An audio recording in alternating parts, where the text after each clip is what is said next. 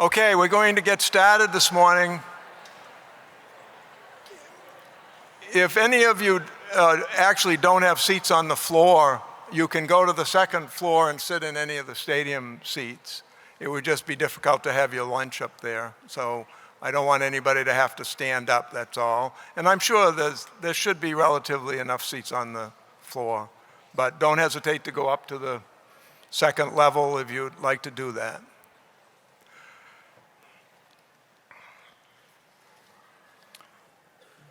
Welcome on this beautiful Maine morning. It's a beautiful day. It's great to be together again. Many of you haven't seen each other since 2019 when we did our first summit at the Augusta Civic Center. Again, it's a beautiful morning. The Red Sox even beat the Yankees twice. So it's nothing less than inspirational to see you all here and to fill up this room. It is a great pleasure to welcome you on behalf of Governor Mills, who will be here this afternoon. We had over 1,200 people register. There's a couple hundred people also watching the live stream of the plenary sessions, and I want to welcome our online audience as well. The theme this morning and this afternoon today is community, connection, and compassion. And the fact that you're all here and so committed to the recovery movement and the work that we're doing in Maine it really gives us a lot of energy and keeps us going. Every session today, like 2019 and 2020 and 2021, will begin with a person in recovery or an affected family member who will give a brief talk on their journey.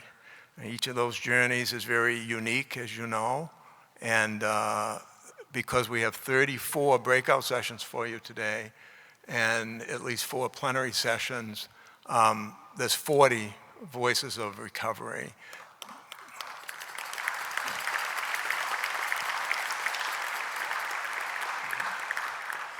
So they will courageously take the microphone. They won't be introduced, so to speak. They will just open each of the sessions, all 34 breakout sessions, which is now reduced to 33, and I'll mention that in a moment. And I'm so appreciative of them. Some of them will identify themselves by their first name only. Others are very much into recovering out loud and are happy for you to have their name, address, and email address. But we're very proud to have them with us today. The 33 breakout sessions, there was a medical issue with one of our presenters, and the program in the third session on innovations in methadone is not going to happen. So you've got 10 other choices. There's some terrific breakout sessions at 4 o'clock. And so we're going to invite that presenter, Jackie Sear, to present that in our first monthly webinar in September. So she'll have an opportunity to do that. The 33 breakout sessions are really spread out amongst the topics of prevention, treatment, harm reduction, and recovery support. Recovery residences, recovery centers, recovery coaches, recovery-ready communities, recovery-friendly workplaces. It's a full day of content, but we also want your feedback. And so there are note cards on each table, and we want your ideas, something that is a gap in your area. And we have some copies of Surgeon General Vivek Murthy's book Together. Some of you received the book if you were with us in 2019, but we brought some extra copies. So the first 40 people that turn in a note card with their ideas, we're going to do that at the AdCare table over here. And those books should be behind you at AdCare. And the first 40 people will get a copy of Dr. Murthy's book. If you've read it, you can pass it on to a friend or a colleague.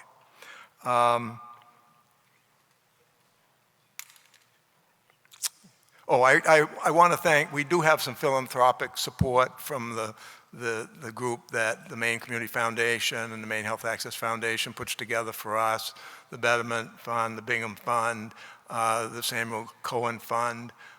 So that helps us keep the registration fees low and to give hundreds of scholarships, and I want to thank those partners. I also want to thank our logistics partners, AdCare of New England and AV Technic from Scarborough. We couldn't do this without them. There's a lot that goes into this, and our own project, Opioid project manager, Josh Miller, who's in the somewhere here. Thank you to all of those. And then a special shout out to at AdCare to Lorena LaLiberty, because she did all your registrations. She's just fantastic.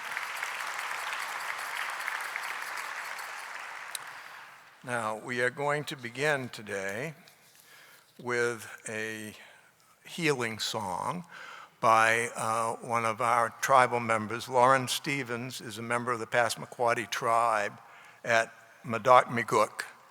She spelled that out phonetically for me, which I greatly appreciate. Lauren serves as the Culture Connection Support Division Director at Wabanaki Public Health and Wellness. She's going to open today with a healing song. Lauren, thank you.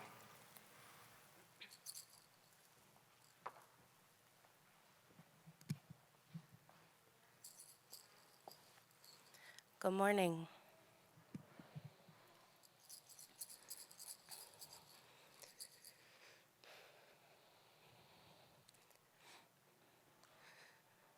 Hey, no, way, no, way, no,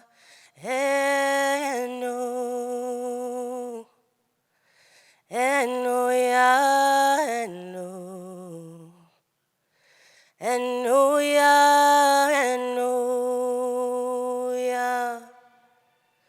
And oh yeah, and oh, and oh yeah, and oh yeah,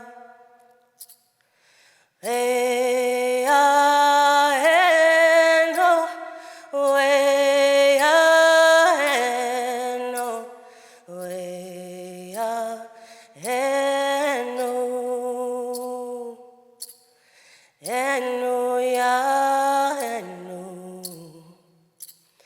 And oh yeah, and oh yeah, and oh yeah, and oh yeah, and oh yeah, way and oh, way and oh, way and oh, and oh yeah, and oh, and oh yeah, and oh yeah, and oh yeah, and oh, and oh yeah, and oh yeah, way and oh, way and oh, way and oh, and oh yeah, and oh, and oh yeah, and oh yeah, and oh yeah, and oh, and oh yeah, and oh yeah. No.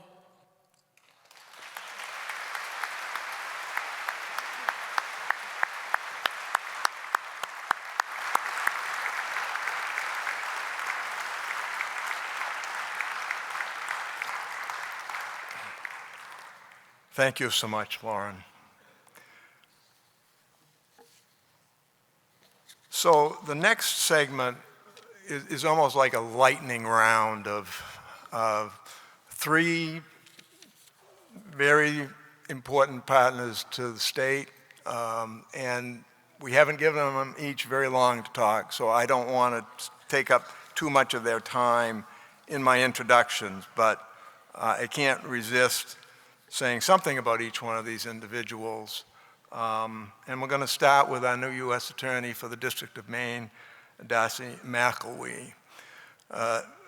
Darcie was nominated by President Joseph Biden on August 10th, 2021, to be the 33rd U.S. Attorney for the District of Maine. One of those U.S. attorneys was the governor's father, U.S. Attorney Mills. She was confirmed by the U.S. Senate on October 5th. She was sworn in on October 8th, 2021, so she's been with us 6 or 7 months. She is the top-ranking federal law enforcement official in the state, oversees a staff of 54 employees and contractors in Portland and Bangor, and including 27 attorneys. U.S. Attorney McElwee grew up in Caribou, is very well known to those of you from the county. Prior to becoming U.S. Attorney, she served as an assistant U.S. Attorney beginning in 2002. She began her legal career as an assistant district attorney for Penobscot and Piscataquis counties.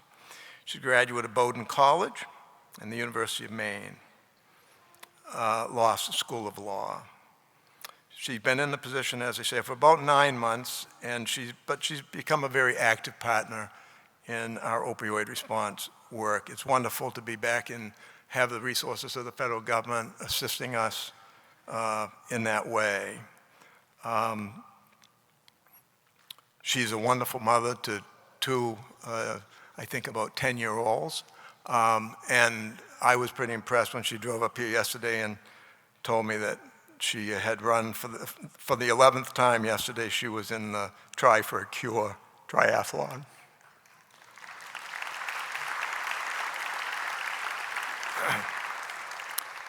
She'll tell you all about that.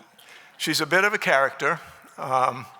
Anybody that knows her would tell you that. She can fill up a room, and I have so enjoyed working with her and can look for our continued work together. U.S. Attorney McElwee, the floor is yours for a relatively few minutes.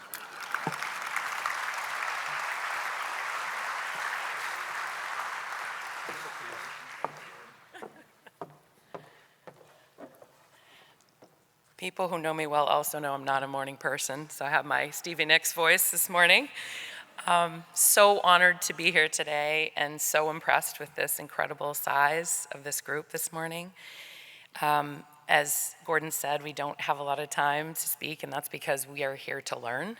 And I am so thrilled and excited to be here personally to learn from all of you and to listen. I do want to just share a little bit because this is a fairly new position for me, and so many people probably don't know what the U.S. Attorney does. So I've had many personal and professional experiences as a state and federal prosecutor over the last 25 years here in Maine that have informed my perspective on the important work that you all do and this important challenge that we all face together that we're hoping to collaborate on today. As Gordon said, I grew up in Aroostook County as a young, woo, there's my chief. I grew up in Aroostook, and as a young girl in the 80s, I was very early introduced to addiction. My father has been in recovery for 3 decades and is, 37 years sober. Thank you for him. And so, as a 12-year-old, he was the district attorney when he got his OUI. And I participated in the Mercy Hospital recovery program with my mother, which was such an important perspective for me to have now in this new job. What I learned at that very young age is the impact that addiction has on the individual as well as the family and friends, coworkers. But I also learned really early on the strength and courage that comes from recovery and jumping into the deep end, whether you do so anonymously or not. My father has chosen to recover in public, And that's been such a blessing. That's something that I can talk about often in my travels.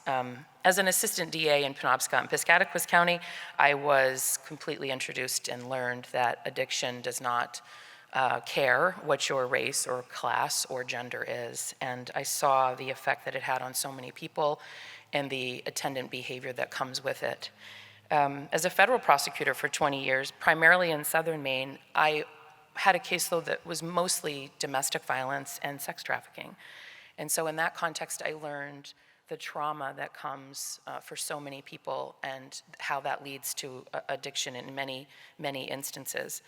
Now as the new US attorney, I have learned, having not been a drug prosecutor before, the lethality of the drugs that are on our streets today. These are not the drugs of the 80s and 90s and 2000s.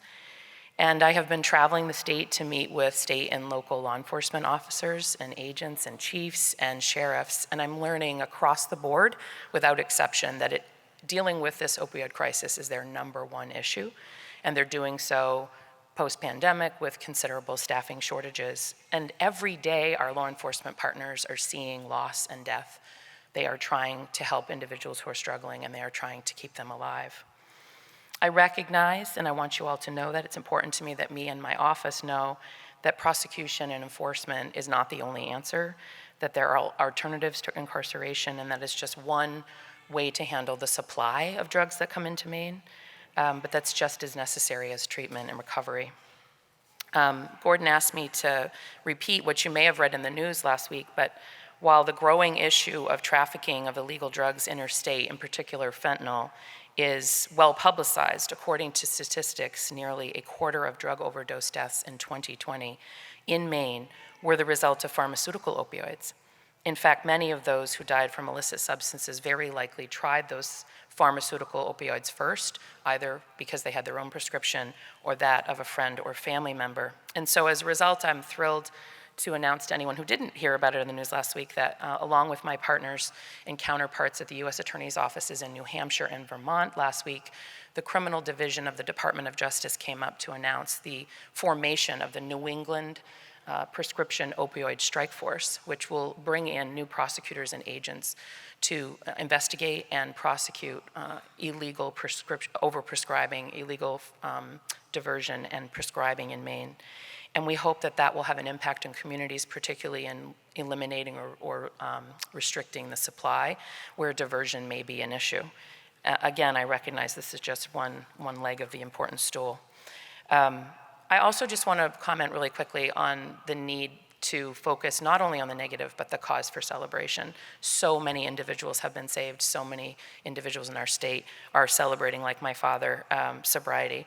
I have great compassion for those struggling with addiction, and I have great admiration for all of you who work in the field to try to help them. And the size of the group shows the commitment that we all have to trying to collaborate on this together. So thank you so much for having me today.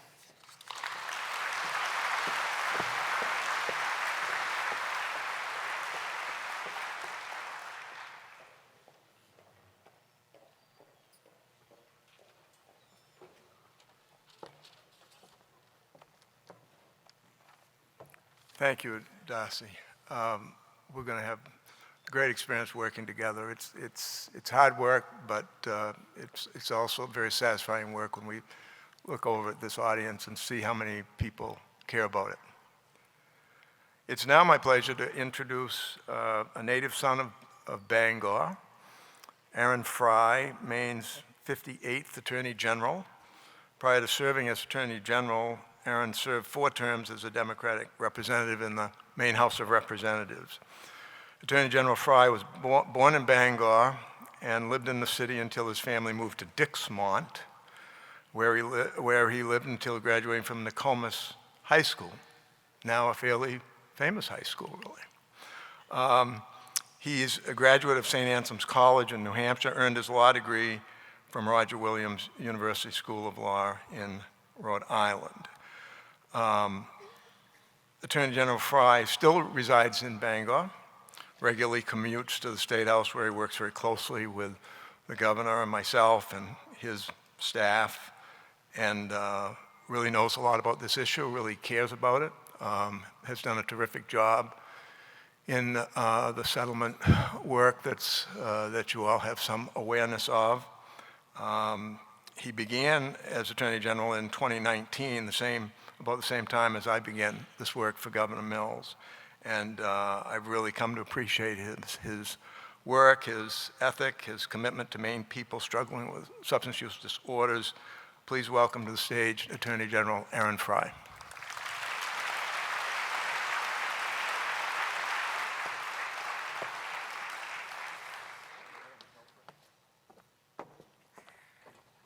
Good morning, good morning. I'm sure what Gordon was saying is that Nokomis is on the map because of me now, not because of the highly ranked young basketball star that is doing excellent work representing the state of Maine. But in all seriousness, good morning to all of you. It is such a treat and a privilege to me to be able to join you for what is now my fourth opioid response summit, much as it is probably for many of you. And I just appreciate this opportunity to hopefully briefly talk with you about my hope that we use this day to reset, recharge, and recommit to the really important work that has brought us all here today and that hopefully motivates us as we move forward, which is to help ensure that those who are dealing with a substance use disorder, our family, our friends, members of our community, that we move forward with a recommitment to the idea of how we can make sure that they can live a full, productive life on the other side in recovery. And I have to say, it's hard to stand here today and think about how I can match what it is that I'm looking out upon. That is all that has brought you all today to talk about an issue that back when I served in the Maine legislature, these meetings were not happening. Because when I was in the legislature, we were fighting over whether or not naloxone should be made available to help save and preserve lives. We were fighting over whether or not Medicaid expansion should be available to provide that access to resources to those Mainers who are struggling with their disease, with their substance use disorder. And we were fighting over whether or not public health nursing should even exist. I say all that because it is such a breath of fresh air at such an important time that in just three and a half years, we have seen a completely different paradigm about making sure that every life is important, that those who are struggling with the disorder, who are impacted by the opioid crisis, that we are having the conversation to reduce the stigma and make sure that people get exactly what they need in order to recover and live full, productive lives for themselves and their families.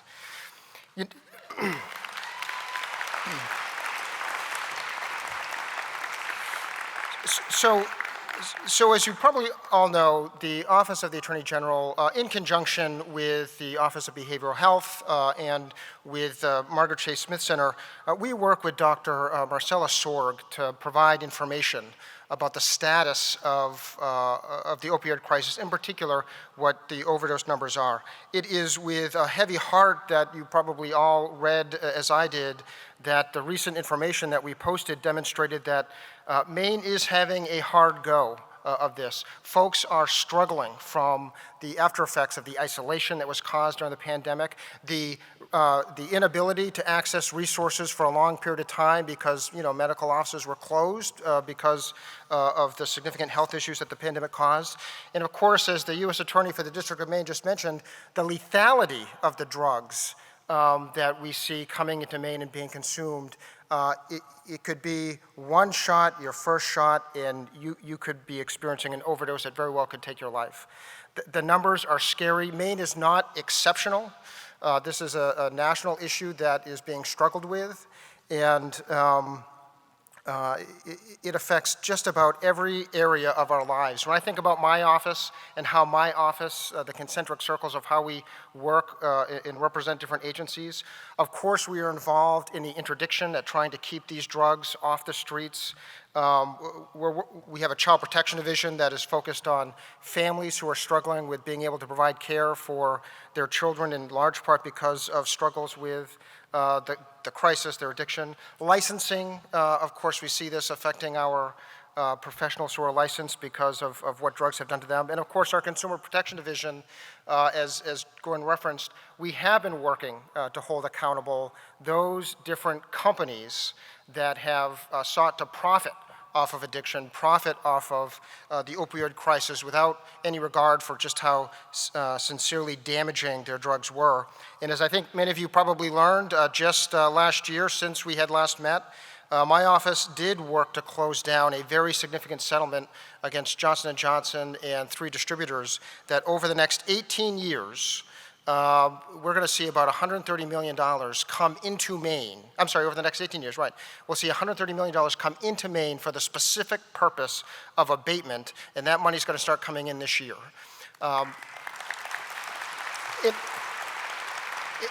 And what I want to highlight is a couple of very important things. First, this settlement was reached in collaboration with not just the state, but also political subdivisions, cities, towns, counties, who are also focused on holding accountable these companies. And the money is going to be spent at all levels. So political subdivisions that we're litigating, they're going to receive some of these resources directly. Some resources are going to go directly to the state. And there is, in development, a recovery council that is comprised of folks who work within this field, who have experienced or who know people who have experienced or provide individuals who are experiencing the crisis.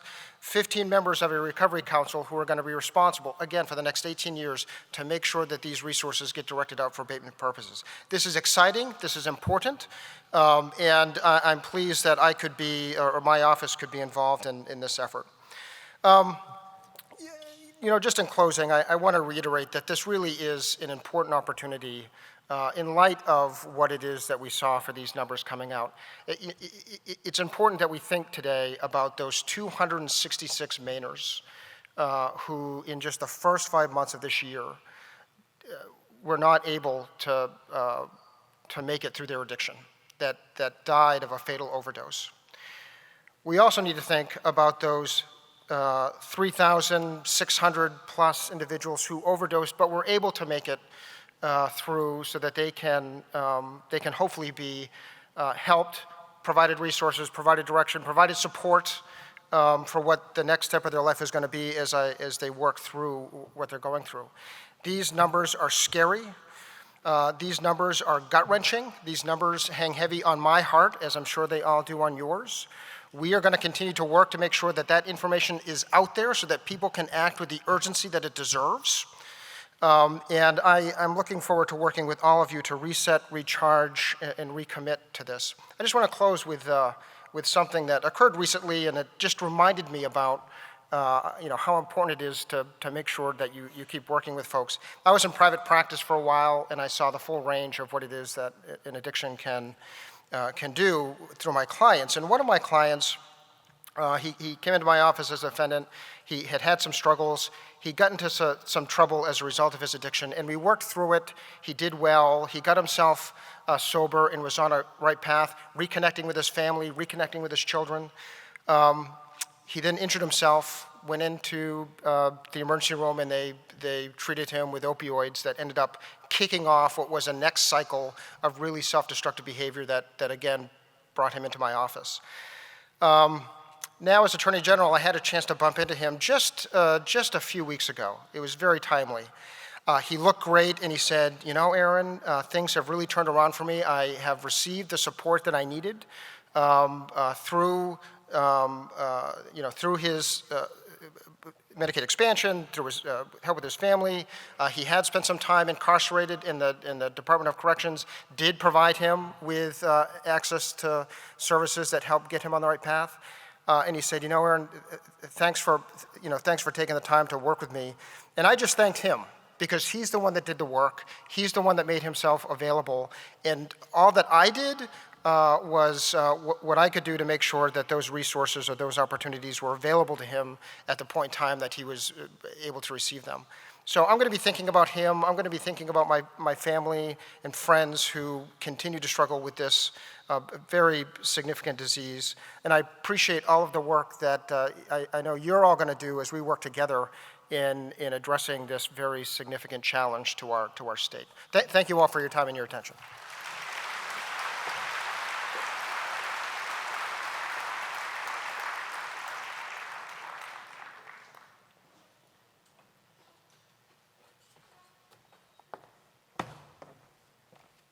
Thank you, Aaron. And I want to reiterate that what Aaron has said, that it's all of you, the many, many of you who are in recovery here today who do the work every day. And we may be the ones up here on the podium, but you are doing the work every day.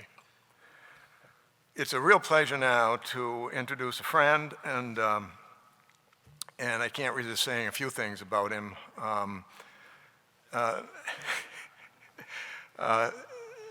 Senator Angus King was the 72nd governor of the state of Maine, elected as our independent governor in 1995 till 2003, and elected to the United States Senate in 2012, now serving his second term.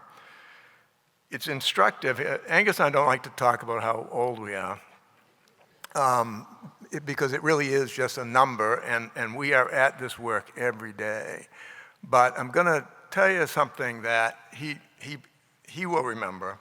But in 1972, when the United States government was launching its war on drugs, Senator King was serving on the Hill as the chief counsel to the U.S. Senate Subcommittee on Alcoholism and Narcotics. So he has had an opportunity for over 50 years to look at this, think about this issue and work at it. And he's going to share some perspectives with us this morning. And we could not, obviously, as frustrating as it is at times to work in even state government or with the federal government, we can't do this without them. They are our most important partner. And we'll hear that from Tom Kadir at SAMHSA this afternoon, right, Tom? Senator King is regularly, consistently marked as one of the 2 or 3 most popular senators in this country. Now that's a low bar today, but he really is, I think, retains the support of Maine people. I can't tell you how many people I meet outside the state of Maine and say, that independent senator, your independent senator, why couldn't he be president? I said, well, it's okay with me. He's not a native Mainer. Many of you know that. He got here as soon as he could via Dartmouth College and then the University of Virginia Law School, but he got here eventually. But he learned to be a native Mainer from my dad, who was a native Mainer.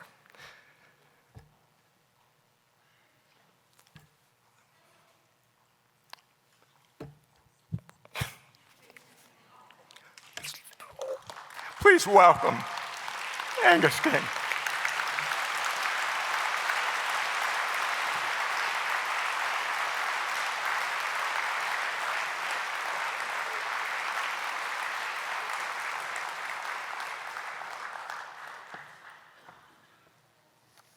I wanted to be born in Maine, but my mother was in Virginia that day, and it was a big day for her, and I thought I should be there for her. Welcome to our friends from Washington, from SAMHSA. I have to say, SAMHSA is involved in seriously one of the most embarrassing moments of my entire life. I had been a senator for about 6 months, and there was a big recovery rally on the Mall. And they asked me to come. In fact, I was to stand in for a politician who was invited and chickened out. And so I was there waiting behind the stage to go on and actually demonstrate with the public health officer from Baltimore how to administer naloxone. That was the thing that I was supposed to do. So I'm backstage. I've been there 6 months. I don't know all the acronyms, and somebody introduced me to somebody from SAMHSA. He said, "Here's so-and-so from director of SAMHSA," and I heard wrong, and I said, I thought they were a sponsor, and I said, "I've got 2 of your TVs."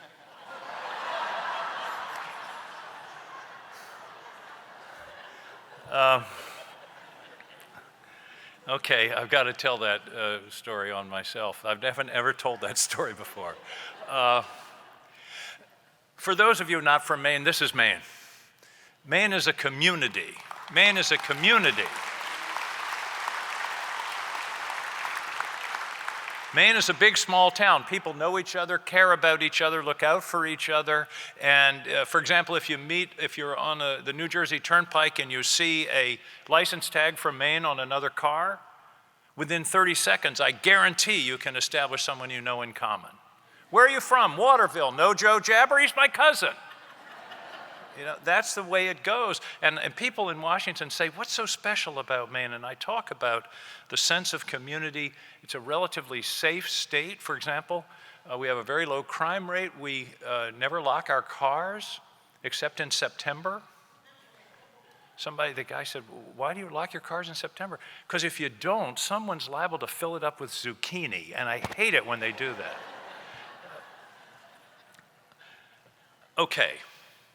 Congratulations and thanks. What you're doing today is really important.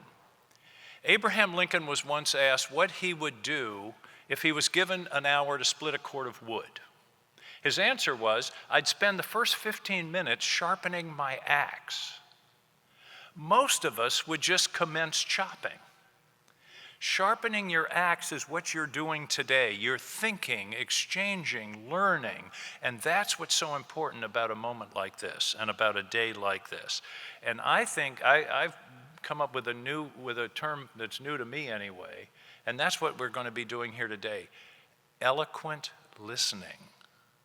Eloquent listening. Listening and learning from one another. Now I want to make 2 or 3 points. Gordon made the mistake of leaning over to me and said, we're doing pretty well on time. I think you've got 10 minutes. 10 minutes? Come on, Gordon. First is, in my notes in big letters, it says thanks. Thanks to you, the people on the front line, the people in recovery, the people who are assisting those in recovery, the people who have made the personal commitment. As Gordon said, you're the one doing the work. And I want to thank you profoundly for that, because this Maine community wouldn't function without you and without the commitment that you've made.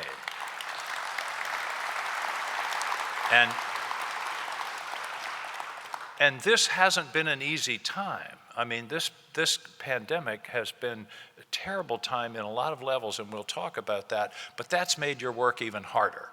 It's made your work of personal interaction harder. It's made your work of communicating with one another harder. It's made the challenge harder, frankly. It's no accident that the number of overdose has gone up, almost doubled in the last several years involved with the pandemic. These are tough times. I also want to stop for a minute and touch on what the Attorney General, what Aaron mentioned about the governor. The fact that we are here is due to Governor Mills' leadership.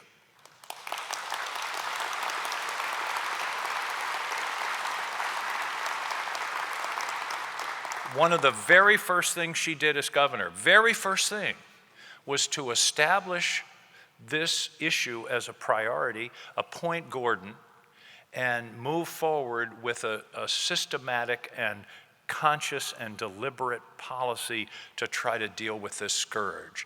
That doesn't happen by accident. Governors can't just wave their wrist and make law, although I tried to.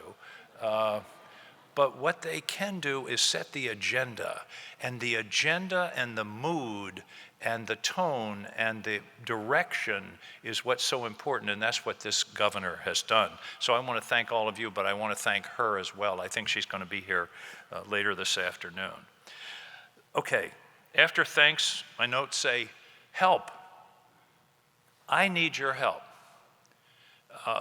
And that means let me know, let Edie know in Bangor, let Ben Tucker know in Oxford County, let Gail Keyser know down in the Portland area in Cumberland County. I've got a group of wonderful people here. Christina Breen is here working on the coast. Give us what we need in the way of information to help you. For example, there are lots of things. The Medicaid rules, some of the dumb Medicaid rules that keep us from treating people in the places where they need to be treated. The county jails have become de facto treatment centers without the resources to treat.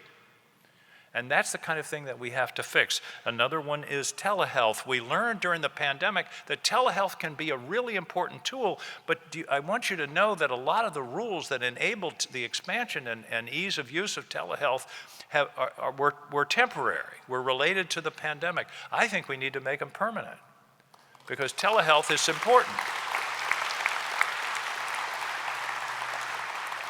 Particularly in a rural state.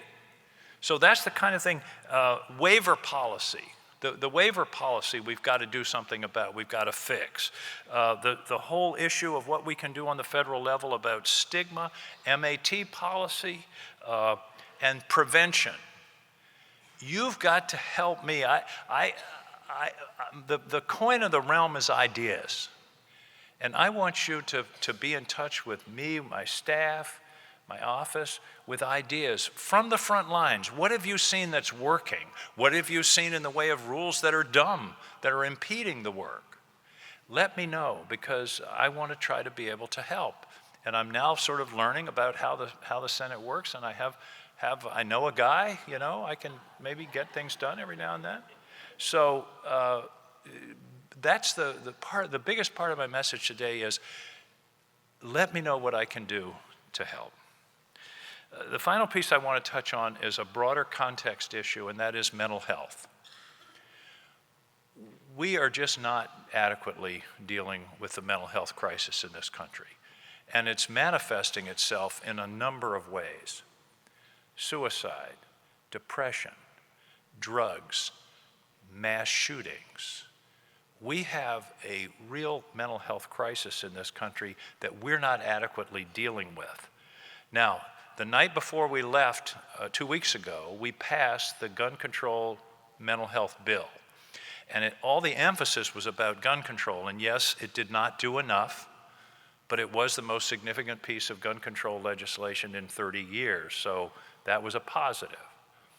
But what hasn't gotten as much attention is there was a really significant expansion of mental health resources in that bill, particularly school-based clinics and local mental health clinics similar to FQHCs.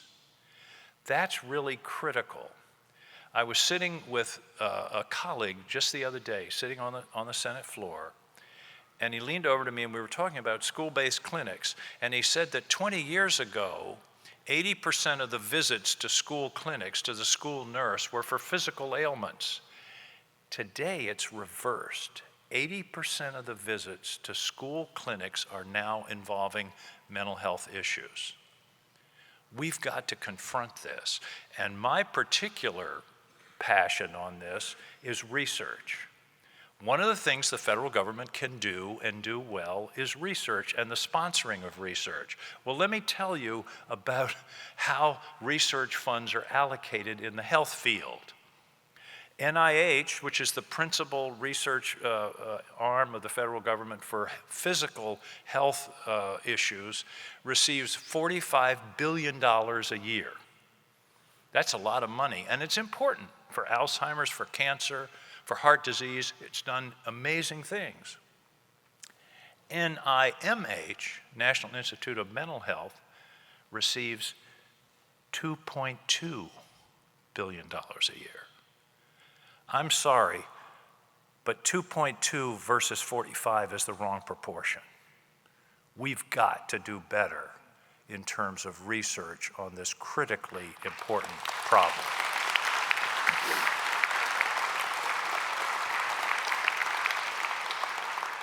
So I want to thank you. We're going to keep in touch. You're going to keep in touch with me. If you have really positive suggestions or comments, be in touch with me. If you have negative suggestions or comments, talk to Edie. No, I cannot thank you enough for all the work that you're doing. It's tough work. It's heart-rending work, but it is rewarding. We are saving lives, one life at a time, and you are the people that are doing that. I want to thank you so much, and thank you for what you're doing.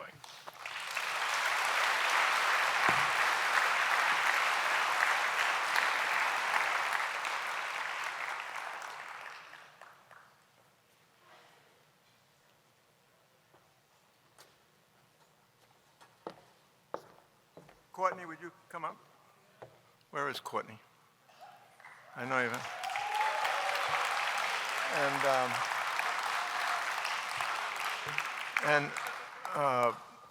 Yeah, we'll have Courtney. We're not going to, I told you we're not going to introduce the Voices of Recovery, but in this case, I'm going to introduce you to Courtney Aller.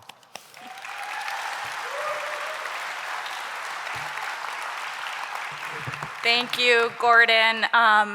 And what an honor to go after Senator Angus King. I interned in Senator King's office in 2020. I was a King turn. And so he is my mentor and hero, actually. So thank you for being here, Senator King. I also wanted to start the day off with a moment to thank Governor Mills and her administration for hosting today's summit. I'm also deeply grateful for her commitment to the recovery community in Maine. During her time as governor, we have seen her commitment through actions like appointing Gordon Smith, investments in recovery coaches, prevention, treatment, and access to Narcan. We've also seen her willingness to work with the recovery community to pass legislation that will expand the Good Samaritan law, increase access to certified recovery residences, recovery community centers, and so much more. Thank you so much, Governor Mills.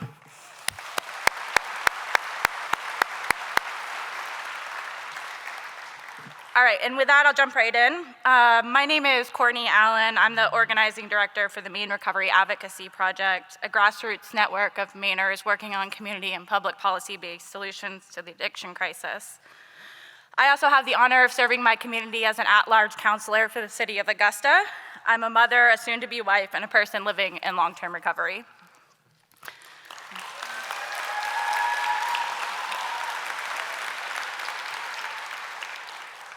I was born the daughter of a soldier and a community organizer. I spent the first portion of my life moving from duty station to duty station, living in places like Hawaii, Kentucky, Texas, and Germany. During those early days of my childhood, my father taught me about service to country, and my mother taught me everything I know about community, connection, and compassion.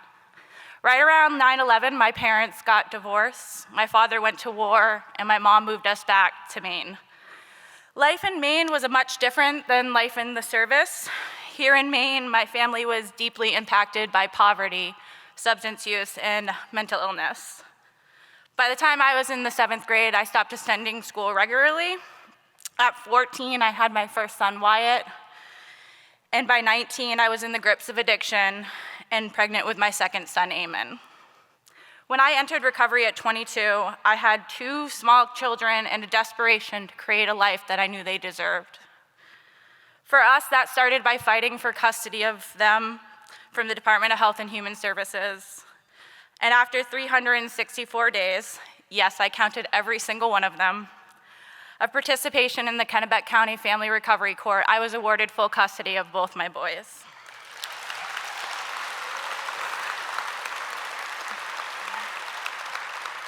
I'm hoping that Judge Eric Walker is in the room. He was my judge and one of my early mentors in my recovery, and I just wanted to thank him for his commitment to families working through DHS and getting their kids back. I often say that the day that he gave me custody of my kiddos back was more important than the day that they were born, because that day I had fought to be the mother that they deserved and the mother that I could have always been. Since then, I've gone on to earn my bachelor's degree in social justice, interned in Senator Angus King's DC office, and am currently working towards my master's degree in public policy. I'm gonna go from a 7th grade dropout to Dr. Courtney.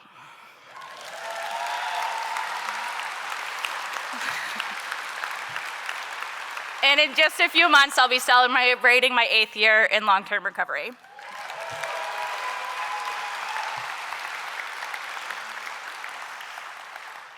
Today, my life is dedicated to helping to lift the voices of people most impacted by addiction and mass incarceration. I get to do this with an amazing team of community leaders, harm reduction and recovery community leaders across the state and the nation, many of whom you will hear from today who are sitting in this room or who are listening online. As you listen to their stories, please take a moment to reflect on the powerfulness of our collective voices. The recovery and harm reduction communities are resilient, and we are powerful beyond measure. We have faced and continue to face hard spaces with dignity and grace. My voice is just one voice in a massive movement across the nation of people in recovery, people who use drugs, young people impacted by the addiction crisis, and our allies standing up to fight for our lives by recovering out loud. Thank you so much.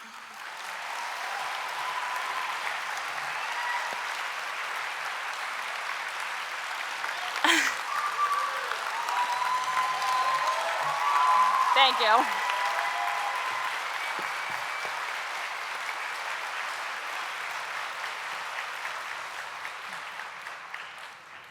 Ryan, come on up and take your seat, and I think I'll introduce you from here, and then we'll start our conversation. I'm waiting for the fire and the fireside chat to be lit. I thought we were doing great, and then my colleague from the office says I welcomed everybody this morning to the Augusta Civic Center.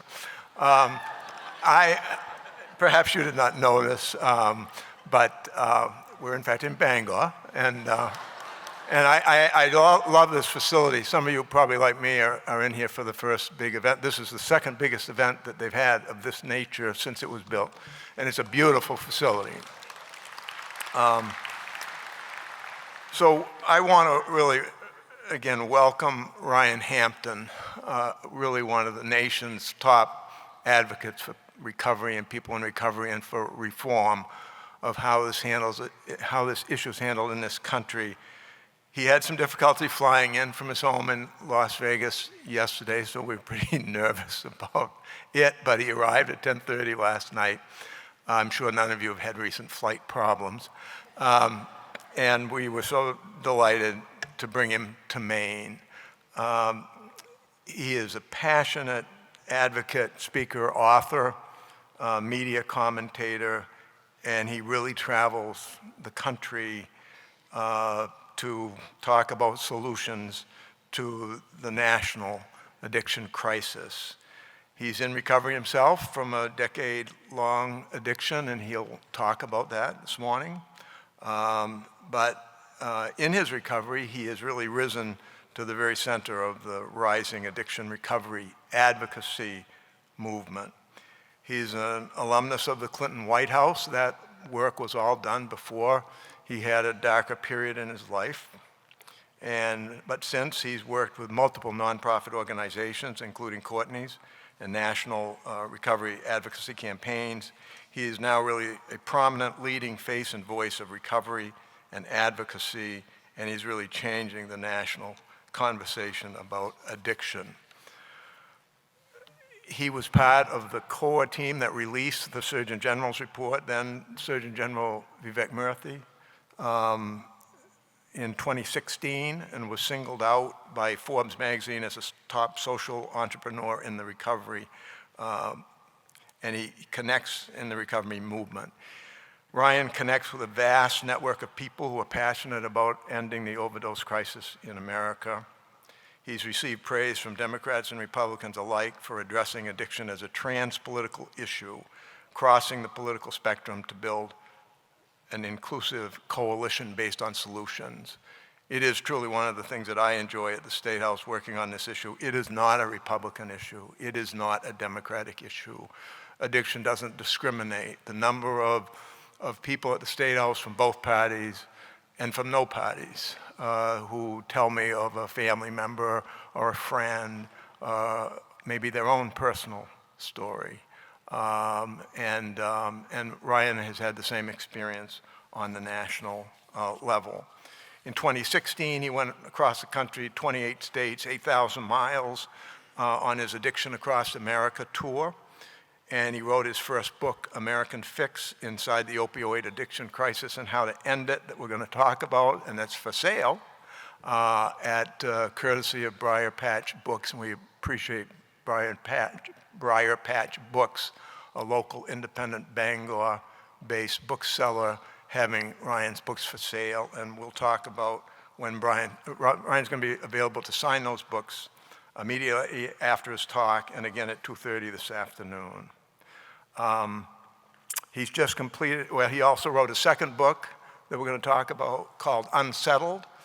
I've read these two books. I'm not here to hawk books, but honestly, these are great books. I think most of you would enjoy the first book better because this Unsettled is about the Purdue Pharma bankruptcy.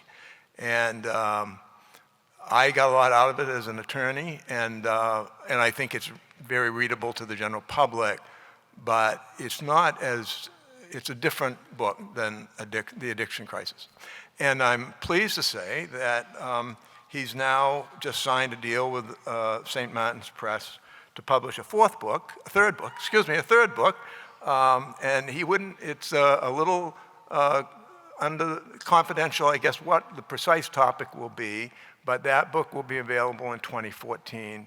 So I'm 2024, and that'd be a great time to have Ryan back and talk again. So he grew up in Florida, but now lives in Nevada with his partner Sean, and we are so delighted to be able to welcome him to Maine. Thank you, Ryan.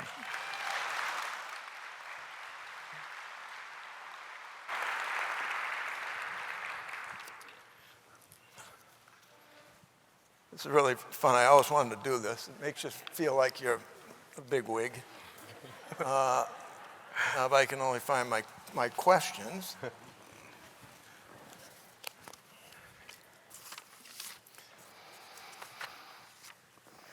So Ryan, in the book American Fix, you describe your personal struggle with addiction.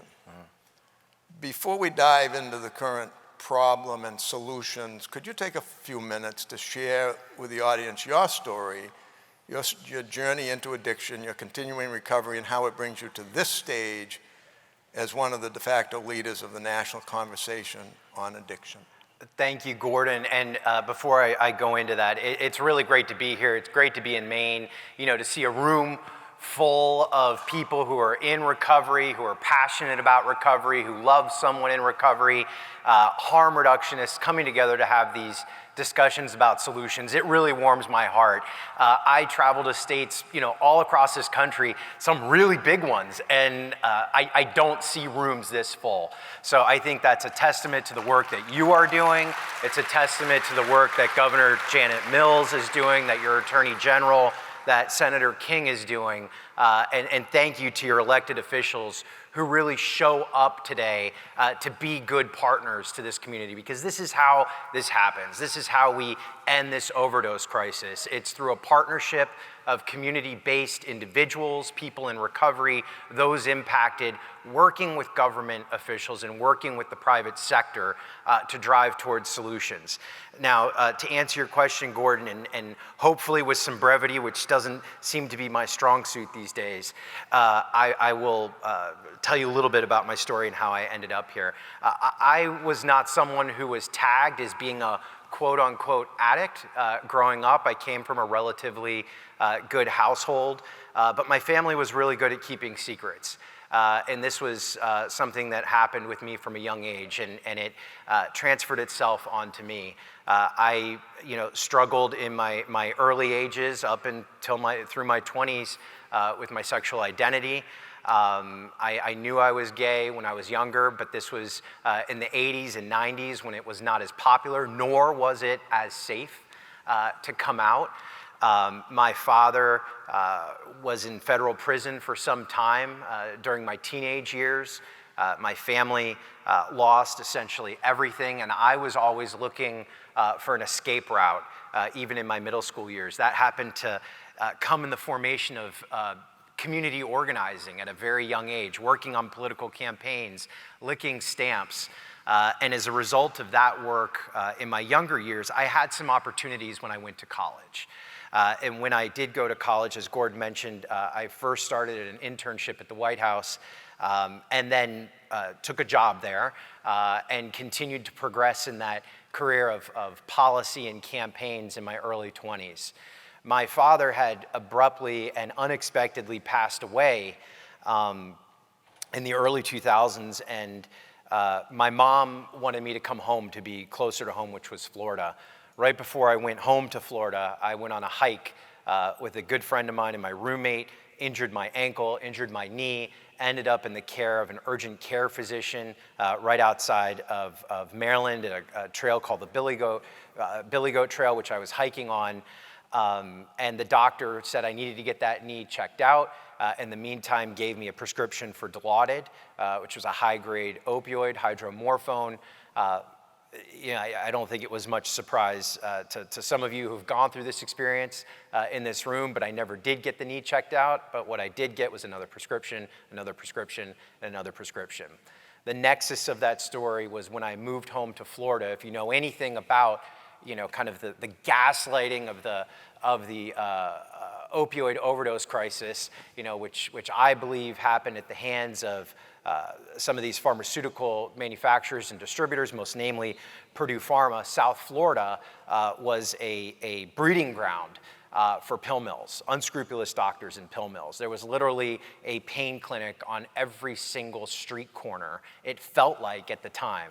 And when I went to go get that knee checked out and talk to my primary care physician, the primary care physician said, listen, I don't deal with this type of medicine. You need to go see a pain specialist. And there were plenty to choose from.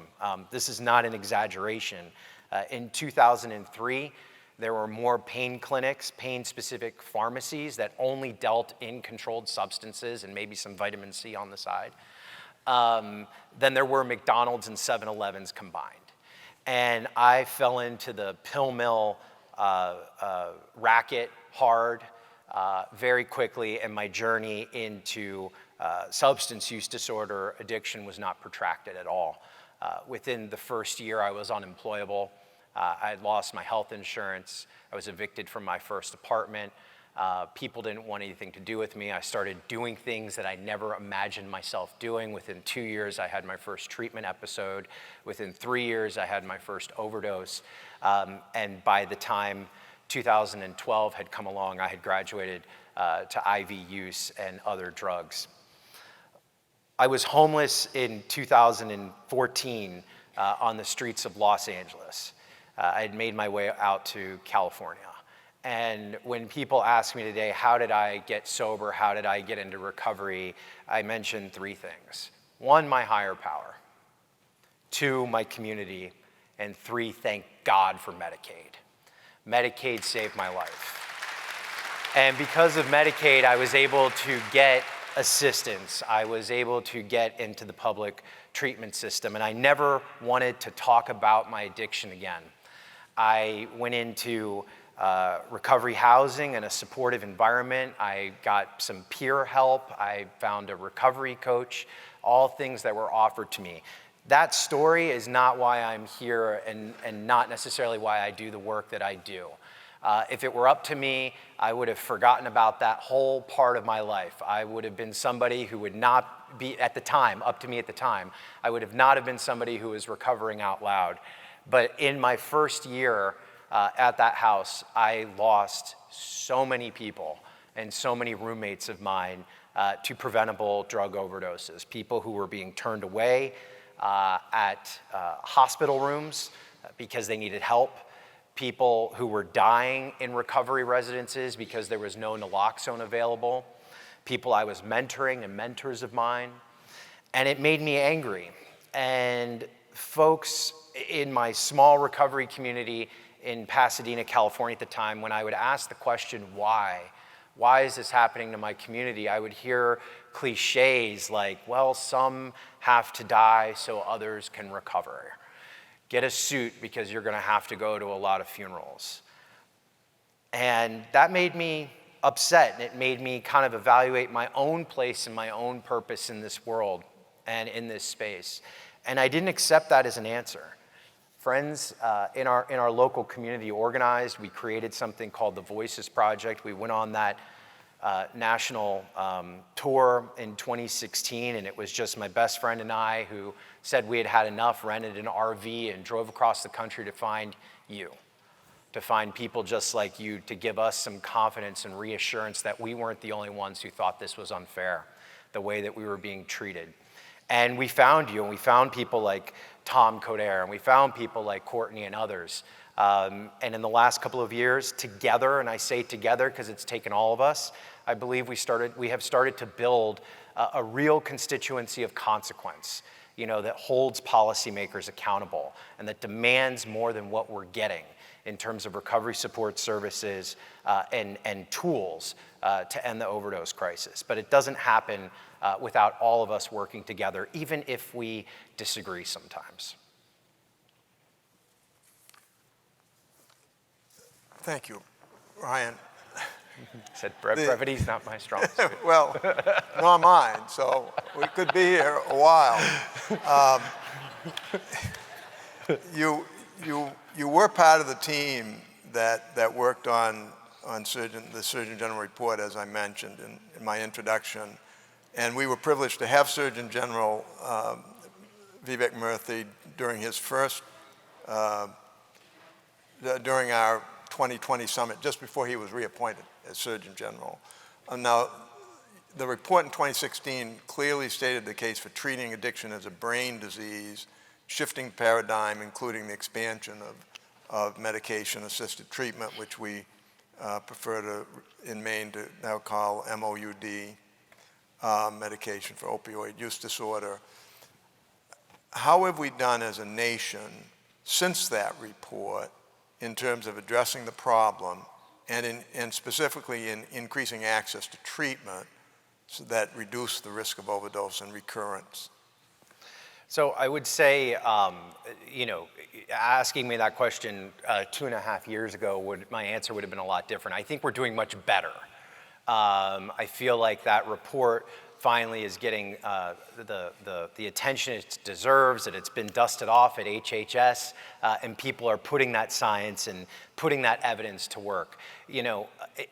We know that use of medication-assisted treatment reduces overdose by nearly 59%, right, for people who use it. So it begs the question, why aren't we using it everywhere? I know that we're doing a good job here in Maine, but in some other states, we're not doing as good of a job as we should.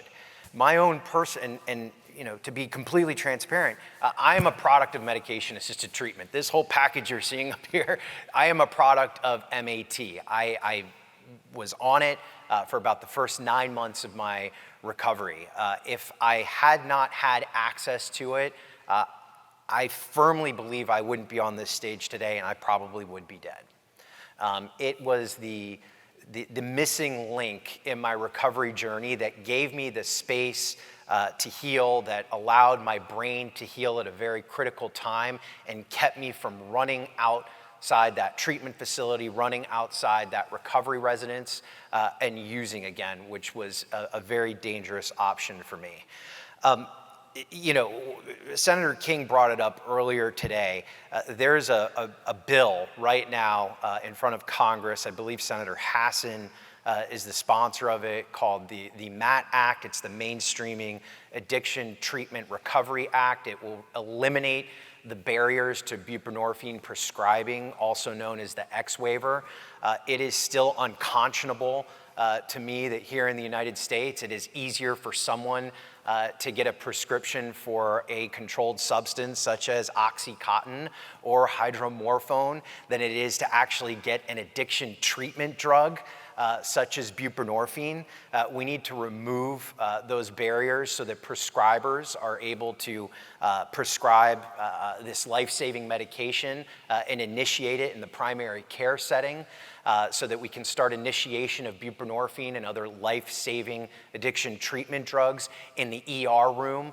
I can't tell you the amount of lives that would have been saved of friends of mine, people in my community who I love deeply and miss dearly, if when they had gone to the emergency room and said, I have a problem, I can't stop using heroin, if there would have been an ER doctor on staff who would have been able to prescribe them buprenorphine right there on the spot and a peer worker who would have been able to get them connected to recovery housing right away, and a peer worker who would have been able to get them connected to other recovery support services right away.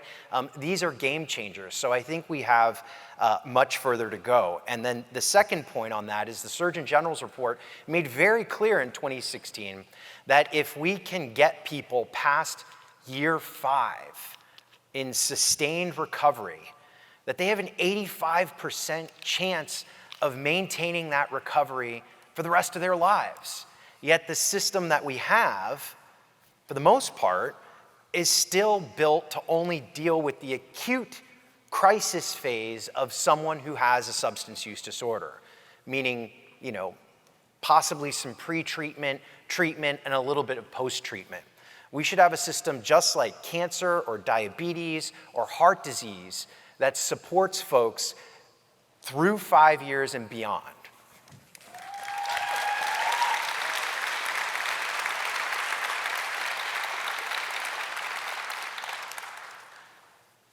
I'm struck that I think virtually everybody in this room, agrees with you. So I'm going to ask a question that we did not rehearse. Wait, say it again? You're going to get a question that it's not on our prepared Q&A. I love those questions. Because and you're going to get an answer. and you have full, you're here as our guest. You don't mince words in the books. You even have that little criticism of some of our work in the second book, but I've looked past that. Why it's so obvious to most of the people, to virtually everyone here, what needs to be done. That it's got to be easier to get treatment than to buy drugs, and that we need to break down those barriers. Why is this so hard? Why is this work so hard? Why is it taking so long to make an improvement?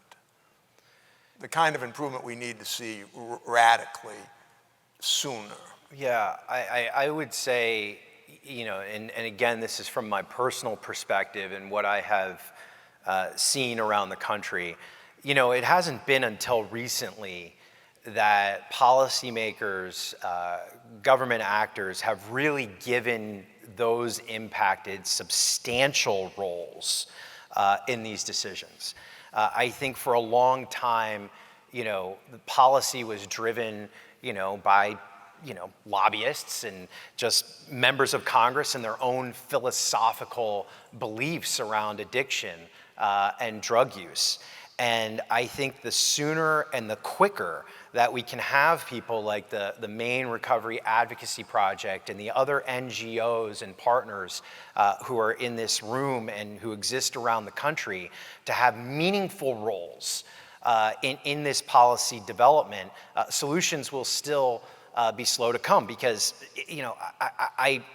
we all know the data, we know the science, but sometimes there's and the academia around what we should be doing, but sometimes there's a real disconnect between that and reality and what's happening on the ground. I also believe that when you look at the trajectory of other movements, as a gay man, we didn't really see the needle move substantially with HIV and AIDS and research and equality for LGBTQIA plus people in this country until that community really rose to the occasion, got loud, put in tactics such as community organizing, ran for office on that platform, and got involved in the politics of the issue, and that's, I think that's at the tipping point where we're at right now. And it was, I wrote about it plenty in American Fix, and I wrote about it in Unsettled, but I believe that's where we're at, in the tipping point. People are going to start seeing this as a voting issue, right? We surpassed 108,000 preventable overdose deaths last year, right? That is, that number is going to continue to rise. It has to be a political issue for us. I think once we make it a political issue, things will start to change because people want our votes and they want our support. But in turn, they have to support our community. Thank you, Ryan.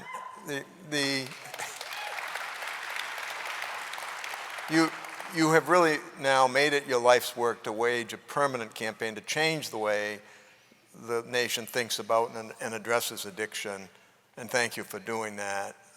Given the layers of complexity that the public health emergency involves, what is the single most important action that the nation, state, a county, or a city could take to save lives and promote recovery? The single most important. So it's hard to give a single most, but I'll try and narrow it down to something, because this doesn't happen in a vacuum. There's so many things that need to happen, but I think at the top it comes to infrastructure. We need infrastructure in place. We need a trained workforce. We need a trained addiction treatment workforce, a trained peer workforce. We need an infrastructure, a national infrastructure for recovery housing, for peer support services, for harm reduction, for fentanyl test strip distribution, and naloxone. Infrastructure is a huge issue, because I sometimes think about, well, what if we had this magic thing happen and $1 trillion showed up to address overdose? How do we distribute that? Right. And where does it go?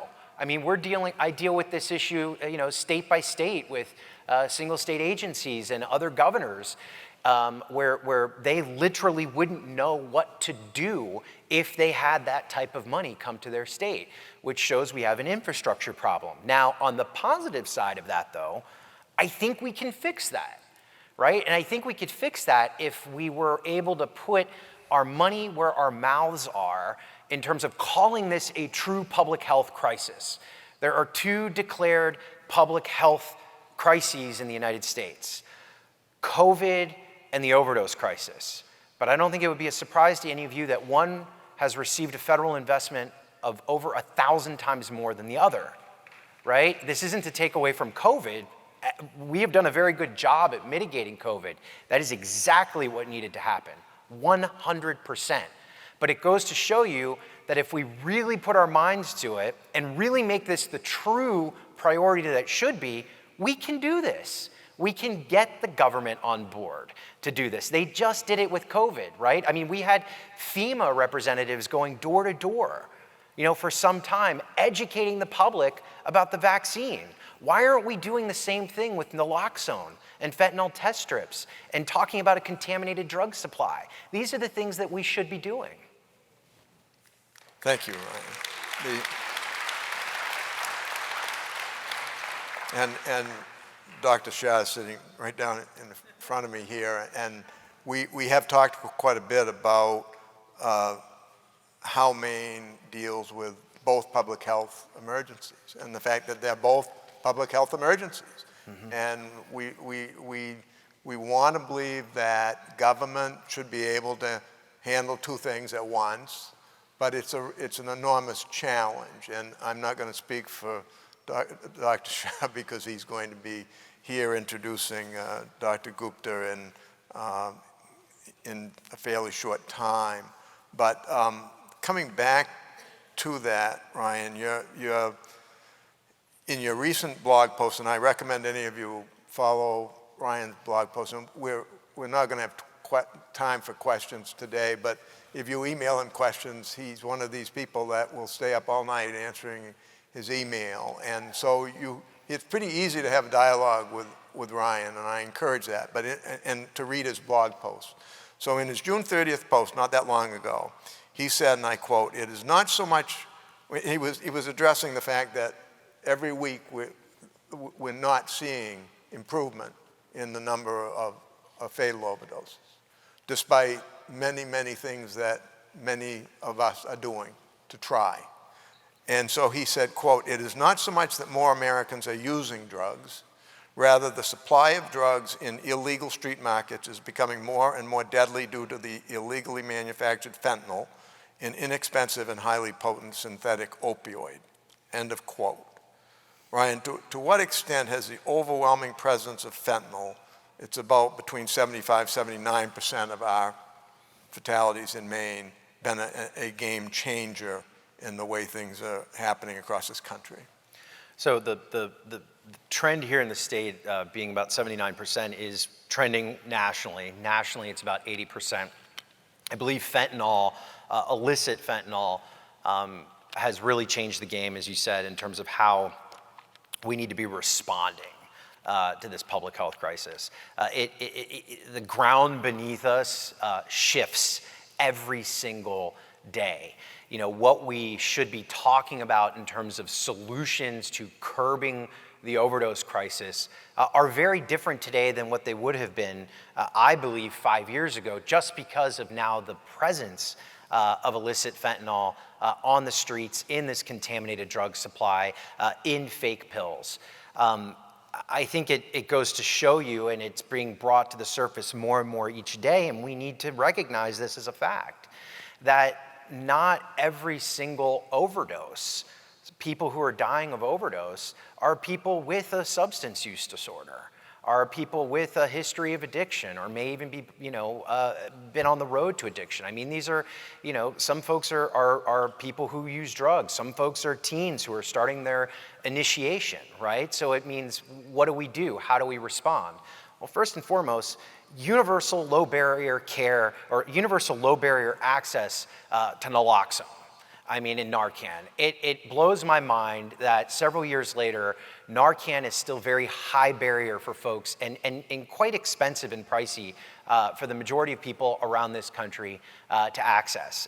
If I had it my way, it would be over the counter, it would be sold in pharmacies, it would be $7 or $8 each. I think that's where you start to see a reduction in these overdose deaths, because sometimes people who use drugs, people who have been stigmatized, family members of teens who may be experimenting, they don't want to show up to a conference like this to pick up naloxone. They don't want to walk into a recovery community organization or a prevention coalition and deal with their own, internal shame that they may be dealing with, which is they shouldn't have to do anyway. But think about it as similar to, condoms, right? And people, teens who go to the drugstore to pick up condoms. I mean, it's safe. It's somewhere that they're not going to be judged for doing it. It promotes safer behaviors. This is the same thing we should be doing with naloxone. We also need fentanyl test strips widely available. But I think that we need a true public health response. We also run the risk of, I believe, repeating some of the mistakes of the past. And I want to take just a brief moment to mention this. It must be paramount that as we look at this emerging fentanyl crisis, that we do not repeat what we have done in the past when a new drug or scary and kind of unknown substance has shown up, which is criminalize drug users. It is important that we don't weaponize this drug. We have heard people talking about fentanyl in the terms of being a quote-unquote weapon of mass destruction. Governor Jared Polis, who I like and is a friend of mine out in Colorado, made a statement on the radio just a few weeks ago and said that fentanyl is akin to anthrax. Let me tell you why this is so important, because when we weaponize the drug, we weaponize the response. And we have a military type response. This takes us down a very dark road. Colorado, for example, I'm just going to make this statement because it's been on my mind. They changed their laws in March of 2021 from 4 grams, which was personal use possession of fentanyl, which was a misdemeanor. They changed it to 1 gram, now being a felony. We know that punishable by up to 6 years in jail or prison and a $500,000 fine. We know someone who is caught with 1 gram of fentanyl is not a kingpin. It is someone who needs help. We also know that when you are incarcerated with a substance use disorder, when you get out, you have a 129% more of a chance of overdosing and dying. We know that 65% of the prison population, this is according to data out from NIDA last week, has an active substance use disorder. We know that 90% of arrests in this country are for simple possession, not kingpin-style drug dealing, but only 8% of those folks receive treatment. So why are we looking at solutions that put people in jail for longer, where they have a higher risk of dying than getting them the treatment and the support and dealing with this with more compassion and not failed crackdowns of the past? We have got to be vocal about this because we're starting to see it in blue states and red states. Folks just don't know how to respond to fentanyl, so they're reacting in ways that we have in the past. We need a public health approach. Interdiction has to happen before it gets here, not here in the United States when it's already on our soil. I would add too, Ryan, that weaponizing it is very bad for medicine because fentanyl is, for those who have had cancer. Senator King is a cancer survivor. People, any of you who have been in hospice care, had loved ones in hospice care, a fentanyl patch, this is a very effective painkiller. And it's been in Western medicine for a long time. And that needs to be protected. And what we're seeing, of course, is not pharmaceutical grade fentanyl. We're seeing large amounts of illicitly manufactured fentanyl. So we've got to wrap up here with a couple last questions. And I remind you the whole story, if you didn't get it all in a half hour, American Fix. And it's in paper. I apparently made the mistake of buying the hardcover, but we have the paperback.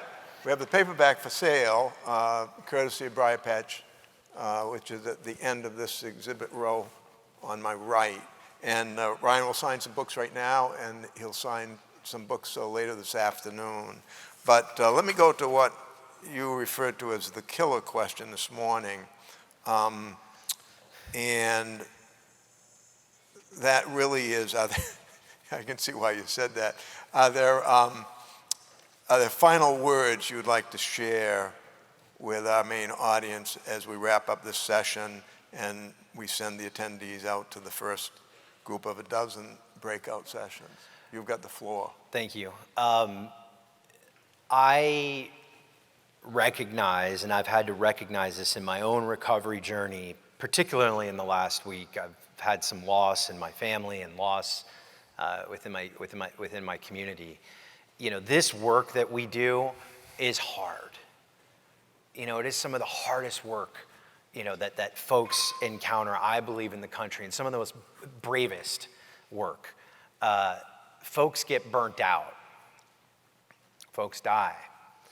I think it is paramount, even though the challenges have never been higher and more severe, and the consequences and the loss and just the extraordinary heartbreak that we all experience day in and day out.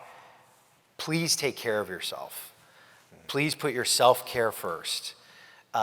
If you need help, I don't care if you've been doing this work for 10 years or 20 years or you're new into it, ask for it.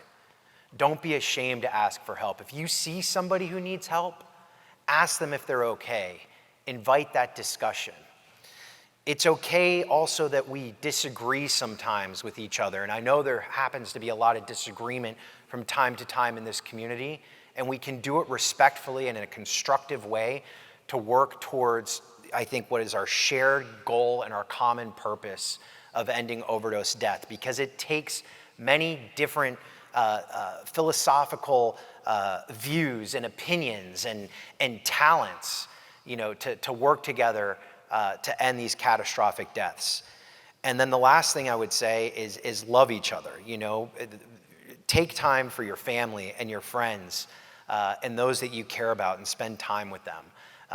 Our time here on this earth is precious and it is short, and let's make the most out of it. And thank you all for what you're doing. I'm profoundly grateful to be here and to share this moment with you, and look forward to working with you in the months and in the years to come. Thank you, Ryan.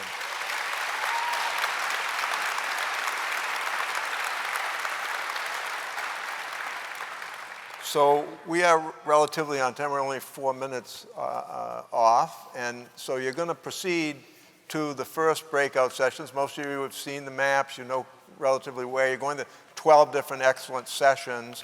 And then I remind you the books are for sale up back. Ryan will be there to sign them. And then you're going to be back here promptly to hear Dr. Shah introduce our ONDCP director, Dr. Gupta, promptly at 10:40, in about an hour, 10:40. Thank you. That was great. I really.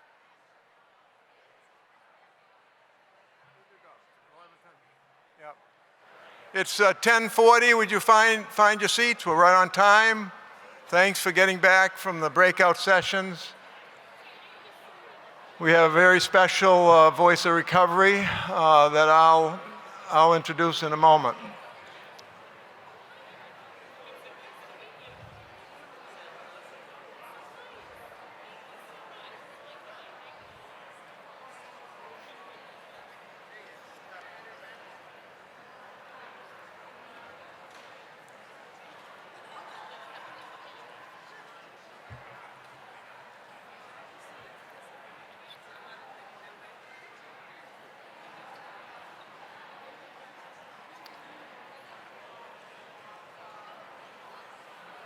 Okay, we're gonna get started so we don't fall behind.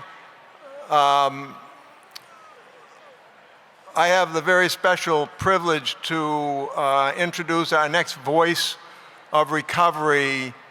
She's known to quite a few of you through the movie Jacinta that many of you have screened in your communities and that we've had some community forums over. So Jacinta Hunt is the subject of the movie, and she's one of our voices of recovery today. And because the person that was going to open this session got stuck on a plane, I've asked Jacinta, who's already done her voice of recovery this morning at a breakout session, if she wouldn't do double duty for us and do her brief story, which a lot of you have seen in detail in the movie Jacinta. So without further ado, I introduce you to Jacinta Hunt.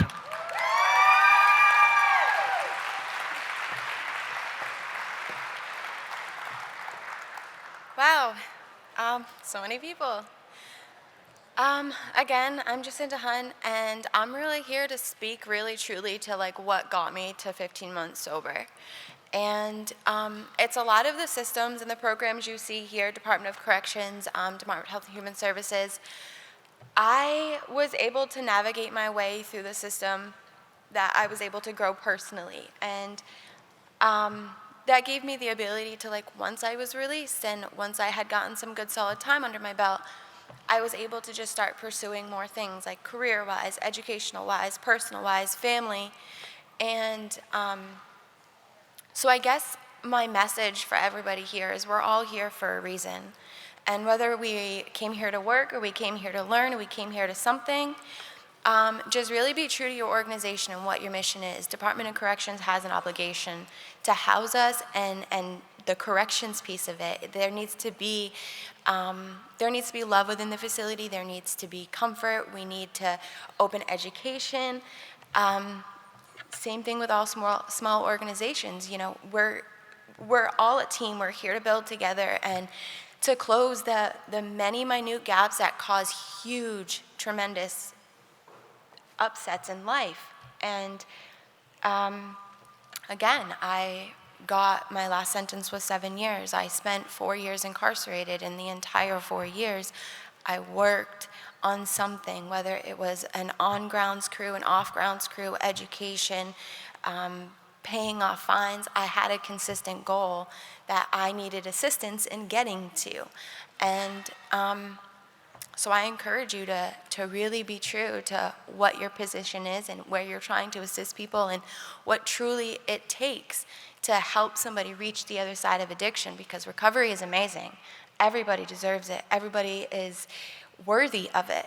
And it takes us as a group, as a community, as society, as people and humans who have a natural ability to love and be compassionate to just really tune into that and use it in all ways of life.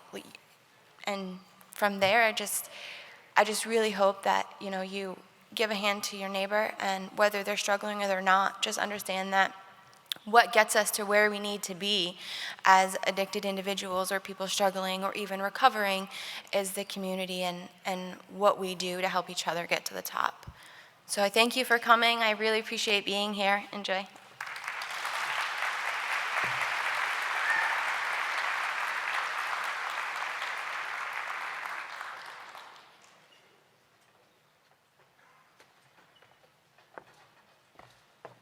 Thank you, Jacinta. Thank you, Jacinta. And if you haven't seen the movie, is it still streaming on Hulu? I imagine that it is, and I highly recommend it. It's very raw, but it's got a positive message, and as you can see. It's my pleasure now. Usually I don't introduce people who are going to introduce people, but this was kind of a special occasion. And I want to remind you, in 2019, Commissioner Lambrew, who will be here this afternoon to introduce acting Deputy Assistant Secretary, acting Deputy Assistant Secretary Kadir, that Commissioner Lambrew, when we were at the Augusta Civic Center, had the pleasure of introducing you at that time to the new CDC Director, Nirav Shah. And at that time, that name was unfamiliar to you, and now he's the most recognizable person in the state of Maine after 250 daily briefings to lead us through the COVID experience. He has his own candy bar. He has his own Friends of Nirav Shah Facebook page. I don't see any Friends of Gordon Smith Facebook page. But he has led us through, done just a terrific job leading the state through the global pandemic. And he's going to be here to introduce his good friend, Dr. Rahul Gupta. So without, he needs no introduction anymore. The CDCP Director, Nirav Shah.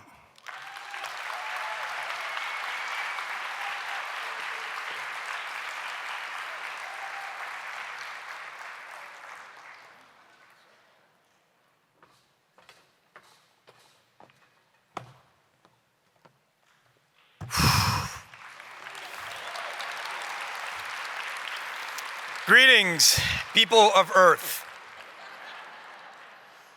First of all, I want to start by thanking Jacinta for sharing her story. Jacinta, I know you've shared it before at this convocation as well as on camera, but every time you share it, one new person listens. And thank you for being here, and thank you to all the other individuals who are in recovery for sharing their own voices. They ground the discussions that we are having today, and they help us remember that behind every number we talk about today is a name. And that's true no matter the public health crisis you're talking about. So with that, welcome. I hope everyone is having a good day so far. Yes, yes. I hope the outbreak sessions were good. Sorry, breakout. I'm sure they were just fine. What I want to talk about today is change. If there's one thing that we've learned from COVID, it's that the only constant is change. The opioid epidemic is no exception to that. The opioid epidemic is changing before our eyes. Since 1999, the US has experienced over 1 million opioid-related deaths, 1 million. But in the past year alone as a country, we've seen 100,000 deaths. We've experienced 1 million deaths in 23 years, but 100,000 just in the past year. If the current trajectory were to continue, it would only, sadly, take us 10 years, not 23, to reach the next grim milestone of 1 million deaths. The opioid epidemic is changing. And when things are accelerating as they are, progress can seem elusive. Sometimes you feel like you're swimming out in the ocean against the tide and getting hit by a giant wave that just drops you back on shore. And that's because, again, the opioid epidemic is changing. It's not the epidemic that it was 10 or even 5 years ago. Some of those changes were wrought by COVID. Make no mistake, the literal isolation made it that much more difficult for those in need of a hand to find one.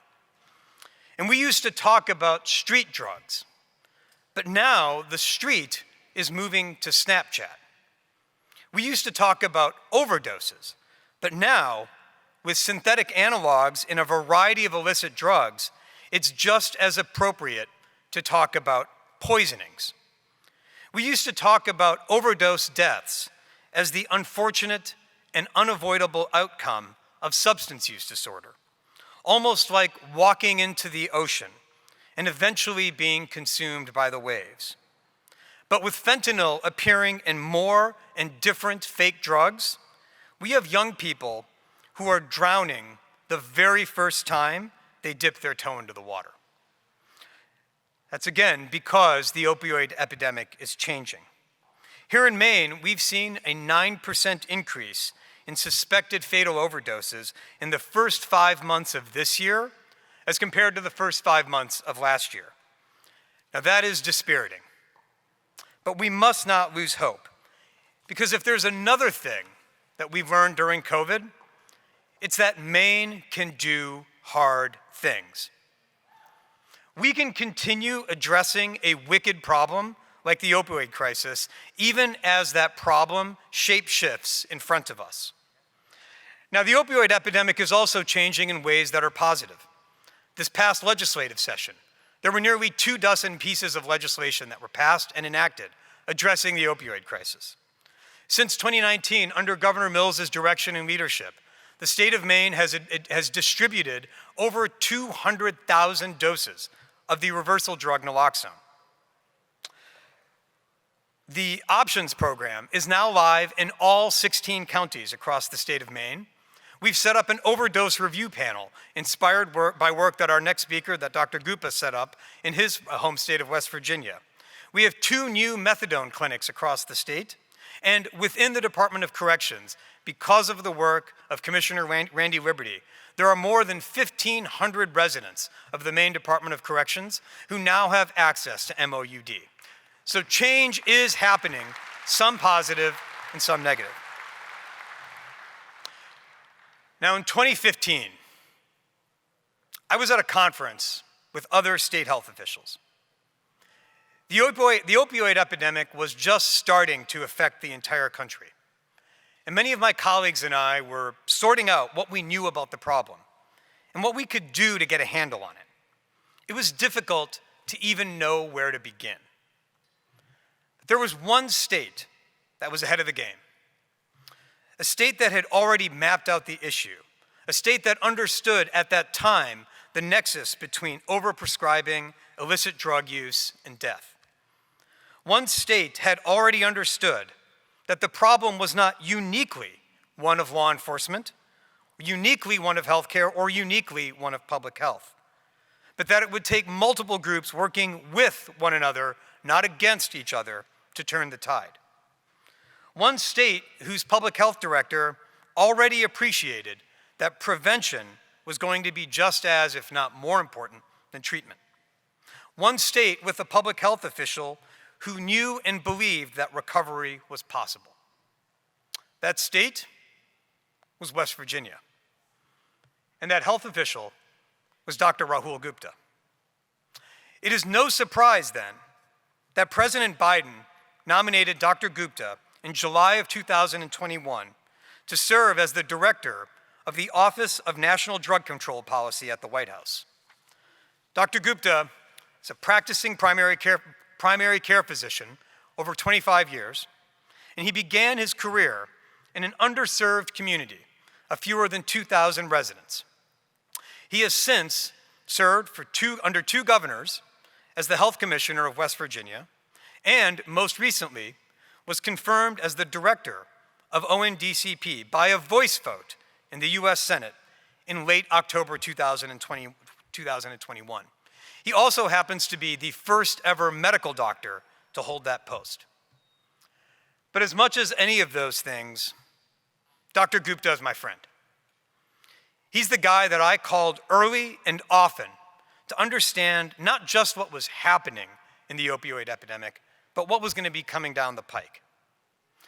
Now, this year's theme of this year's Opioid Summit is community, connection, and compassion. I can't think of anyone who better exemplifies those qualities than my friend and our next speaker, Dr. Rahul Gupta. Please join me in welcoming him to Maine to talk with us today. Thank you.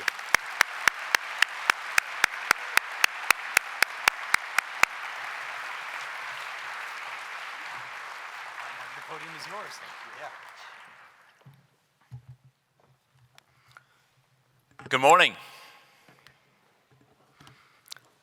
Let's say it with some energy. Good morning. All right.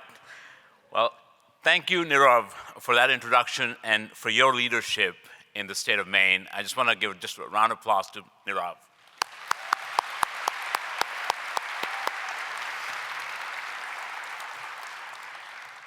I'd also like to thank Governor Mills and Gordon Smith for their leadership, for responding in the state in a way that literally no other state is doing, and their leadership in organizing this substantive summit here. It's a pleasure to be here on behalf of President Biden, Vice President Harris, and the White House. So thanks for having me.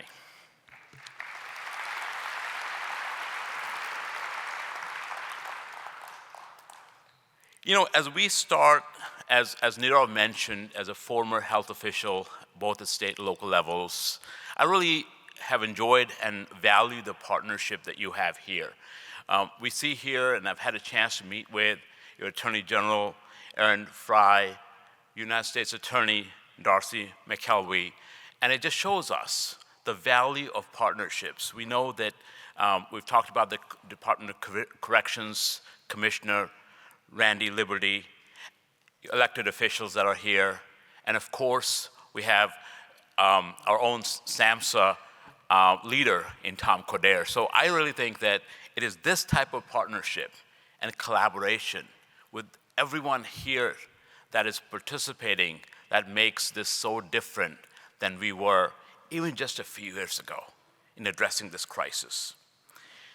So not only do I value what is happening here in Maine, but the state has become a leader in so many aspects of addressing this particular crisis, from innovation through drug data poisoning reporting to ensuring that treatment for OUD, or opioid use disorder, is available behind the walls.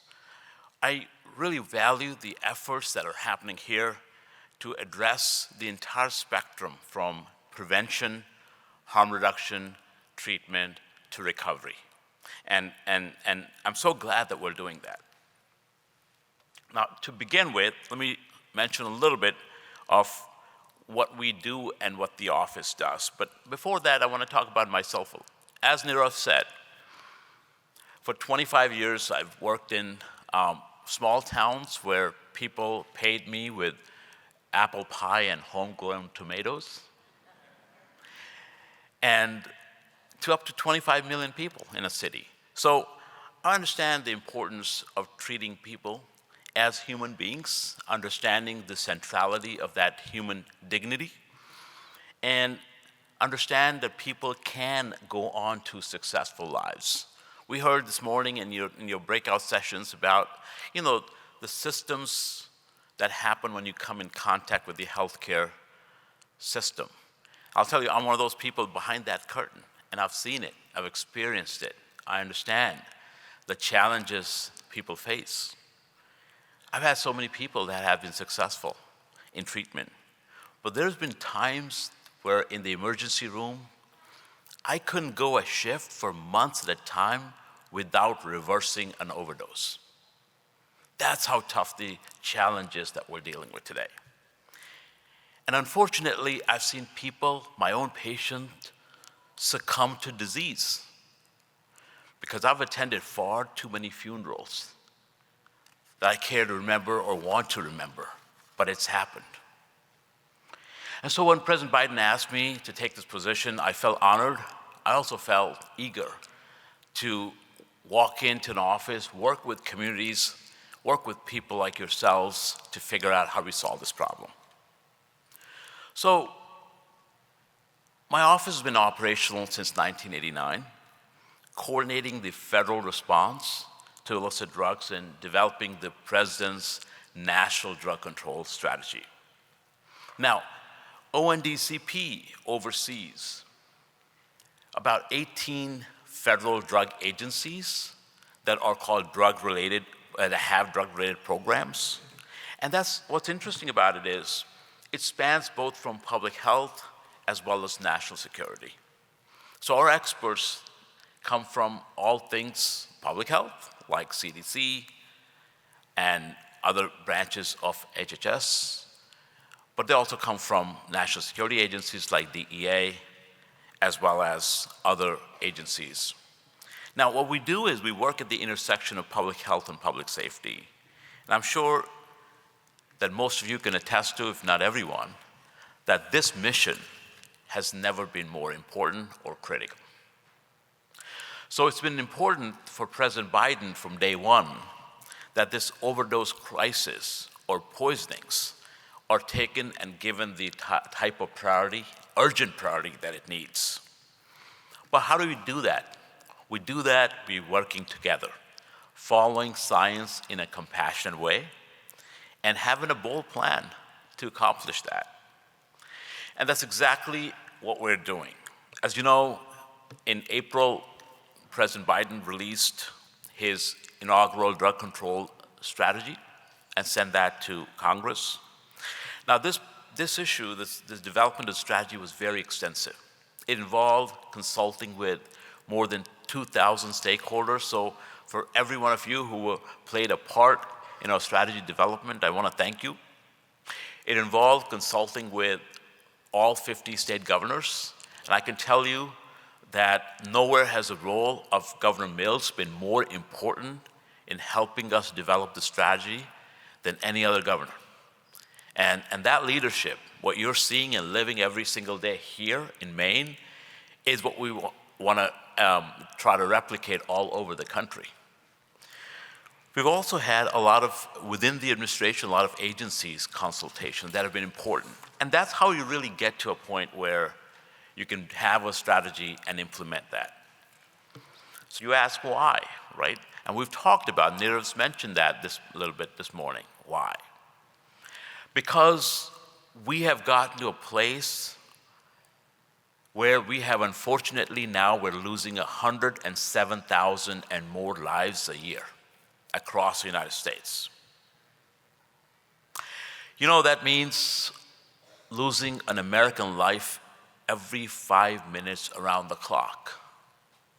And I know you care because in Maine, we're losing a person every 12 hours around the clock. These are friends, these are families, these are neighbors, co-workers, school teachers. These are folks that we know, that we live with.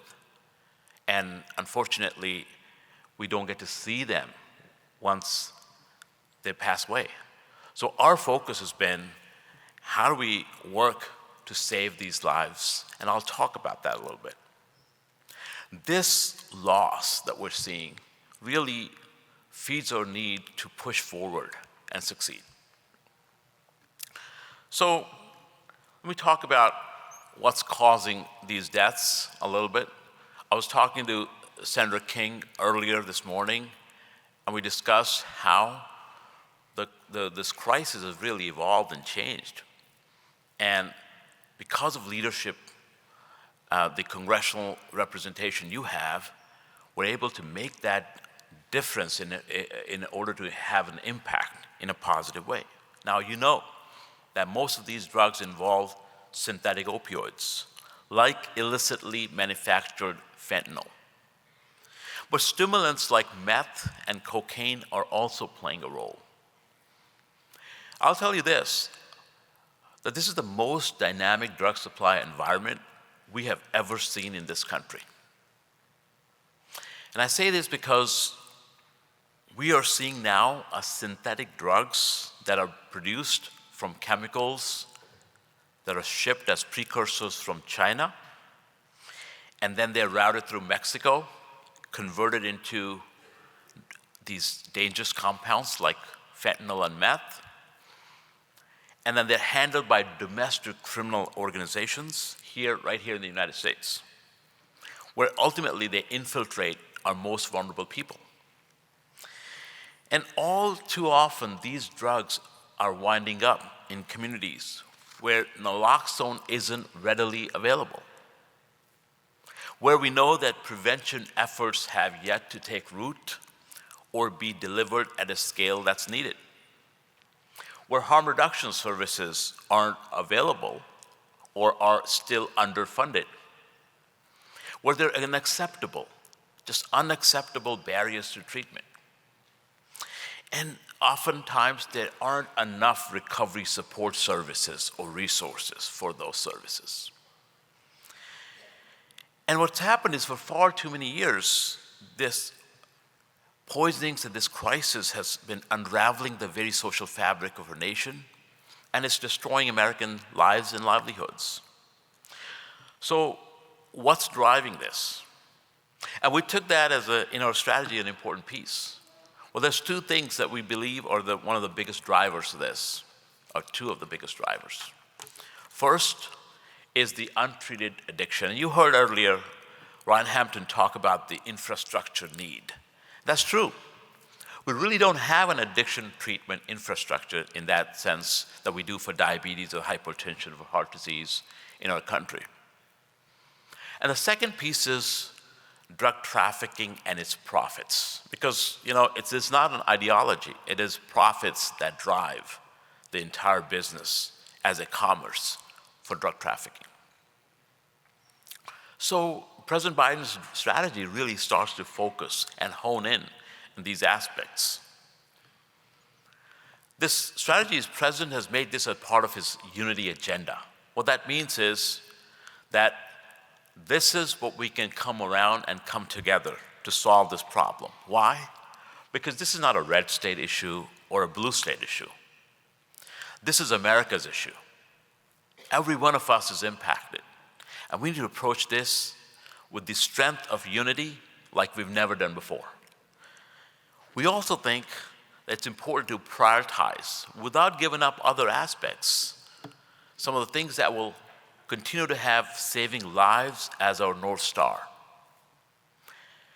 And one of the things that our strategy prioritizes these 4 near-term actions that we've got to take to meet people where they are and reduce the poisons right this moment. And as I go through this, I just want to remind one thing it's important, that I do want to take questions from everyone.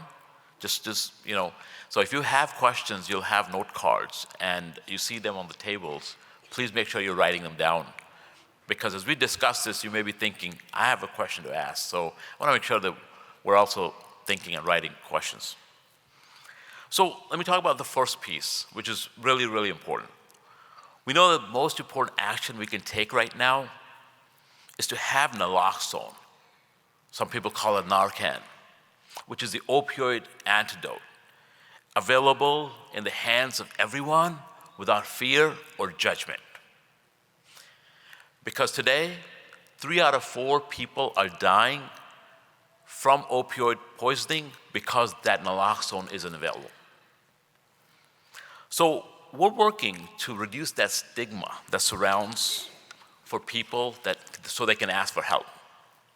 Harm reduction interventions like naloxone enable us to work with people where they are, without judgment, engage people and communities in treatment, and more importantly, keep people alive. Because every life is precious, and every life is worth saving.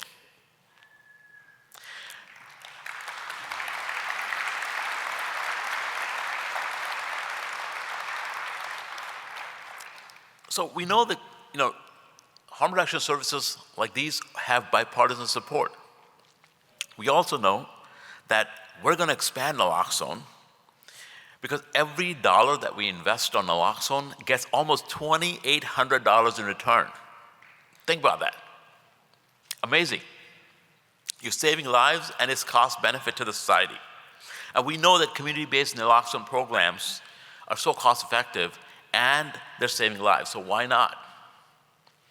Now second, President's strategy lays out to tackle a long-standing issue, which is that majority of people with substance use disorder that need to get treatment are not getting it.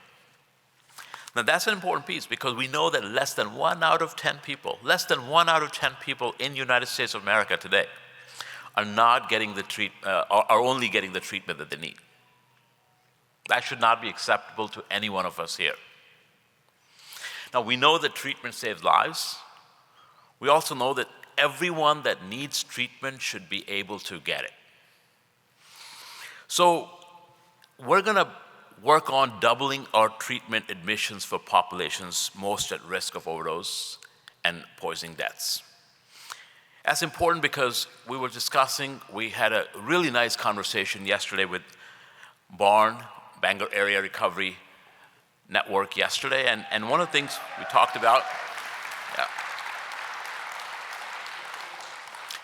and we talked about how do we provide access, how do we find those beds available, how do we provide access to universal treatment, and that's exactly what we're trying to do here, and we need your help on that.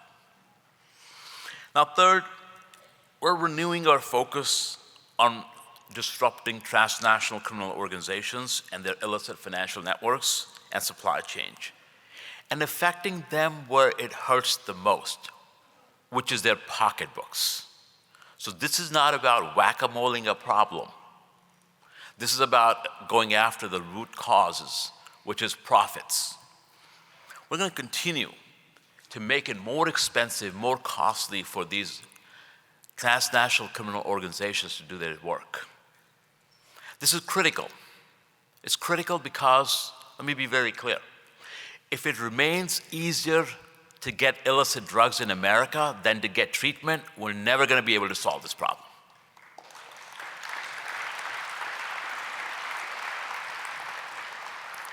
And fourth, we're going to ramp up our work on data and research. And I say that because the federal government, frankly, faces large gaps in data collection and analysis related to drug policy.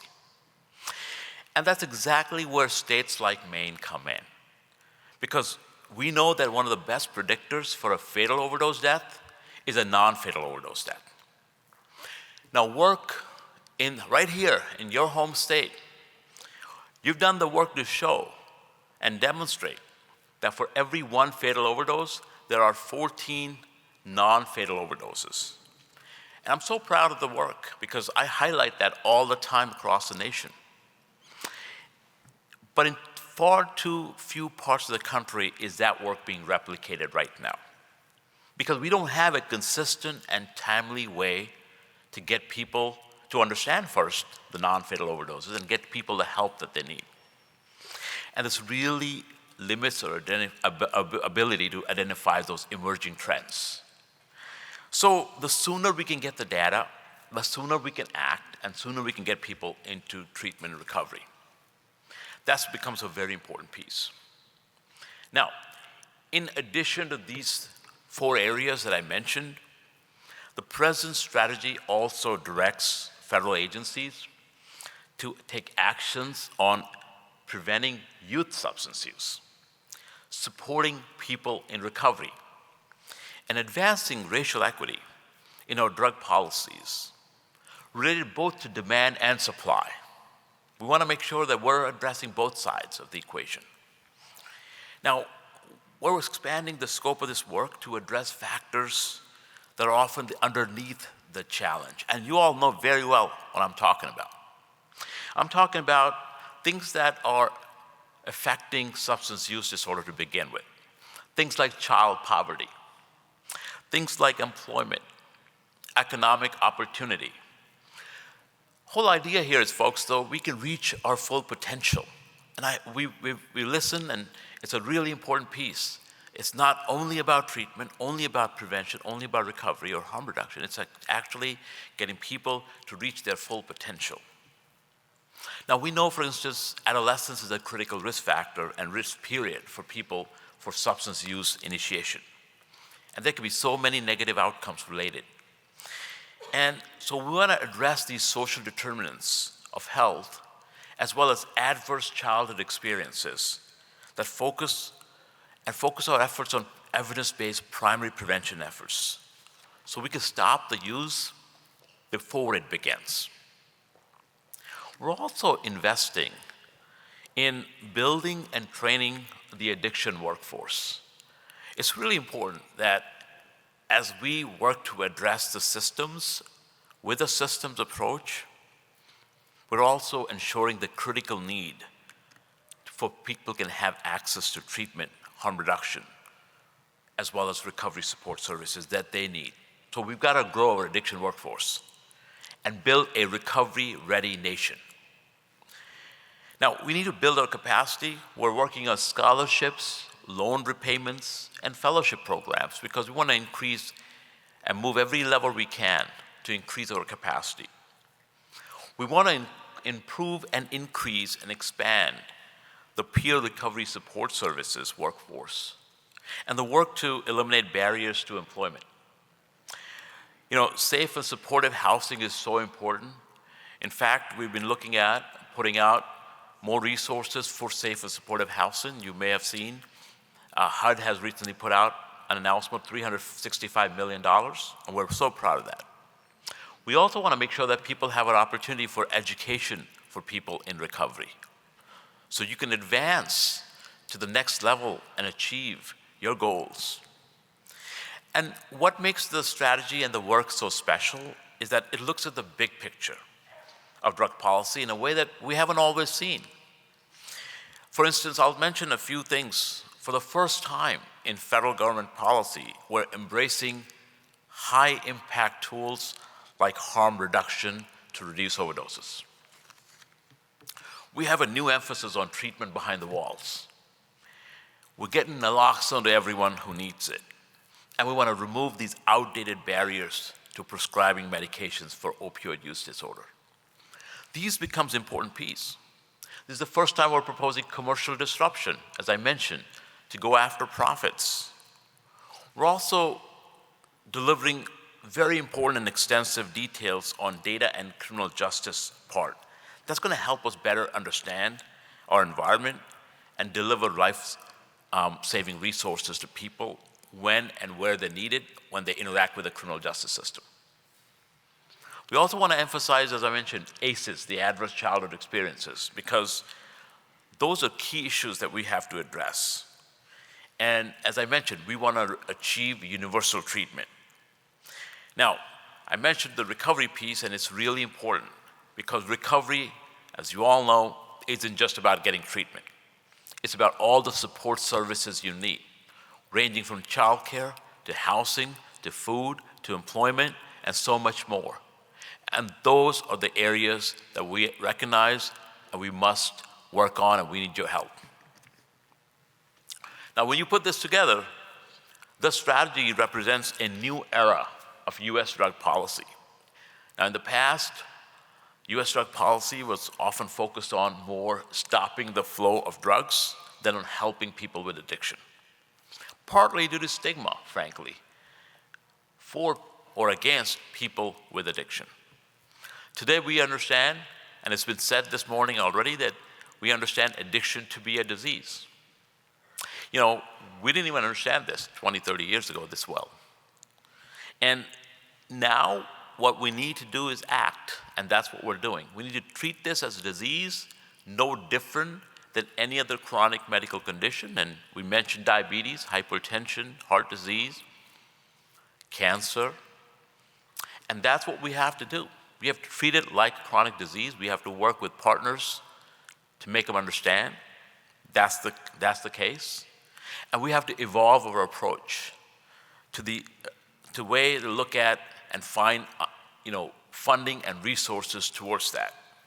So our approach now has evolved over the decades to include unprecedented funding for demand reduction. That includes prevention, harm reduction, treatment, and recovery support services. Now, from President Biden on down, we're all committed to making sure that you get the resources that you need to move forward. Now, here's why, again, I've said this before, but the disease doesn't care about red state or blue state. It doesn't care about politics. It doesn't care about geography or socioeconomic status. So when we move forward, and we're all working to solve this issue, we have to look at it the same way. We're ever going to emerge and make sure that we're saving lives. And that's where the work that your state is doing to move the needle is critical. And I'm so proud of that.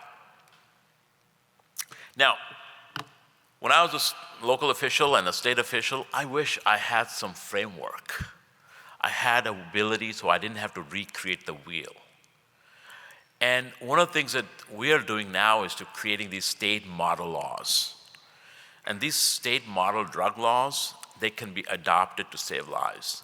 I'll mention a few of them. We want to make sure that settlement funds and various lawsuits that are coming and funding from those is going to helping people rather than what we did with tobacco master settlements. So we've put something out. We hope you take a look at it. Similarly, we know that ensuring syringe service programs is important.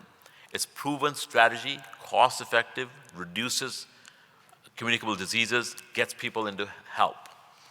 And we make sure that people know how to put that. And we're working with state legislatures, we're working with national governors associations, and others to make sure that folks know this. Similarly, deflection programs are an important piece. And we're have put out a model law on that. Because law enforcement and other first responders, through deflection, can connect people with mental health and substance use disorder to actually getting the help rather than incarceration. Because that doesn't work. We tried it. And now let's get the people the help they need in a community setting. And while we're at it, let's figure out how to help them with housing, help them with food, help them with childcare and other aspects. That's a smarter way, a better way to move forward. And now, these approaches we know will save lives and it will reduce the cost burden on communities. These are the actions that I laid out is how the Biden-Harris administration is moving to bend the curve on overdose deaths across the United States. Now, we are prepared to invest in efforts that we know will work. So, in March, President Biden proposed an unprecedented $42.5 billion for the drug control budget. Now, that's $3.2 billion increase, and 75 cents on every dollar of that increase is targeted to investing in prevention, treatment, and recovery support services. That's a big deal, and that's a big change. And the reason that's important is that our approach to addiction crisis has to be designed to mobilize state partners, local partners, federal partners, to make sure that we're actually putting the money and proposing to put the money where, what we're speaking, where our strategy is. And it's important for members of the public, for law enforcement, for civil society, faith-based communities, business communities, to work all towards the same goal. Because, as I mentioned, this is a shared objective and shared goal, and our North Star has to be about saving lives. Now, let me say this before we start to take questions, and please do write out questions if you have any. Our will to act has never been greater.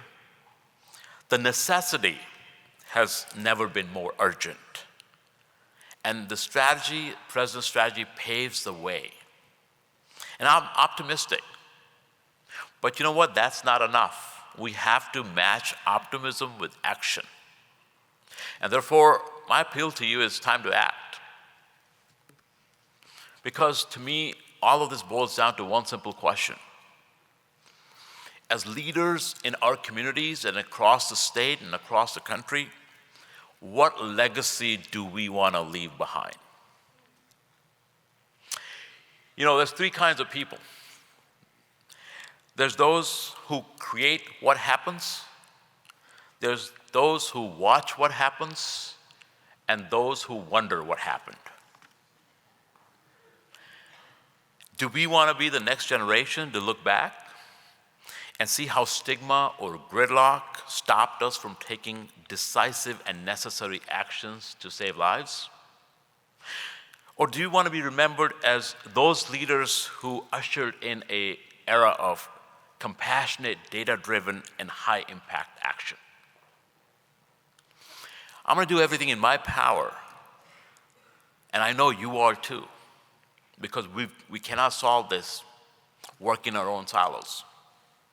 And as President Biden recently said to thousands of people working to address this crisis, he said, we're standing with you and we'll get you the support and resources you need to beat this. And I'll tell you folks, we really need to beat this because lives depend on it. So I want to thank you, what you do every single day, the sacrifices you make, the adversity that you have overcome to be here, to be successful, and your path and your journey forward. As someone that has been for 25 years in the field, I understand. And as someone who's been in drug policy and understands, the president understands. So I want to thank you for all the work that you do, and I'm happy to take questions.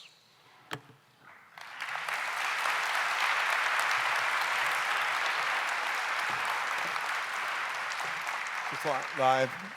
Thank you, Dr. Gupta. We have several questions, many more than we can take, and we'll try to answer them all on our website following the conference. But we've got a couple. I really like the first one because we do sit here in Bangor, Maine, and in the center of Maine's 2nd Congressional District. So the question is, Dr. Gupta, there are many rural, more conservative communities in Maine who are resistant to harm reduction. What is your advice to expanding access to life-saving syringe services, test strips, when the communities don't feel ready to accept them? Thank you, Arden, and thank you for that question. You might know, my kids grew up and I lived in West Virginia, a community and a state very similar to Maine in so many ways. And in West Virginia, very similar to Maine, fiercely independent, and at the same time, communities are losing hope because of a lot of factors. But the most important lesson I learned as being a local official and a practicing physician is this. It's about communities, and it's about trust of the communities. That trust has to be built from inside out, not the opposite. What I have seen is when communities come together to solve their own problems, often, not always, but often, stigma goes out. All the things we think about traditionally or typically go out. People line up and say, okay, what can I do to solve this problem? And then they need evidence, they need science, they need data to help guide them, but not dictate to them. And I've often seen this seems to be the secret recipe, which is ultimately community embrace and responsibility for their actions, guided by good science and data, and I've seen it work.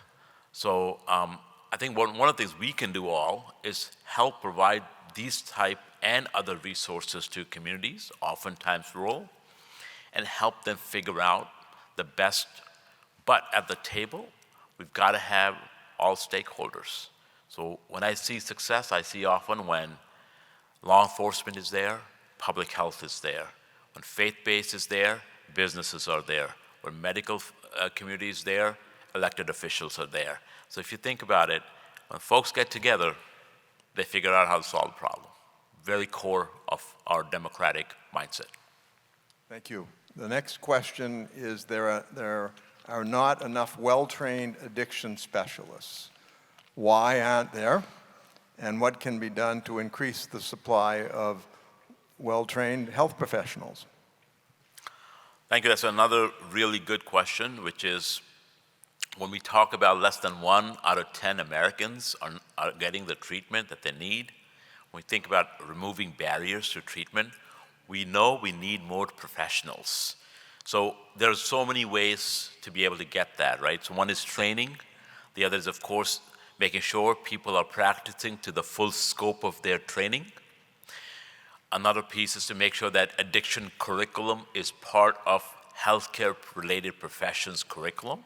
So we get young students and other trainees more interested in the profession to begin with, and then making sure that we have the scholarships, the loan repayments, and other aspects to tie in to provide incentives. But let's be clear, folks, this is going to require a lot more people in the addiction workforce than we have today. And that's exactly what we're calling for, we're working on, and we would love to partner with you if there are good ways you think that we can expand that in Maine. And one of the great things that's happened, I might as well add, is telehealth. You know, during the pandemic has been terrible for so many people. We've all lost loved ones. But it's probably pushed forward the virtual care and telehealth by probably a decade or so. And the reason I say that is because that's been the silver lining, is now we have the ability to we want to make sure that there's broadband available now, so we can get telehealth to people. And that's where these two things get connected. But we have to think of how do we get help to people and also expand the workforce at the same time. Thank you. Last question. Can you address the ability for persons with drug-related felonies to have access to gainful, meaningful employment?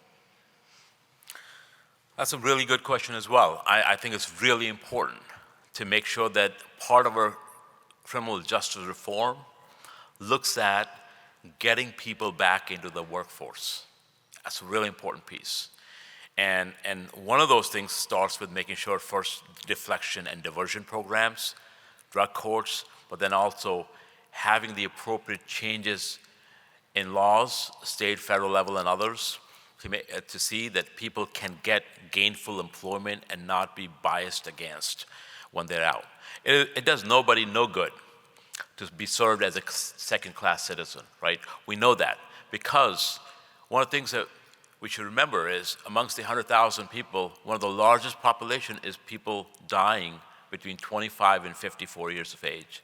So we're talking about workforce. And part of that workforce is people who are re-entering the population, and we've got to figure out how to help them. And that's exactly one of the things that our strategy calls out for, and is important. It's really important. So let's figure out how to do it, and we would love to work with you if you have any ideas or thoughts, but also share what you're doing and what we're doing. Dr. Gupta, I not only want to thank you for your time with us today, but yesterday visiting the barn, it meant so much to them. And I don't know if your schedule is public, so I won't say where you are tomorrow morning, but I know he's staying in Maine tonight and doing some important visits tomorrow morning. And this just means a lot to us to know that those in Washington are taking a look at what we're doing and trying to help. So thank you so much. Let's give a good warm welcome and goodbye to Dr. Gupta. Thank you. Thank you. So you're gonna proceed. I do want to recognize these terrific people to my right, our American Sign Language interpreters today. They're working very hard, and there's 4 of them. So thank you. Thank you. And proceed to the breakout sessions. There's 11 available to you, and then you'll be back here roughly an hour for lunch, and then the governor will be here, and all kinds of fun things this afternoon. Thanks. I hope everyone is enjoying their lunch or has enjoyed their lunch if you're already done. We have a really special presentation we're going to do next to recognize a great professional here in Maine in the prevention realm. But just introduce myself first. My name is Scott Gagner. I'm the Associate Executive Director for AdCare Educational Institute of Maine and Director of SAMHSA's New England Prevention Technology Transfer Center. Before we get into the presentation, I did want to just take a minute to recognize a couple of different groups here before we get underway. One is being the director of AdCare, I'd be remiss if I did not call out our awesome AdCare team that's been doing a lot of the logistics for today's event. So big round of applause for our AdCare team everywhere. The other group I want to give a shout out to, so I'm a prevention guy. I've been a certified prevention specialist for over 15 years, and we're recognizing one on the stage today. So I want everyone in the crowd who's a prevention professional, whether you're working in a community coalition, in a school, could you stand up and let's recognize the folks that are doing the great work of prevention.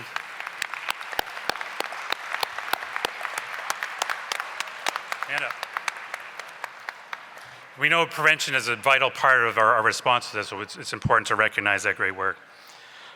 So I'm pleased to be here with my prevention colleagues, Aaron and Emily, to honor and recognize a prevention professional from Maine who has been chosen for a prestigious National Prevention Award. AdCare Maine is the fiscal home and administrator for Maine's Prevention Certification Board, which is a member of the International Consortium and Reciprocity Consortium, or ICNRC, the national accreditation body for prevention and other parts of the substance use disorder continuum. Every year, the Maine Prevention Certification Board nominates a prevention professional from our state to be considered for the annual ICNRC National Prevention Professional of the Year Award. For the second time in 3 years, our nominee from Maine has been chosen as the winner. And we thought, what better opportunity than to recognize that person here on the stage with all of you here in attendance. So with that, I am going to turn it over to the chair of the Maine Prevention Certification Board, Aaron Burnett, to talk to you more about what this award is. Thank you, Scott. As Scott mentioned, I am the chair of the Maine Prevention Certification Board. I am also the co-director of the New England PTTC. You can find us over at the lime green tablecloth over here to my left. Please come visit us. But I would like to talk to you first about what prevention means and how ICNRC and the award relates to why we're up here today. Substance misuse prevention is one of the greatest public health challenges of our time, and its success depends on a workforce of qualified professionals trained in evidence-based practices. Prevention professionals are working all over the world, partnering with parents, community groups, coalitions, faith-based organizations, healthcare professionals, law enforcement, and educators, and they're all making a difference in their communities. Among them are the professionals who go above and beyond, truly standing out in their dedication, intelligence, compassion, and effectiveness. And it is those professionals whom ICNRC wants to recognize. The Prevention Professional of the Year Award seeks to honor the best of the best, the certified preventionist who embodies the ideal of the prevention profession. The Prevention Committee of ICNRC accepts nominations from member boards across the entire country and then selects the awardee from among the submissions. For the 2022 award, the Maine Prevention Certification Board nominated Vicki Wigman, Substance Misuse Counselor and Coordinator for Lewiston Public Schools. Former, she's retired now, woo! I will now hand it over to Emily Dooling-Hamilton to share with you why Vicki was our nominee. Thank you.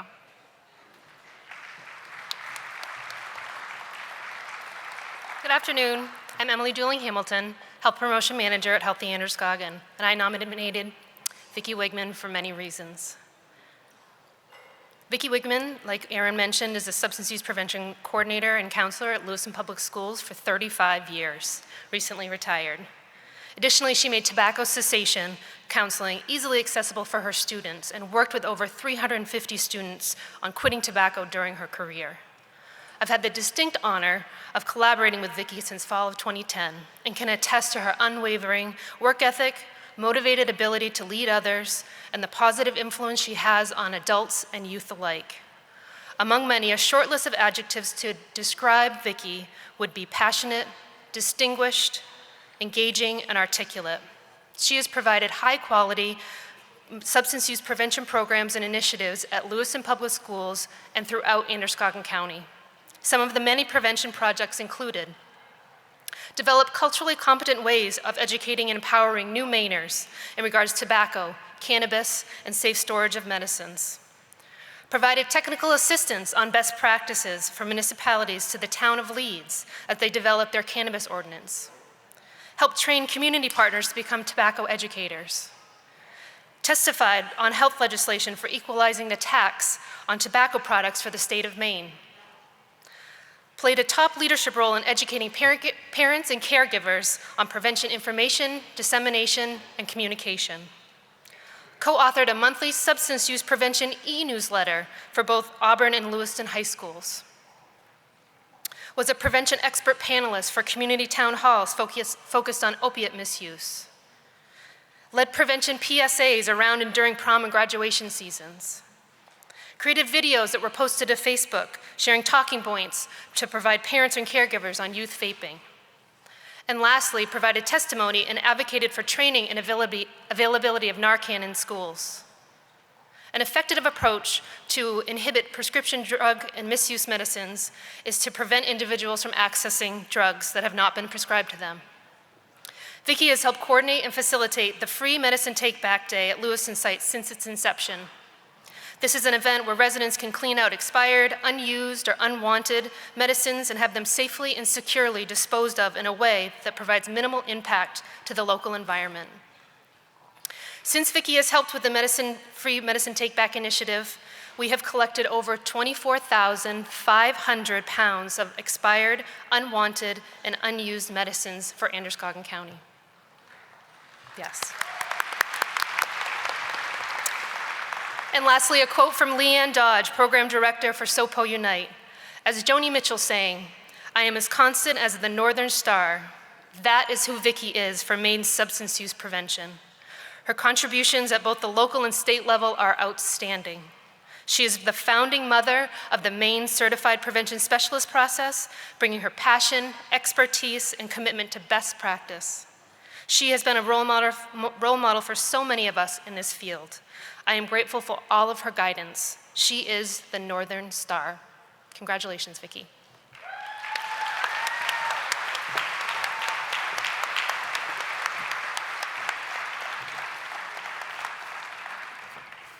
So Vicki, we're honored to present you with this award and welcome you to make some remarks for us. Thank you very much. Thank you so much. Hi, everybody. It's really pretty.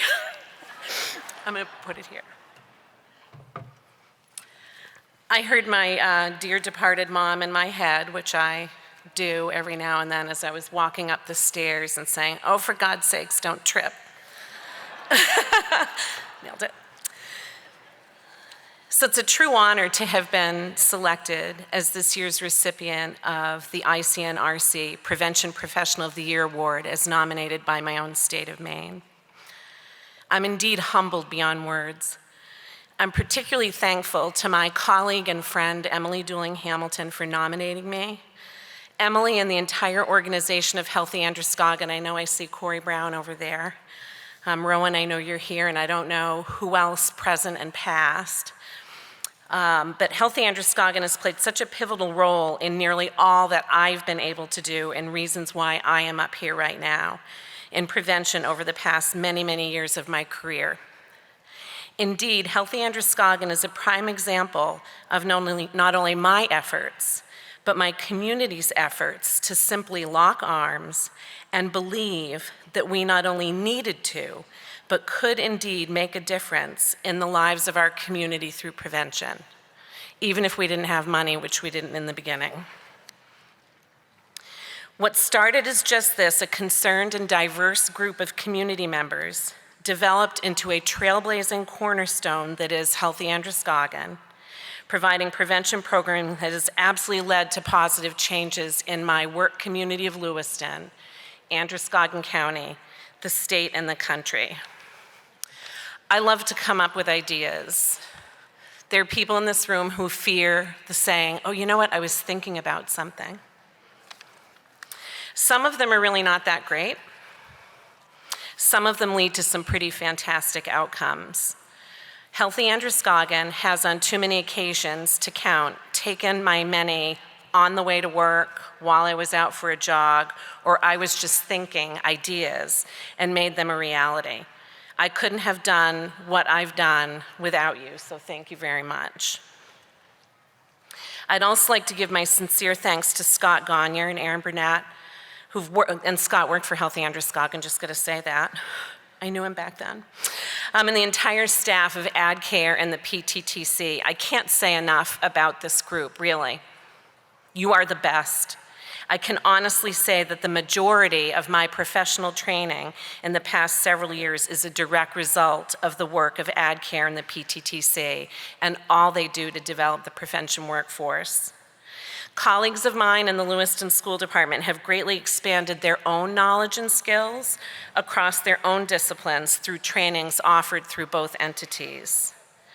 AdCare, we know, has also played a major role in the development and implementation of our state's certification process, maintaining strict standards for all of us, and we need them to do what we do and not do for prevention. Many things, many things.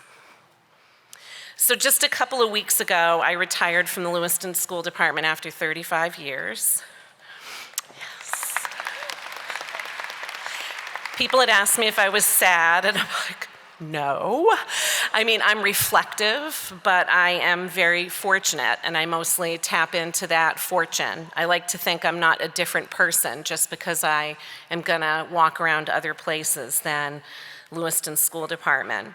It's been a great job and a great career that's offered me the privilege of witnessing front and center the beauty and of wellness that lives within all of us. I've particularly treasured the opportunity to work with teens, and let's face it, not everybody would say that. I know we were talking about if we were nervous coming up here, and I'm like, I can get up in front of a cafeteria of teenagers. I'm all set. Teens are tough, and they're not. They're a reflection of us and our society, what our society exposes them to and expects of them. And they are, no question, our hope for the future. They want adult things like driving cars and getting jobs, but they also want candy and stickers for their water bottles. They want to be valued, respected, and accepted. I love them. I want you to all love them too. It's been critically important to me to teach teens and adults alike what it means to prevent and why it is so critically important to prevent that which may harm or destroy lives and spirits of all ages. To not just look at the facts of a particular substance or action, but to look around, to look back, look ahead, look above and below at what contributes to those circumstances, and seek to do something about it before, as best you can. Please, all of you in this room, and anyone that you have influence on, please continue to do all that you can do to prevent. That part is really so much easier and far less costly in all that that means. Lives we know and lives we don't are depending on that. Before I stop, I was thinking about in the last week at my job, I had 2 different sets of teens who are now adults come back. They had seen an article in the newspaper that was written about my retirement, and they brought me flowers and just wanted to say hi and congratulations. And one person had said to me, I don't know if you remember me. And in my head I thought, I sure do. And on many of occasions, I wondered if that person was even still alive. So I take the work that I have done, will do, and what you could do very, very seriously, because these beings among us are so, so critically important. Again, many, many, many thanks, and I wish you all well. Thank you.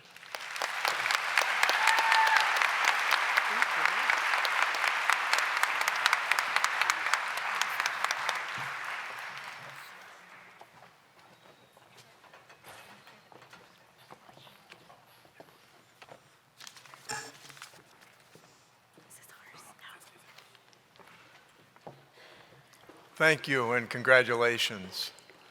We're going to give you a real treat now because the governor's a couple minutes late, happens sometimes. And we had a person that had some flight difficulties and so was not able to present as their voice of recovery this morning. And I said, well, Michael, we'll try to find a time for you. This would seem to be an important time. But first, we're going to hear from the voice of recovery before the governor's session, Sarah Langevin from Lincoln.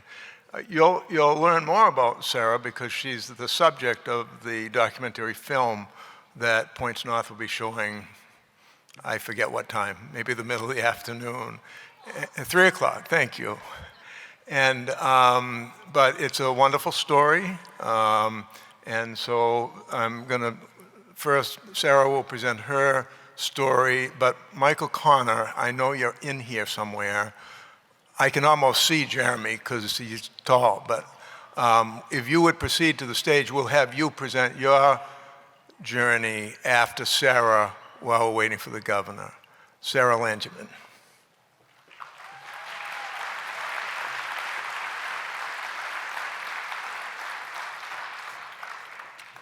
Hi, everybody. I'm going to warn you all, I'm a crier, and I'm already holding it back, so excuse me while I try to gather myself. It was hard to kind of put my story into a 5-minute blip, but I'm going to do the best that I can. You'll see a more intricate version in the documentary, but jumping right in, my name is Sarah Langevin. I grew up in Mattawamkeag, Maine, and I had what I call now a lunchbox life. My parents were together and they went to work. They came home, we went on adventures. We spent a lot of family time together. I had everything that I needed and most of what I wanted. I went to school in Lincoln. I participated in school sports. I had a lot of friends. And I had what I thought was supposed to be everything that would prepare me for adulthood. I'm Sarah, and I'm an addict. By the end of high school, I had noticed a change. I had low self-esteem and depression, and I tried filling those voids with unhealthy relationships and partying. At first, it was just experimenting, going out with friends, and then I just needed to fill that void more and more and more. So when I got into a relationship that was controlling and was told drugs would bring us closer, I grasped onto that and I believed it. I started losing myself more and more every day. I was now using opioids and other drugs daily. Later on, I had suffered from many miscarriages. I always thought that if I got pregnant, I would immediately be able to stop, and at the time, it just wasn't the case. When I got the strength to leave that relationship, I then truly realized how sick I would be without the drugs. I was spiraling down, and for a long time to come, I kept spiraling. Years later, I was not speaking to my parents, who were now divorcing, changing on their own. My dad was an alcoholic and addict himself, as are a lot of my family members, and we were spiraling together, drowning, not knowing how to help one another or ourselves. I was tired, lonely, and lost. I genuinely wanted to stop, but I didn't know how, who, when, or why some days. My first thought was to move away, as a lot of us think. We just need to get out of this small town. And that's not always the case. Before I was able to leave, I met a man, and I was starting to look for help and wanted to better my life. Resources were very few and far between. My dad then lost his battle with mental illness and addiction, taking his own life. Shortly after, just a few weeks as my world's crumbling in front of me, I discovered I was pregnant. My name is Sarah, and I'm a person in long-term recovery.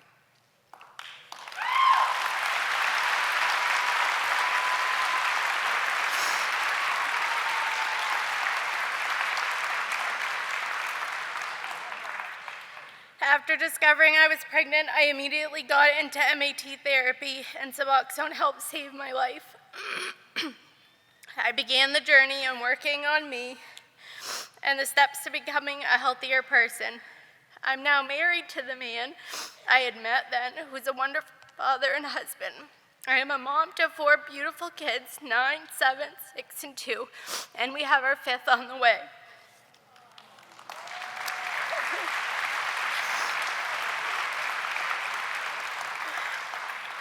I love the Lord and my life now in recovery. Keeping God close for me was my lifeline. For others, it looks differently, and that's okay. There are so many avenues to recovery. My community has been a huge part of that support system for me. There are people in your community that care and want to help see you succeed. Pick up the 1,000-pound telephone and ask for help, because I am so incredibly grateful that I did. I now get to use my struggles and journey as a platform to help others. I work for a nonprofit Save a Life Recovery Network as a recovery coach coordinator, and I run a 12-step meeting at my local church. I've discovered life in recovery is so much better than that of addiction. I've learned so much about my life, a big one being able to take part in healthy coping mechanisms. I can use nutrition and physical activity for me to cope instead of using drugs. I have rediscovered myself and who I am, and it turns out I can love myself now.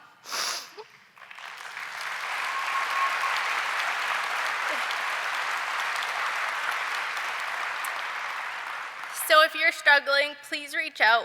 We're here and we care. We need to have hope because it saves lives. Thank you.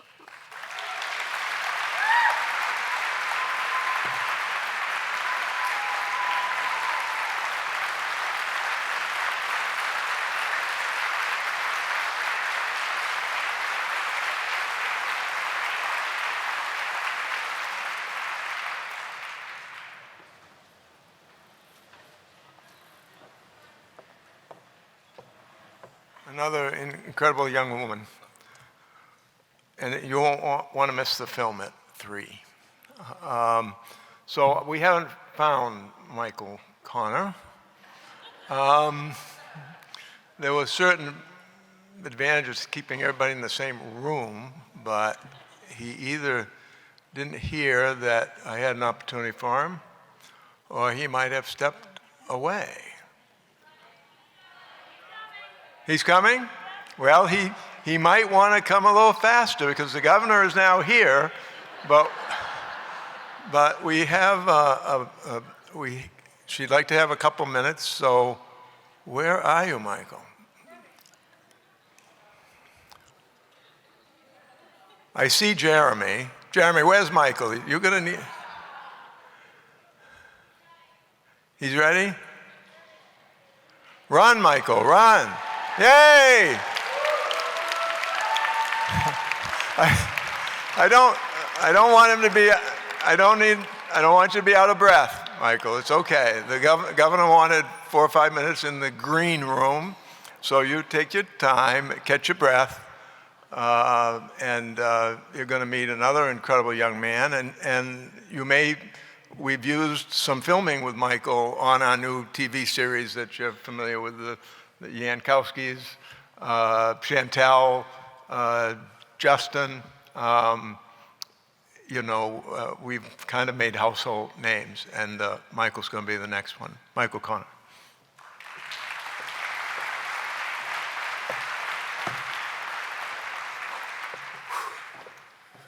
Woo! Thanks, Gordon. My name is Michael Connors. I'm recently a grandfather. Thank you. 2 beautiful twin boys.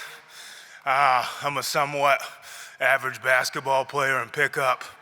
I'm the clinical supervisor for Recovery Connections in Lewiston, Maine. Yeah. And I'm also a person in recovery, right? Thank you. My story is similar to a lot of other folks. I come from trauma in my childhood and just really met a lot of negative consequences over my life from having a substance use disorder and having that trauma. I'm not going to get into that mess too much, but what really helped me out was not just one single thing. It was really like a community that wrapped around me. I was in the pre-release center in Belfast. My story includes lots of incarceration. From the age of 12 to the age of 33, there wasn't a year that went by where I wasn't either incarcerated, on probation, or waiting for a court date for a criminal charge. And I wasn't able to break that cycle until like this community wrapped around me. I had some friends throughout my life who had kind of set boundaries with me just because my life was so out of control and hectic. And once I got into recovery, those people came back into my life. I was able to find employment. You know, there was a time in my life where I thought I was unemployable, you know what I mean? And people gave me trust and gave me employment. I was able to find housing.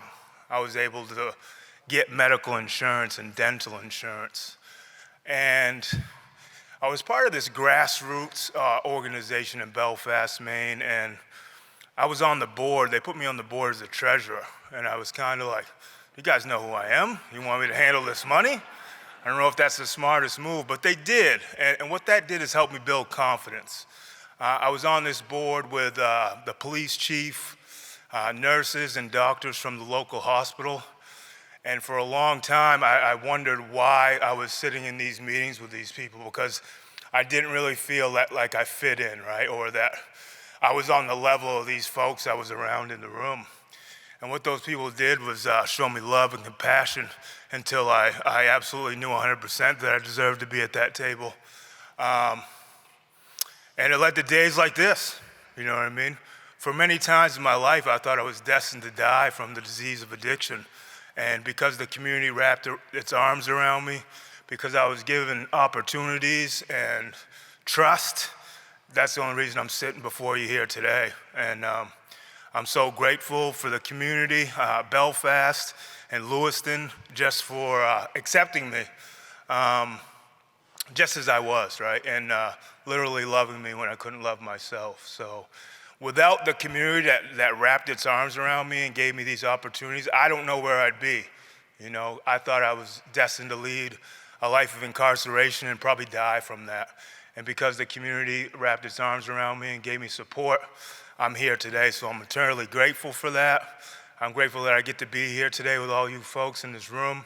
And it's only because people took a chance on me and gave me a shot and really believed in me. So I appreciate everybody here, and that's all I have. Thanks.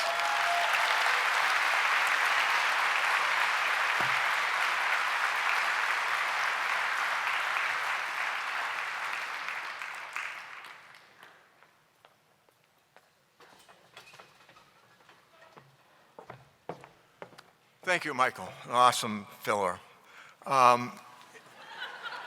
It's now my sincere pleasure to introduce Governor Mills.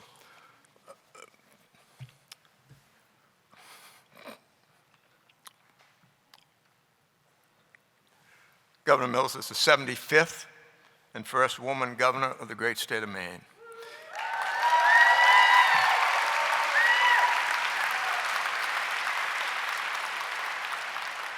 While you all know her, I think it's always good to be reminded, particularly after these past 2 years, of some of who she is. She was born in Farmington, Maine, educated at local schools and the University of Massachusetts and the University of Maine School of Law.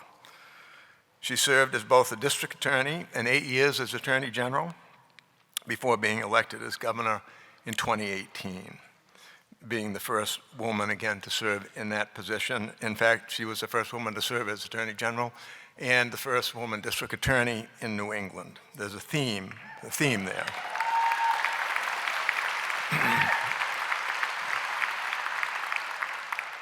Immediately after being sworn in as governor, she signed Executive Order 1, expanding Maine care. There are now over 120, over that period of time, since then, over 120,000 people have accessed Maine care in that expansion population, and she'll talk about that in her remarks. And then her second act was to sign Executive Order 2, which appointed me as director, said we were going to buy 35,000 doses of Narcan and keep people alive, treat people in the emergency departments, make sure that incarcerated individuals were treated. I welcome to the stage Governor Janet Mills.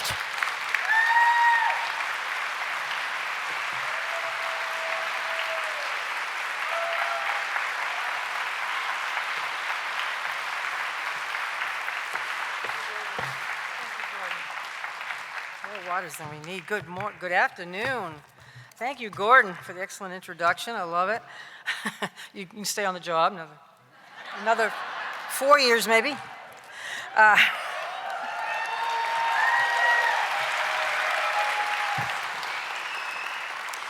Thank you all for attending this 4th annual Opioid Response Summit. I want to thank especially many people, including Dr. Gupta, who's joined us here today, to reflect on this ongoing epidemic and to recommit, all of us, recommit to saving lives, to supporting prevention, treatment, and lifelong recovery. We've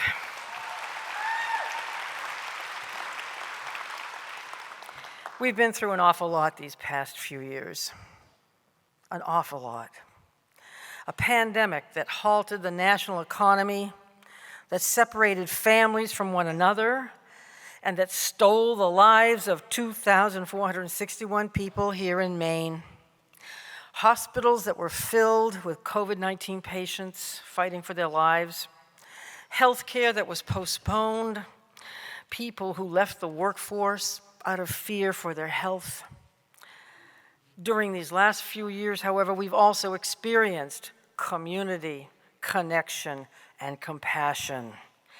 And we know more than ever how important these things are to our economic growth and to the health of our children and our families. They are vital as well to combating the deadly opioid epidemic. Community, connection, compassion. During the pandemic, people have been unable to connect safely with their communities. And this fact alone has had deadly consequences for people suffering from substance use disorder here and across the country. This past May, the United States Centers for Disease Control and Prevention reported that more than 107,600,000 Americans died from drug overdose in 2021. An increase of 15% over 2020, the highest annual death toll on record. And all but one New England state recorded an increase in drug overdose deaths, reflecting the coronavirus pandemic's toll on our progress in addressing the opioid crisis and reflecting, too, the stealthy spread of cheaper and far more deadly fentanyl. Here in Maine, more than 627 people died from drug overdose in 2021, an increase of more than 24% over 2020. During the pandemic, too many people with substance use disorder suddenly found themselves alone, unbearably isolated, and without a community lifeline, and many of them succumbed to their disease. But I also want to say I'm also proud of the people who adapted during the pandemic to provide support for people struggling with substance use disorder. I know it was incredibly difficult, and I want you to know that while way too many lives were lost, you also saved many more lives, and nothing can take away from that heroic work. I'm also proud of people with substance use disorder, including the group Young People in Recovery, and people whose stories you've heard today, Sarah, Michael, others, people who started, restarted, or sustained their recovery. And while the pandemic waxes and wanes in this state, we're still losing people with substance use disorder every day. In the first 5 months of this year, 266 people died of drug overdose, a 9% increase from 2021. Up to 75% of those deaths involved fentanyl, which is increasingly being mixed with non-opioids such as cocaine and methamphetamine, and which is found in an escalating number of fatal overdoses. Let me be clear. This is not a white-collar epidemic or a blue-collar epidemic. It is not a rural problem or an urban problem or a suburban problem. It knows no boundaries, no zip codes, no tax status. It knows no age limits. And it is sometimes, sadly, multi-generational. It's time to break the patterns we've seen. It's time to bring the epidemic to an end. It's time to save the lives of people like Colin Gallagher, who served his country bravely in Iraq, 35 years old, father to a preteen child. Colin, who died of an overdose in 2021. There are adults of every age and every status who've overdosed and died, and hundreds more who overdosed and were saved. As Colin Gallagher's mother noted, quote, "We are burying people with PhDs who are living in mansions, and we are burying people who are poor and homeless," end quote. Every life lost, every life lessened, shortened, diminishes our state. Hannah Flaherty was only 14 years old, a straight-A student. She loved to hike. Just a few weeks ago, just one day after graduating from middle school, Hannah Flaherty, 14-year-old, died of an overdose. Fentanyl, of course, is suspected. And it's the children that I worry about the most. It is the children who ought to stir us to action if nothing else does. The headlines tell the story. A young child whose teddy bear was contaminated with fentanyl. A 3-year-old who ingested heroin and had to be revived by Narcan. An 11-month-old exposed to fentanyl. Since 2013, about half of all instances when a child was removed from their home, a parent or caregiver's substance use was identified as the risk factor. And in those cases, it takes an average of additional 3 months for children to be able to reunify with their parents compared to cases that don't involve substance use. If this isn't a wake-up call, I don't know what is. We can keep analyzing, rationalizing, categorizing the causes of substance use and addiction. We can point the finger and we can blame genetic predisposition, childhood trauma, or adverse childhood experiences, a sports injury gone awry, peer pressure, just plain bad luck. Whatever the cause is. And they are multiple and they are terribly complicated. Let's not pass this problem on to yet another generation. Not now when we have the means to address it, the help of the federal government, sufficient funds to start new treatment centers, and we have the will to act. Not now when the costs of inaction are so terribly high, with school districts grappling with the increase in special ed costs driven by the effects of opioid use, with a foster care system overwhelmed with high numbers of children with increasingly complex needs, with a society that now needs all its citizens to be engaged to protect our democracy, a society that needs every one of us to be healthy and productive, to be our best selves. Some years ago, as Attorney General, I joined with other Attorneys General to sue pharmaceutical companies. You know the stories. When we won, I used some of those funds to distribute more than 1,000 doses of Narcan every 4 months to members of law enforcement across the state. With that Narcan alone, we saved thousands of lives despite political opposition. And when I became governor, I knew that what we'd been doing for 20 years past wasn't working any longer. I knew we needed a coordinated response that broke down the silos of state government to stop drugs from reaching Maine, to prevent addiction at an early age, to treat addiction when we couldn't prevent it, to set people on a lifelong path to recovery, and above all else, to save lives. We've been combating this crisis for nearly 20 years. There is no simple solution that will solve this problem, but in the last 4 years, we've made important progress in prevention, in treatment, and in recovery. To stop drugs from reaching Maine, we focused on disrupting and dismantling mid-level to high-level drug traffickers with the help of the U.S. Attorney's Office, under the leadership of Public Safety Commissioner Shah. Our drug enforcement agents have seized a significant amount of deadly drugs from all parts of Maine. Last year alone, they seized 10.4 kilograms. That's about 23 pounds of fentanyl. Pounds. And 8.5 kilograms of methamphetamine. So far this year, they've seized 7.1 kilograms, about 16 pounds of fentanyl, and 48 kilograms of meth. Just last month, MDA seized half a pound of fentanyl in Enfield. Look, it takes only a few milligrams to kill someone. Half a pound in Enfield.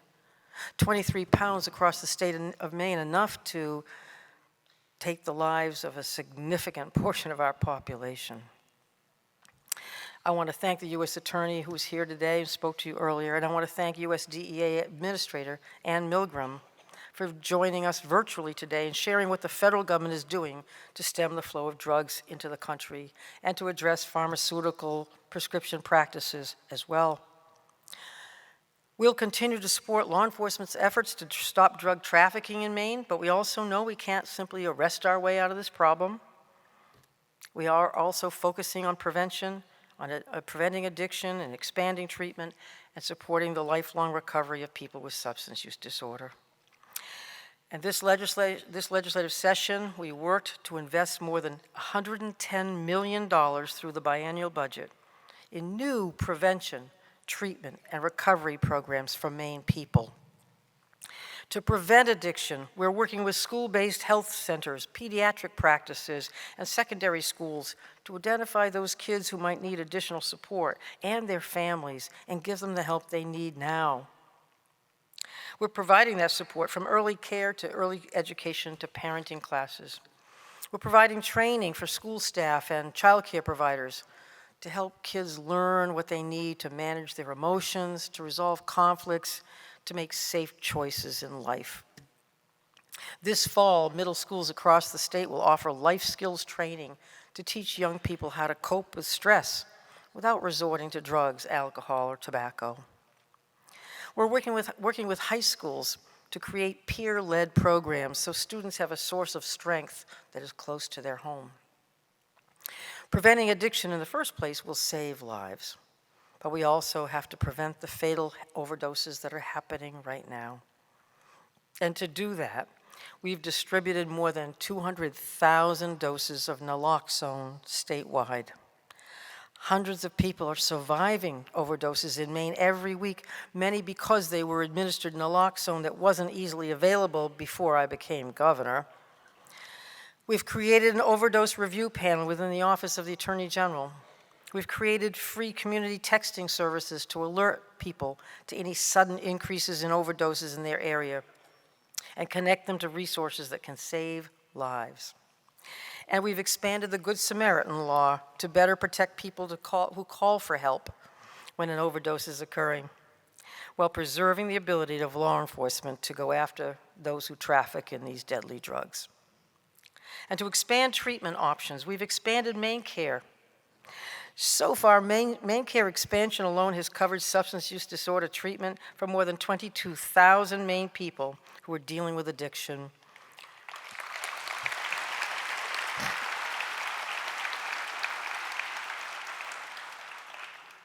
Sometimes those people have loved ones who write to me, like Martha, a mother who said, "My daughter languished for years in addiction that she did not want to be in, but had no help and no insurance. Thankfully, my daughter is now getting the help she needs." We've also licensed 2 new methadone clinics, and we've expanded medication for opioid use disorder to more than 1,500 incarcerated individuals in Maine. We're not giving up on anybody.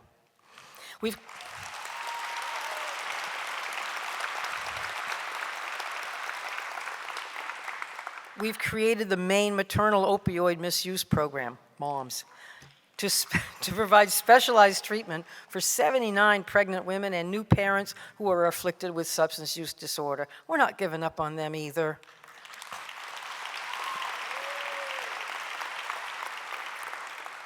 And we've created the Options Program, which has placed 16 liaisons in counties across our state.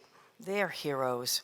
Those liaisons have referred 825 people to community treatment programs, nearly 85% of whom followed through and went to their first appointments.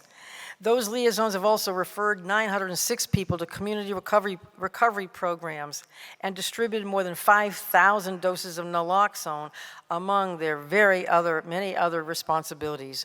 You'll hear from them a bit more soon.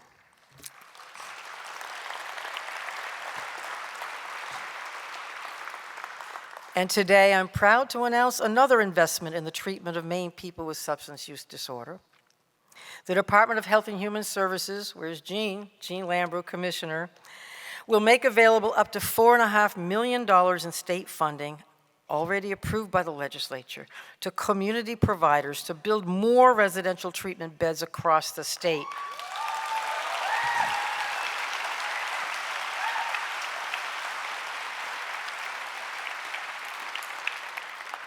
Because when somebody asks for help, we want it to be there. And in addition to expanding treatment to enhance recovery programs, we've supported 17 recovery community centers and 16 recovery residences. And we've trained more than 1,000 recovery coaches. Some of you are here.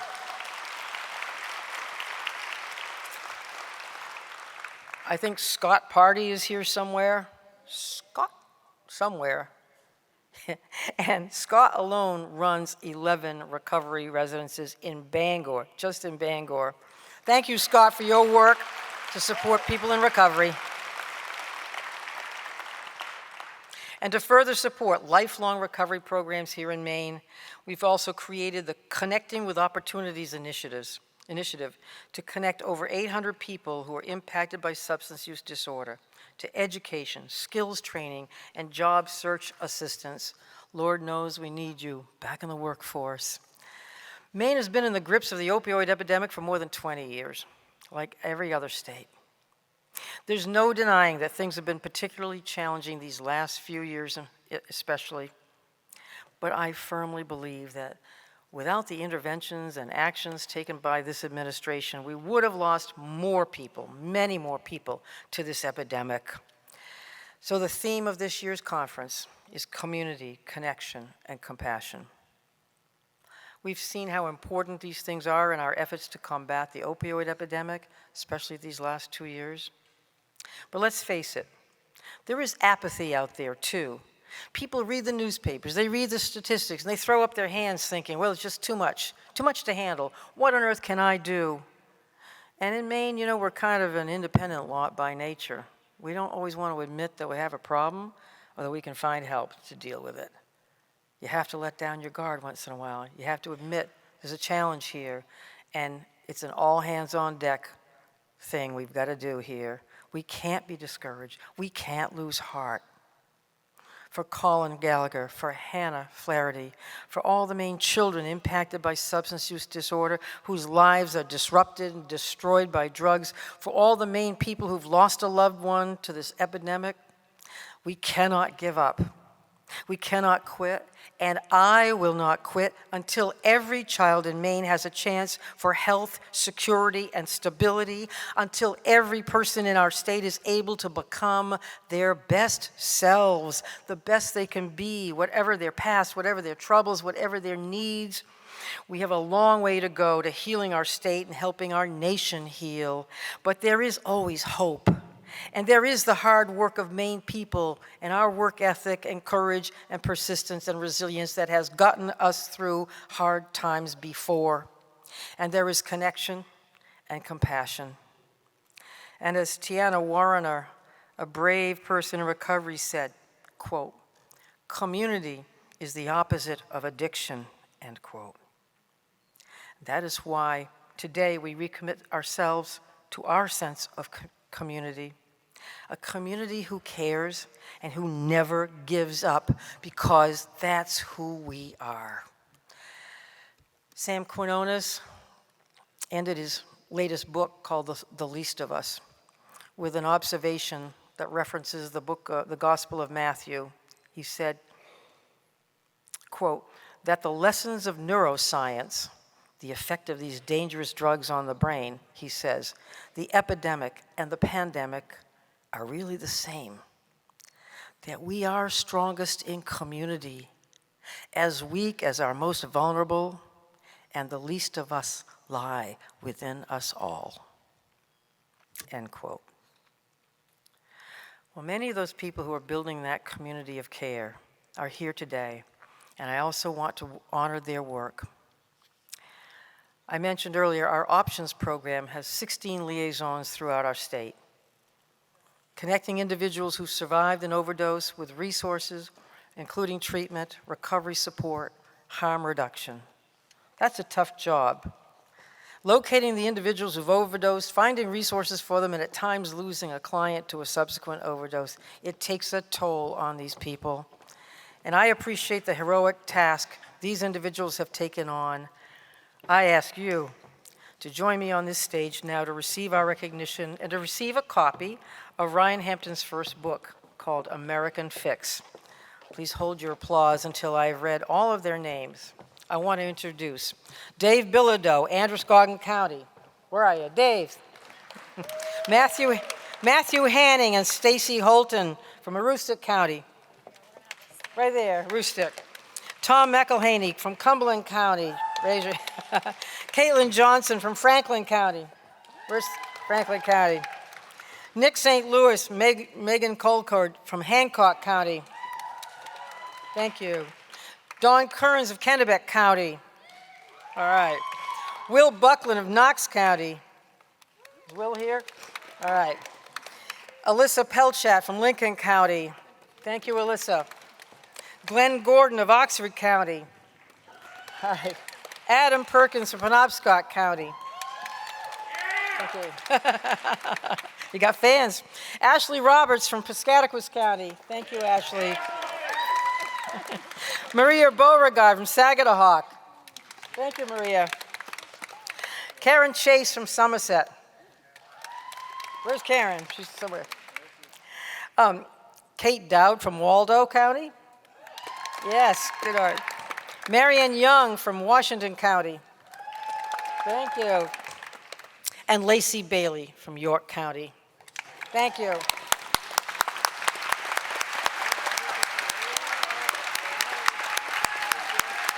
Wait a minute, you're getting an ovation.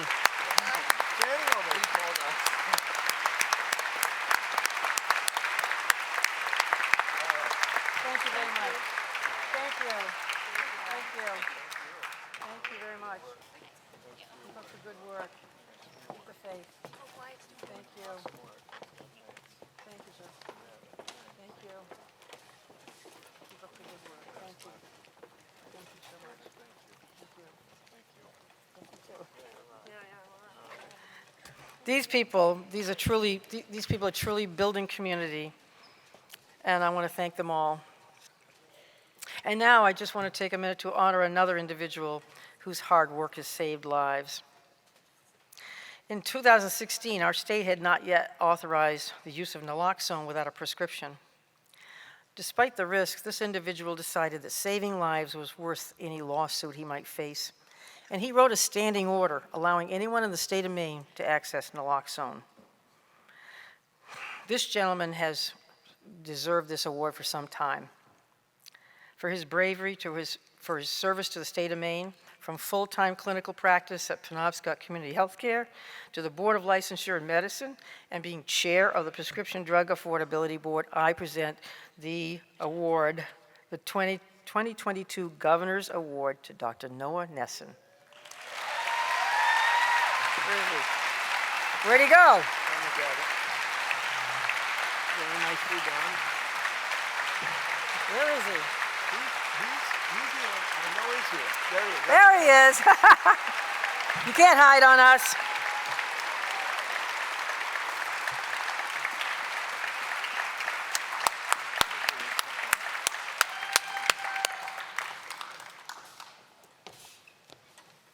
This award reads, "In grateful appreciation for his compassionate treatment of individuals with substance use disorders." Go, Nessa.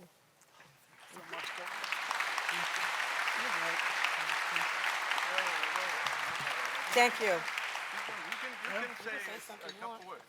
Uh-oh, they gave me the microphones. Wow, a little heads up would be. I'm so honored and humbled to be recognized in this way. I've been very fortunate to work for an organization like PCHC, where not only at the very top the leadership embraces this vital work, but throughout our organization of over 800 employees, my coworkers, uniformly people care about this, want to be involved in this, want to be part of the solution. And their compassion is inspiring every day. I'm fortunate to work in a state where 11 or 1,200 people will gather together to reinvigorate our work in this regard. And I'm deeply grateful to work in a state with a governor and an administration who know the importance of this work, who recognize substance use disorder as a disease, who rely on science to guide decisions about the proper treatment of that disease, not to mention the pandemic, who have the compassion to do things like expand Maine care, distribute naloxone. You know, my standing order resulted really literally in only a handful of people taking advantage of it. It was symbolic, but the work that Governor Mills and her administration and Gordon have done to distribute naloxone has saved thousands of lives. There's no question about that. It's a wonderful environment in which to do this work. I am awed by the voices of recovery we heard today. In my tradition, there's a concept of B'Tselem Elohim, which is each of us has a spark of the divine within us, or if you prefer, a spark of humanity. You can see that spark burning brightly in all these voices of recovery. But that spark is also in people in the throes of addiction at the lowest part of their lives. And we have to remember that. And that's why our work can't stop and just has to get bigger and better. So thank you so much. I'm incredibly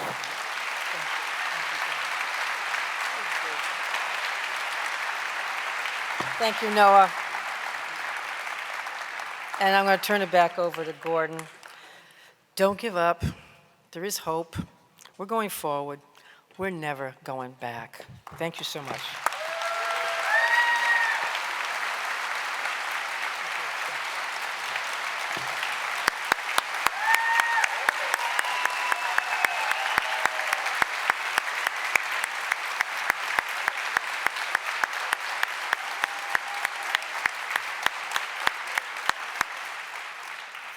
Thank you, Governor, and thank all of you.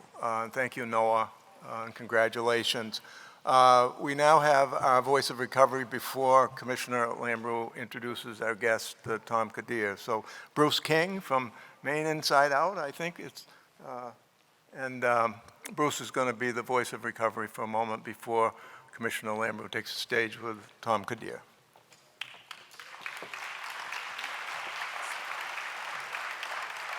Hi, everyone. So the place in Mexico where my mother is from, it's up in the mountains, and it's a really dry area. Nobody has dryers. And so my mother came to the United States with my father, and they came to Maine, and she assumed that the same rules held true. And so she always used to hang my clothes outside, regardless of whether it was dry or not. And so as a young child, I would go to school very often smelling of mildew. And on top of that, my mother brought with her the belief that little brown boys should walk up to young girls who were also 5 years old at the time and just bring them flowers because that's what they did. And it just created this very confusing mishmash of cultures. And it was done innocently enough with their best intentions, but it set me on this path of mismatching customs from a young age, and I internalized that as deep rejection. And I encountered these comparatively stoic New England kids who I was going to school with. And I had this desire to connect, and that never subsided. Eventually, that would lead me into deep states of depression and anxiety. And then somewhere in my teens, I picked up my first drug.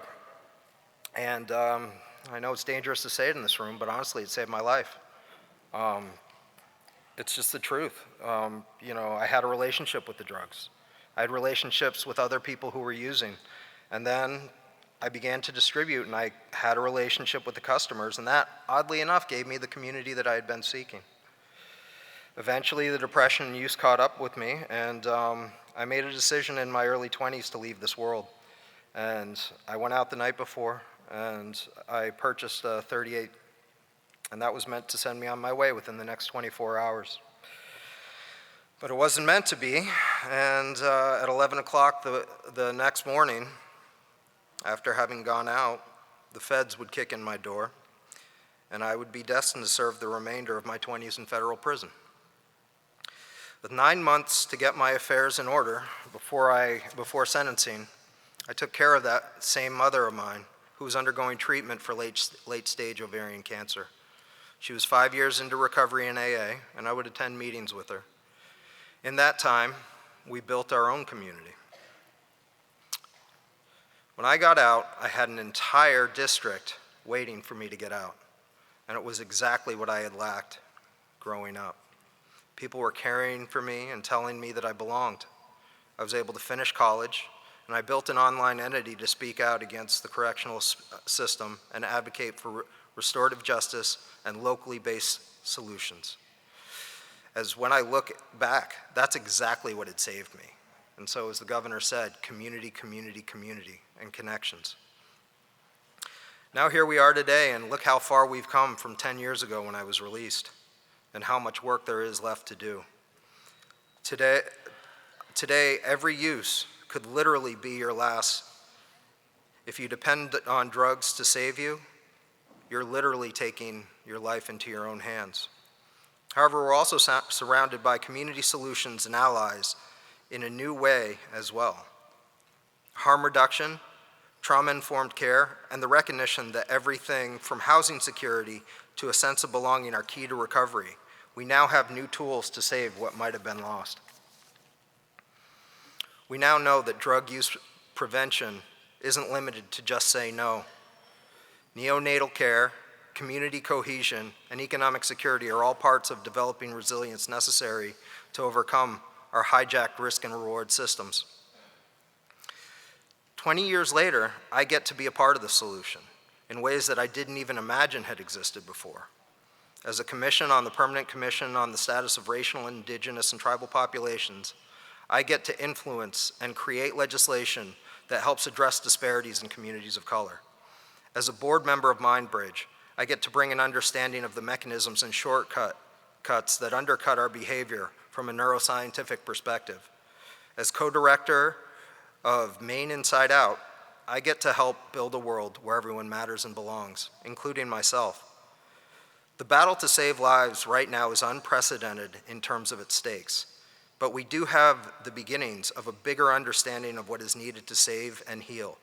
And here we are today to build those necessary structures, and I feel blessed to be a part of it. Thank you.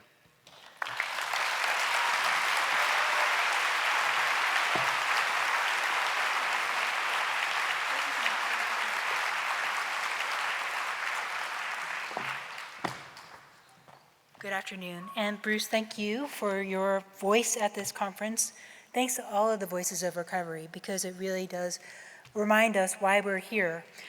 I also want to do a special thanks to Gordon Smith, who from day one has really been a champion, who's organized this work, who's organized this summit. Let's do a big round of applause for Gordon. And I can also say from day one, Governor Mills has been focused both on the loss and the trauma of substance use disorder, as well as supporting and celebrating those individuals, those communities who have really given people recovery and hope. So it's been a true privilege to be able to work for her and have such a great leader. And I want to thank each of you for attending. This is such an exciting event where we bring together people from the communities, from peer supports, people in our grassroots community organizations, to our statewide healthcare systems. We also see people from local government, from state government, across the state in terms of different departments, as well as people focusing on prevention and treatment. A critical partner, though, in Maine's efforts is the federal government generally and the U.S. Substance Abuse and Mental Health Services Administration, or SAMHSA specifically. SAMHSA is a source of funding, certainly, but also a source of best practices and technical information. Its staff provide training, they help us solve problems, and there is no better representative of this at SAMHSA than Tom Kador, who's going to be here today. Mr. Kador is currently the Acting Deputy Assistant Secretary for Mental Health and Substance Abuse, having come to that job after having served as our own Region 1 Administrator for the Northeast, Chief of Staff to the Assistant Secretary, and a Senior Advisor in the administration. At SAMHSA, Mr. Kador has led a number of initiatives, too many to recount in this short time, but I'll highlight a few examples. He led the prioritization of prevention, treatment, and recovery services during the COVID-19 pandemic, which we all know strained both individuals, communities, and their caregivers. He reconvened the Federal Interagency Work Group on opioids as overdoses spiked through 2020, helping to identify programmatic and policy solutions to respond. Mr. Kador launched the Diversity Inclusion Project Showcase to ensure equity in the distribution of resources across New England.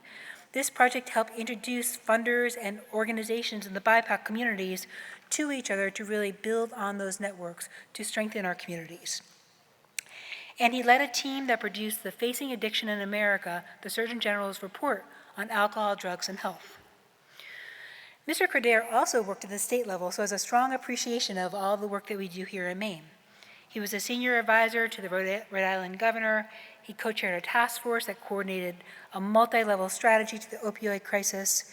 He established the governor's recovery-friendly workplace initiative, which we're trying to emulate here in Maine, and worked with the state law enforcement to do a HOPE initiative to try to make sure we've engaged our law enforcement in proactive prevention strategies as well as treatment. As important and as impressive as his resume is, Mr. Kador does come to this conference as the first person in recovery to lead SAMHSA. He brings to his work an understanding of the role of peer recovery support services and how we can really use our colleagues, our experiences to help rebuild people's lives. And he is also a special friend to Maine. He was with us at this summit 4 years ago when we began our journey trying to develop a strategy and harness the power and partners that have helped to prevent so many deaths and put so many people on the road to recovery. He also helped us develop the first Indigenous Wellness Center east of the Mississippi in the recent years, and we are grateful that you're back with us today. So please give me a warm hand in welcoming Tom Kador to the stage. Thank you.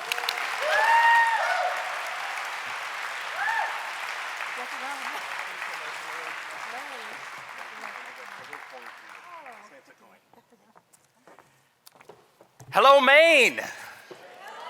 Hello, it's great to be back here with you. Thank you so much for that kind introduction, Commissioner Lambrou. You know, we've been talking a lot today about fighting, and there's been no bigger fighter for healthcare issues. Let me tell you, if Jean Lambrou wasn't in the position she was in when the ACA passed, substance use disorder, mental illness would not have been part of the essential benefit package. Thank you, Jean Lambrou, for Medicaid expansion, the largest expansion of treatment services. You're a rock star, and I'm honored to be introduced by you. And nothing happens, as we heard today, without executive leadership. What an incredible testament to that we just witnessed in Governor Mills. She is amazing. As Senator King said this morning, it takes executive leadership to get stuff done, and Governor Mills is providing that leadership. You know, with her staff, Gordon Smith, and of course, her CDC director, Dr. Shah, Sarah Squirrel, our acting SSA here in Maine. It really has taken an entire administration to come around this issue and to provide that leadership.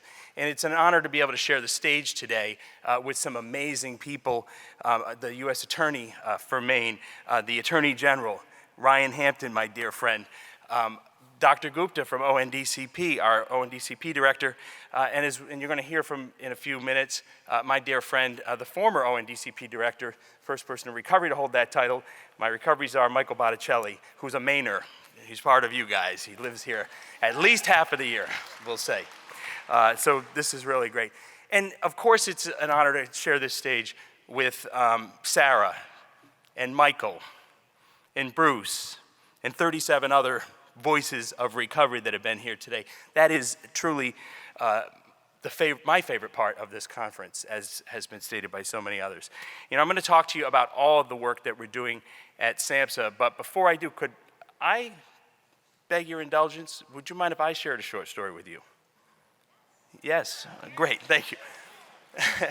Thank you. This one is about a man who, by the time he was 30 years old, was pretty successful by most people's standards.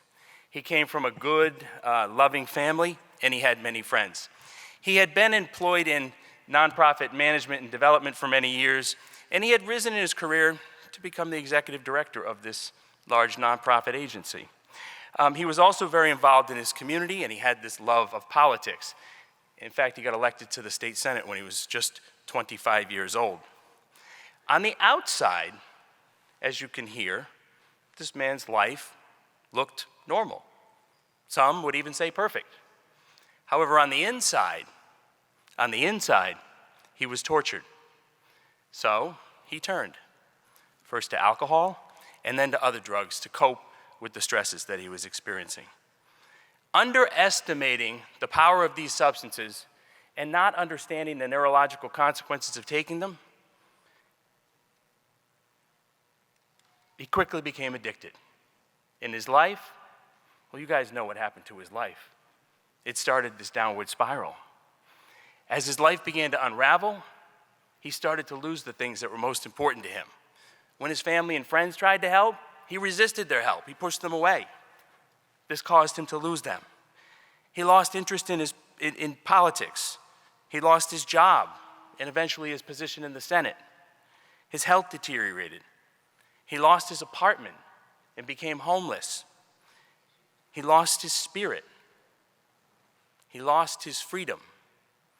In the end, he lost everything, even his desire to live. This man's life, which at one time was so full of hope, became hopeless. And I know this story pretty well because, as some of you probably have guessed, it's mine. It's my story. And fortunately, the story doesn't end there, because today I'm a person in long-term recovery because I got the help that I needed way back then.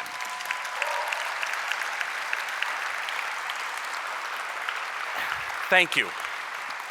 Being in recovery for me means I haven't used alcohol or drugs since May 15th of 2003, and I've been able to create a better life for myself, a better life for my family, and ultimately a better life for the people of my entire community, because that's what happens when we help people find and sustain their recovery.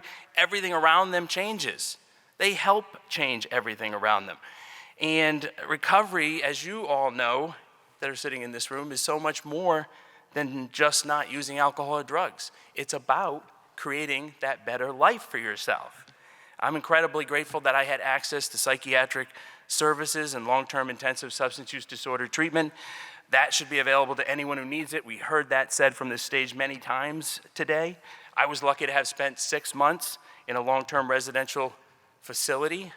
For me, then, the transition from treatment to sustained recovery was marked by my acceptance into a recovery house where my journey continued. Where are my recovery house folks in the room today?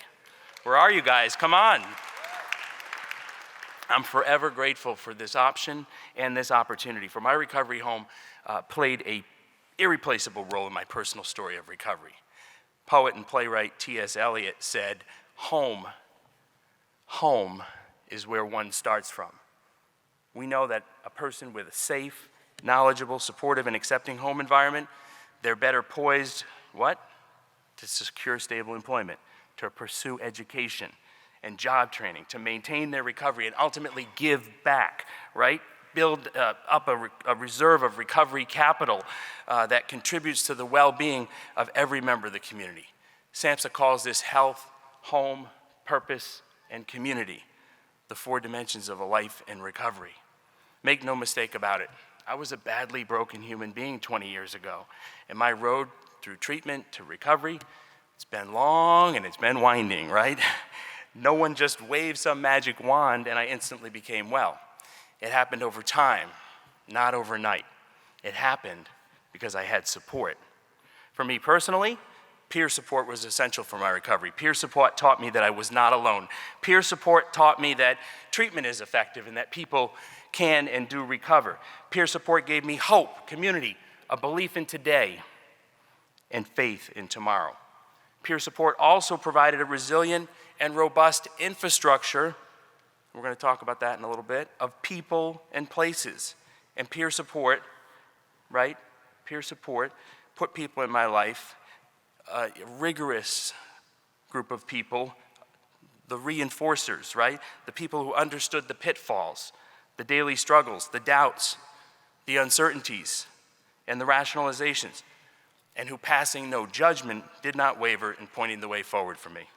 These peers are people that a power much greater than myself put in my life, brought into my life, to give meaning and purpose to my life, and to set me on a path where today I have the chance to help others in need. After living as a resident in a recovery house for 6 months, I ended up becoming the assistant house manager and then the house manager, and for almost 3 years I called it my home. While living there, I went back to school and I finished my bachelor's degree. I also obtained employment outside of the recovery house, employment that bolstered my confidence, as we were hearing Michael talk about earlier, and encouraged me to take the next steps on my journey. During this early phase of my recovery, I also established a recovery regimen, one that sustains me to this very day. I continue seeing a medical doctor and participating in outpatient counseling and therapy. I started taking care of myself physically as well as mentally. I attended 12-step fellowship meetings, and I started to socialize with other recovering people. Over the last 19 years, I've been able to rebuild my professional career, as you heard in Gene's introduction. When I had just 3.5 years in recovery, I went to work for Faces and Voices of Recovery in Washington as their national field director. In that position, I got to travel around the country for 2 years, almost 245 days each year, working with recovery community organizations to build that constituency of consequence that you heard Ryan talk about this morning, that constituency of consequence that would stand up and speak out and that wasn't afraid to share their own personal stories. Then I was able to go back to the Rhode Island Senate, where I once served, and become chief of staff to the Senate president when a former colleague of mine was elected. And that was a job I held for 6 legislative sessions. You can imagine what a personal milestone that was for me. It's where I saw my recovery come full circle. It's just amazing the opportunities that I have had. In 2014, I was appointed by President Obama as a senior advisor to the administrator at SAMHSA, and then the chief of staff, as Gene talked about. Working at SAMHSA gave me the opportunity to participate more directly in the federal administration to advance publicly supported prevention, treatment, and recovery programs. After that, I got to return to the Rhode Island State House and work in the governor's office for Governor Raimondo, now Secretary Raimondo, helping coordinate the state's response to the opioid crisis. I got to meet Gordon during that time, which was a very special opportunity for me. In 2019, I got to return to SAMHSA as the regional administrator for Region 1 here in New England.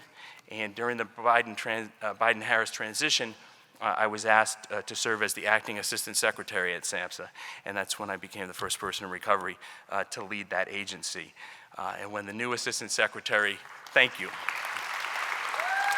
I'm standing on your shoulders, guys. I am standing on your shoulders, literally. When Dr. Miriam Delphin-Rittman got appointed assistant secretary, she asked me to stay on as the acting deputy to help her during that transition.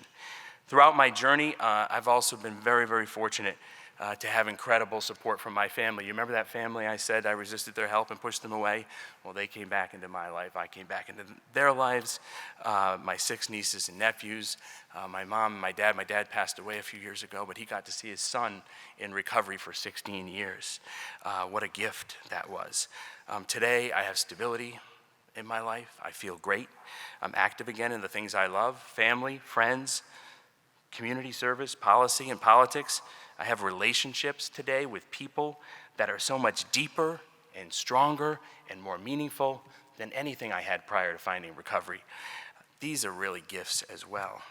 And I want to acknowledge that my story of recovery is not unique. It's the story of more than 25 million Americans, 25 million people in this country. I know it's the story of many of you in this room today. And while we've made progress, the hard truth is that there's millions and millions more struggling with substance use disorder as we gather here this afternoon. And I, like you, am in constant pursuit of ways we can help them find what we've found. Now, well, first of all, thank you for letting me share that short story with you. Now I'd like to talk to you a little bit about SAMHSA, the Substance Abuse and Mental Health Services Administration, and the work we're doing. SAMHSA is an agency within the U.S. Department of Health and Human Services, not an electronics company, like you heard this morning. Anyone who was here. If you weren't here this morning, you're not going to get the joke. It's our mission to reduce the impact of mental illness and substance use on America's communities. And while we're most known for providing funding, as Jean said, we have all these other roles that we do. Leadership, voice, data, surveillance, public education. We provide the field with data. We fund technical assistance. We help states, tribes, territories build the infrastructure that's needed to implement proven service delivery models. I do want to recognize some SAMHSA staff throughout the course of my remarks today, and the first one is Taylor Bryan Turner, who is our Assistant Regional Administrator. Taylor, take a bow. Taylor is the reason that I get to be the Acting Deputy Assistant Secretary, because she is holding the fort down here in Region 1, and I know you provide so much service to Maine. You did a great breakout this morning. Thank you for all the work you're doing here in Maine and throughout the region for the 6 New England states. Thank you to Taylor, our Assistant Regional Administrator. I mentioned Dr. Miriam Delphin-Rittman. Last year, Dr. Delphin-Rittman was appointed the Assistant Secretary, and she currently leads SAMHSA. She outlined her 5 near-term priorities. Preventing overdose was number 1, no surprise. In addition, she has also outlined 4 critical cross-cutting principles: equity, workforce, financing, and recovery. And before I go on, Jean gave me credit for the Diversity Inclusion Project Showcase, but that was Taylor Bryan Turner's brainchild. Thank you, Taylor, for bringing that to Region 1 and now to the rest of the country, because it's really helping us infuse equity in all of our programs.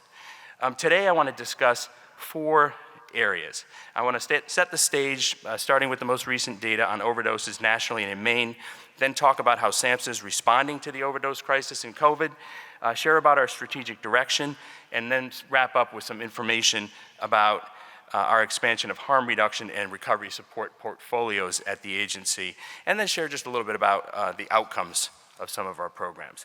You guys have seen this data, 108,000 deaths, representing nearly a 29% increase compared to the same window of time last year. Illicitly manufactured fentanyl, right, and its analogs are driving that crisis. The CDC funded Suitor system collects information on unintentional and undetermined opioid-related overdose deaths from supported states. Suitor data has identified that over 3/4 of overdose deaths involve 1 or more substances, with any stimulant being the most frequent non-opioid involved. We've heard a lot about data here. Let me go back 1. We've heard a lot about data today and the need for timely data. SAMHSA has brought back DAWN, the Drug Abuse Warning Network. DAWN's a nationwide public health surveillance system that captures data on emergency department visits related to recent substance use and misuse directly from electronic health records of participating hospitals. An analysis of the 2021 preliminary data was just released a few weeks ago, and it's available on our website. The top 5 drugs that they saw in emergency departments were alcohol, number 1. And we don't hear a lot of talk about alcohol here today. It still is the number 1 problem in our country. Opioids, number 2, methamphetamine, marijuana, and cocaine, number 3. In Maine, you know the numbers, and the governor just talked about them. as you can see from the bar graph, during the first 5 months of 22, the average number of overdoses per month was 792, 53 fatal, 739 non-fatal. And the proportion of fatalities January through May, 9% higher than the first 5 months of 2021. Lots of work to do. That's why we're all here, right? Now I want to move on to our second objective and talk about some of SAMHSA's responses to the overdose crisis during COVID, including federal grant flexibilities, which we've had come up quite a few times during the conference already. These flexibilities focus on rapid changes in the provision of treatment and reforms to complement harm reduction and prevention efforts. Unlike in most areas of medicine where practice evolves faster, opioid treatment program take-home standards set in 1971 to address concerns of methadone poisoning and drug diversion remained largely unchanged until 2020. In response to COVID, SAMHSA has been able to increase access to care through the expansion of telehealth for opioid treatment programs and provide take-home exemptions, improving uninterrupted care during the pandemic for those with opioid use disorder. Another SAMHSA staff person who's here, who was part of helping do all of that and lives right here in Maine, is Tracy Weymouth. Tracy Weymouth, thank you for your work during COVID to help us do what we did. In 2020, SAMHSA waived the requirement for in-person assessment and allowed buprenorphine prescribers to initiate medication treatment for new patients and continue their care using telehealth, an audiovisual or audio-only connection. Though the providers must still adhere to any state-specific requirements. In November 2021, SAMHSA preemptively granted OTPs an exemption effective upon the expiration of the COVID-19 public health emergency. So for everyone who's worried about this going away, stop worrying. We are extending it beyond that public health emergency, and we're working on rulemaking right now to make it permanent. So hopefully we'll be able to do that quickly. This will, yes, it's great. This will allow for all stable patients in an OTP to receive 28 days of take-home doses of the patient's medication, and that's super important. Additional efforts in 2021 were made to increase access to opioid use disorder treatment and services. Mobile units have played a key role in that effort. Some of you may have known we had a new regulation which removed the age-old barring of any new medication units, mobile medication units, and we're waiting for Maine to come on board with some mobile medication units. They're springing up all around the country, and they're having great success, especially in rural areas. We've seen the positive impact also of other flexibilities, and as I mentioned, we're looking at all the ways we can to retain them after the public emergency ends. Indeed, the flexibilities have met with patient and provider support, since they're seen as patient-centered, all right? And they're safe models of care that encourage providers to better tailor treatment to the individual. And last but not least, the sky didn't fall when we enacted them, as everybody feared, right? What happened was people got the care they needed, and providers were able to manage through this. Beyond this, the flexibilities allow many patients to engage in important activities such as employment and childcare without having to visit the opioid treatment program each day. This is particularly meaningful to those patients who live long distances from the programs or who have difficulties with stable transportation. As we heard today, we have to make it easy for people, to get treatment as it is to use illicit substances. In April of 2021, well, first of all, there's a proposal before Congress, and you heard it talked about today, to eliminate what we call the X waiver, which is seen as a barrier to people prescribing buprenorphine. In April of 2021, to get evidence-based treatment to more Americans with opioid use disorder, HHS released new buprenorphine practice guidelines that, among other things, remove that long time requirement tied to training that some practitioners cited as being that barrier.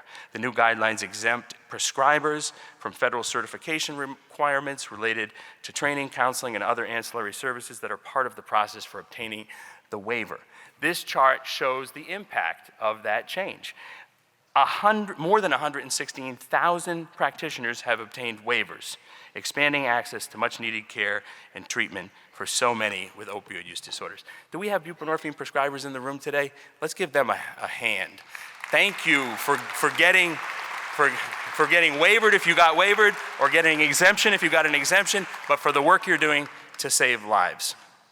I'm now going to cover our third and fourth objectives, and for those of you keeping track at home, I only have 4 objectives, so I'm going into the home stretch here. I'm going to cover them together: the administration's strategic direction, expansion of our programs, and some outcomes. And this is complementary to what you heard Director Gupta talk about earlier with the National Drug Control Strategy. This past October, our HHS Secretary, Javier Becerra, released an overdose prevention strategy which expands on the scope of the overdose crisis response beyond opioids. We know it's way beyond opioids now, to include other substances, including stimulants such as methamphetamine and cocaine. This new strategy promotes groundbreaking research and evidence-informed methods to improve the health and safety for our communities. And it's much like your strategy in Maine. Not a lot of differences, right? There's 4 pillars: primary prevention, harm reduction, evidence-based treatment, and recovery support. And it's guided by 4 principles: equity, data and evidence, coordination, collaboration, and integration, and reducing stigma. Because if we don't do that, we're not going to be able to succeed either. SAMHSA is a key partner in implementing the strategy, along with our other sister agencies, the FDA, the CDC, CMS, and many other agencies across the federal government. Harm reduction is the newest pillar of the strategy, and SAMHSA has been working very, very hard to expand our efforts in this space. We know that harm reduction saves lives, and there's strong evidence for these programs. Let's look at some of the specific steps we're taking. In December of 2021, we co-hosted the National Harm Reduction Summit with the White House Office of National Drug Control Policy and the CDC. Do you guys realize how historic this is? I mean, for federal officials to stand on a stage like this, or for state officials to stand on a stage like this and talk about harm reduction. It's a long time coming. Thank God we're here. This is truly remarkable. The 2-day meeting brought together partners and experts from local, tribal, state, and federal governments and non-governmental organizations, including representatives from the fields of harm reduction, substance use prevention, treatment, recovery, and criminal justice. It underscored the value of lived experience by including people who use harm reduction services as well as those in recovery. That's historic too. When before have we invited people who use harm reduction services to the policy-making table? A key goal of the summit was to develop a harm reduction framework to help guide federal policies. Anyone here that attended the summit? Was there anybody who attended the summit that's here in the room today? All right, we'll get you at the next one, I promise. We're gonna have more of these. SAMHSA also announced our first harm reduction grant in December following the summit. The first cohort of 25 awardees has been selected, and the funds have been released. Under this grant, harm reduction service providers are asked to develop or expand evidence-based services that may include the provision of sterile syringes, safer sex kits, overdose prevention kits, including naloxone distribution, peer worker engagement, medical services, case management, and referral to treatment. In Maine, somebody got one of the first grants. Maine Health out of Portland was awarded the harm reduction grant for Project Dharma, distribution of harm reduction access in rural Maine areas. Are any of the Project Dharma folks here? Let's give a round of applause for Project Dharma. Nice shout out to them. This was very, very competitive. We only had so much money to give out this year since it was the first time. So for the 25 folks that got it, it was very, very competitive. We're hoping to get additional resources from Congress in the future so we can fund off the shelf and fund some of the more higher scoring proposals. SAMHSA has also made a $3 million investment in the existing CDC Harm Reduction Technical Assistance Center. The goal of the center is to improve the capacity and performance of harm reduction programs throughout the United States. So if you applied for one of the harm reduction grants and didn't get it, you can still access the TA Center. Toward this goal, the center is going to connect harm reduction programs to resources and experts that can help programs better serve their communities. So we heard from this stage today and in many of the workshops the importance of scaling up harm reduction programs. Let us know if the TA Center can help you. At this point, I'd like to introduce our third and final staffer, David Awadala, who's here from our Center for Substance Abuse Prevention, who's managing that grant. And David is available if you have any questions about it all. He's actually living in Maine with his new wife, and we're really happy to have him on board at SAMHSA. Welcome, David. Let's see. Let's talk a little bit about some SAMHSA grant examples allowing harm reduction activities. Our largest grant programs, of course, are our block grant and our formula grants, our state opioid response grant and our substance abuse block grant. These multi-billion-dollar programs can be used to support harm reduction activities, and many states, including Maine, are doing just that. SAMHSA has also integrated harm reduction activities and services into many of our other grants. These grants include harm reduction as a part of the continuum of care for special populations with substance use disorder in a variety of settings. These services include fentanyl test strips, overdose education, naloxone, and other FDA-approved reversal medications. Many of these grants support efforts right here in Maine, and we're really proud of them. My favorite part of the presentation, let's talk a little bit about recovery. In 2010, SAMHSA brought together leaders in mental health and substance use communities to develop a working definition of recovery. This definition has withstood the test of time. Recovery is a process of change through which individuals improve their health and wellness, live self-directed lives, and strive to reach their full potential. Recovery is a process. Recovery pathways are highly personalized, building on the strengths and resources of individuals. Pathways may include professional and clinical treatment, or not, use of medications, or not, peer support, or not, support from families, programs in schools and faith-based organizations. Fitness-oriented recovery is a big new part of this equation. There are many pathways to recovery. It doesn't matter what path you're on. The more important thing is that you don't path alone, right? SAMHSA has a long history of supporting recovery from both mental and substance use disorders. A true recovery orientation means building on existing strengths, including individual, community, and system strengths. Toward that end, we are continuing our commitment by establishing an Office of Recovery within the Office of the Assistant Secretary to advance the agency's commitment to support recovery for all Americans. The Office of Recovery will serve as a national clearinghouse and a resource for recovery services across mental health, substance use, and the co-occurring domains to promote recovery by working in partnership with recovery community leaders. That's all of you. The office will coordinate with all of our centers and offices at SAMHSA as the national leader of recovery initiatives. That SAMHSA has the capacity to bring together the voices of our recovery community to ensure that millions of Americans who have yet to find recovery, those folks I talked about earlier, can find, right? They can find that recovery and can sustain that recovery and strengthen their recovery for the long term. The Office of Recovery will ensure that the voice of individuals in recovery are involved in all of our policies, all of our programs, all of our services, and that there's a recovery focus to all of our programming. Our strategy will be well planned and well executed, and it will have input from all of you. SAMHSA has a TA center dedicated to this purpose. We have lots of TA centers, I think 30 technical assistance centers in all when you count them all up. In fact, I saw Scott Gagnon running around here, who leads our Prevention Technology Transfer Center. He was up on the stage a little earlier presenting that award. Scott is one of our great partners in one of our technical assistance centers. We also have a peer, thank you, Scott. Thank you, I know, we love Scott.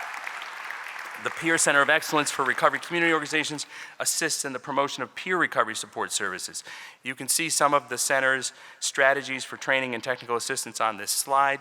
In addition, the Peer Recovery Center of Excellence is a resource to individuals, organizations, and systems that are working to advance the successful implementation of the peer support model of recovery in an array of settings. If you or your RCO needs technical assistance, please reach out. That's what the TA Center is here for. We're also planning a national gathering for stakeholders to receive input on this national agenda for recovery, as well as provide guidance for the work of the new recovery office. This is the first time that SAMHSA has hosted a meeting like this since 2010. So it's high time that we did so, don't you think? We're looking forward to hearing from the field that is inclusive of mental health, prevention, intervention, treatment, and recovery stakeholders, including families, youth, and the research community, who we can learn a lot from. And I wanted to let you know about our recovery challenge. The goal of this challenge is to identify innovative practices developed by individuals, groups, and organizations or within state systems that have advanced recovery in the more than decade time that has passed since SAMHSA established its working definition of recovery. The challenge will allow participants to share details about innovative practices and models being used to promote recovery on the ground and to demonstrate how these innovations have expanded upon SAMHSA's definition and overcome challenges in incorporating recovery into their services and systems. This challenge competition is going to offer up to 10 awards. The purse is $400,000, so it's nothing to sneeze at. We hope that you can visit challenge.gov to learn how to enter the Recovery Innovation Challenge, as well as what the eligibility and participation and all the rules and requirements are. The bad news is the deadline is July 15th, only a few days away. So I hope we're going to see some great applications from Maine. If you have time, if you haven't got a chance to look at it, see if you can do it this week. We'd love to have as many submissions as possible. And Dr. Gupta talked about the President's commitment to this issue. President Biden announced his unity agenda in the State of the Union, and it includes tackling the overdose crisis. And he even called out specifically, the first time I've ever heard it, people in recovery themselves. It was an amazing moment as I watched that television screen, and I felt a sense of pride hearing my president talk about me and recognize me. This is also the first presidential administration with 2 members of the cabinet who are openly in recovery. Secretary Walsh at the Department of Labor and Secretary Holland at the Department of Interior, both openly in recovery. How amazing is that? The president has also made recovery a priority in his FY22 budget proposal and his FY23 budget proposal by including a 10% set aside for recovery support in that proposal.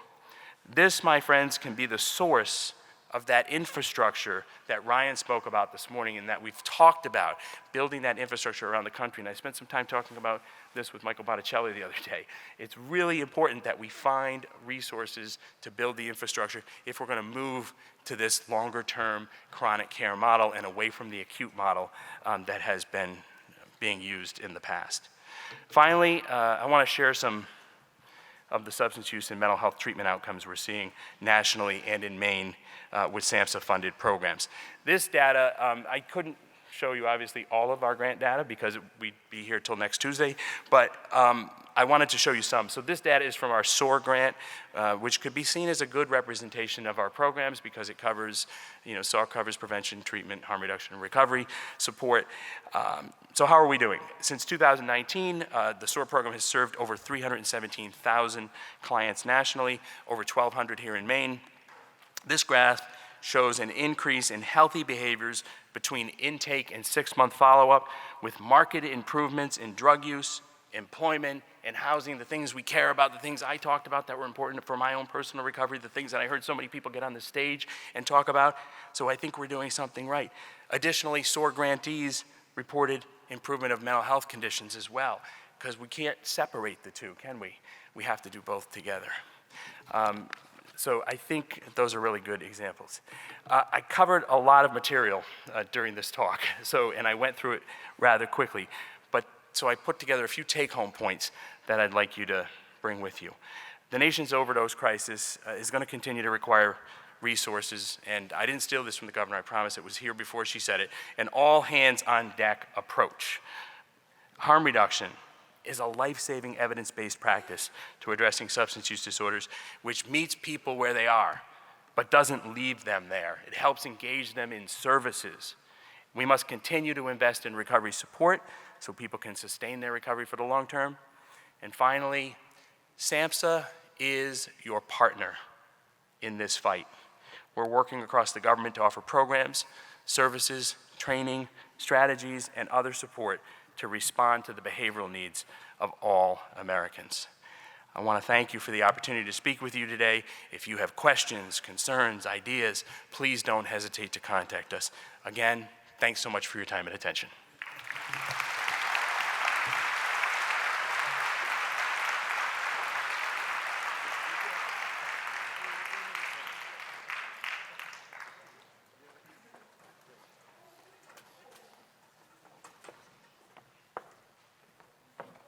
Thank you, Tom. He's a great friend of Maine.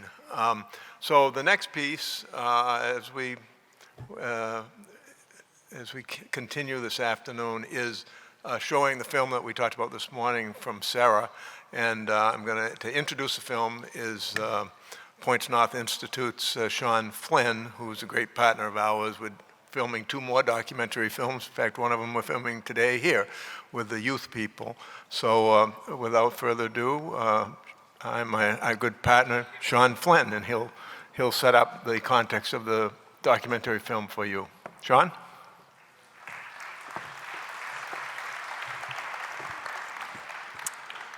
Thank you so much, Gordon. It's a real honor to be in this room with so many leaders that are doing such incredible and such hard work to keep your communities safe and healthy. As Gordon said, my name is Sean Flynn. I'm the program director at the Points North Institute. And we are an arts organization based in Midcoast, Maine. And we focus primarily on using documentary film and storytelling to try to build stronger communities. The themes of this year's summit, which have been mentioned a lot on this stage, community, connection, and compassion, I think are really at the heart of why we started a program back in 2018 called Recovery in Maine. We decided we wanted to take documentary films out to communities across the state and use them as an opportunity for people to come together as a community, to share stories, to listen to each other's stories, to identify solutions, resources that were needed to move forward, to create recovery-ready communities. And we really believe that creating these spaces for storytelling and truth-telling are one of the most vital and powerful ways that we can deepen compassion, address stigma, and support the leadership of those in recovery and those seeking recovery. And we have just been incredibly honored to partner with Gordon and the Governor's Office in this work, which now includes the creation of original short films profiling Mainers in recovery. So today we're proud to present the very first public screening of the 3rd film in that series. We're calling it Recovery in Maine, Penobscot County. And we have 2 more films currently in production. You've probably seen a camera crew here filming one of them. We're looking forward to debuting those films at more Recovery in Maine events this fall. So I want to thank everyone in this room who has partnered with us on this work, putting together one of these events. But particularly, I want to thank 3 individuals who have courageously shared their stories on screen and on stage with us. Chastity Toole, Jeremy Hiltz, and Sarah Langevin, who you heard from earlier. So.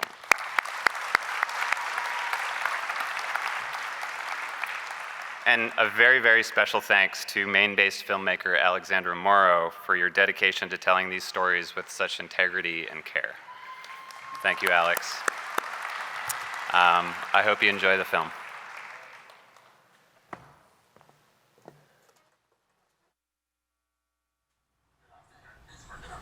Yo, what's up? My name is Sean T. This is Insanity Cardio Circuit. It's interval training. Make sure you take enough rest when you need it.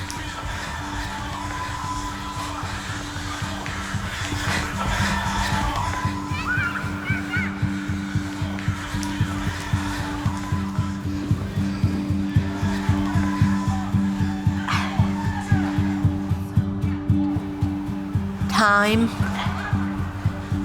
is a hard concept to grasp. To give it time is hard and painful.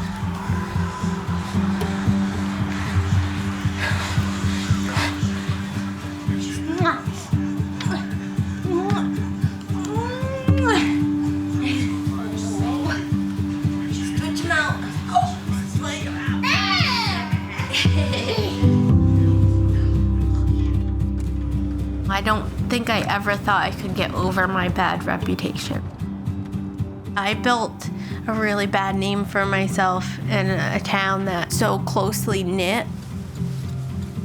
10 years ago, I didn't care that my mother had to hide her purse when I was around. I didn't care that probably most of the people I hung around didn't trust me. There was a day where it just kind of hit me like nobody trusts me. And I don't blame them. I don't even trust myself. You have to say, I'm gonna go to a meeting, I'm gonna open this Bible, or I'm gonna go to this group of people that will help me.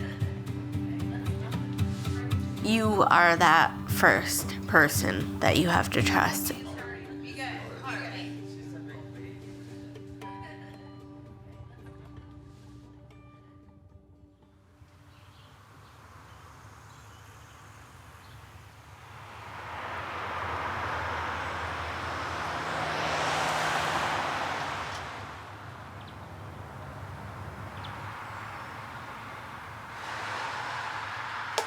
My days are busy. Some days I don't know what the day is, but I know it's a new day. I get up really early. I do some self-help and exercise, read my Bible, whatever I have time to do, and then get the kids to school. My husband goes to work, and then I go open the center. And we have activities at the center. We have coffee chats or meetings or one-on-ones. Support breathing and start recognizing. There's been a huge change in the way that people view addiction. I think there's still a lot of work to be done, but from the center that we just opened for recovery coaching and meetings, you meet people that are accepting of you that you might have thought they would be closed-minded. You meet other people who have been touched by addiction. Then you meet people who want to help you help people.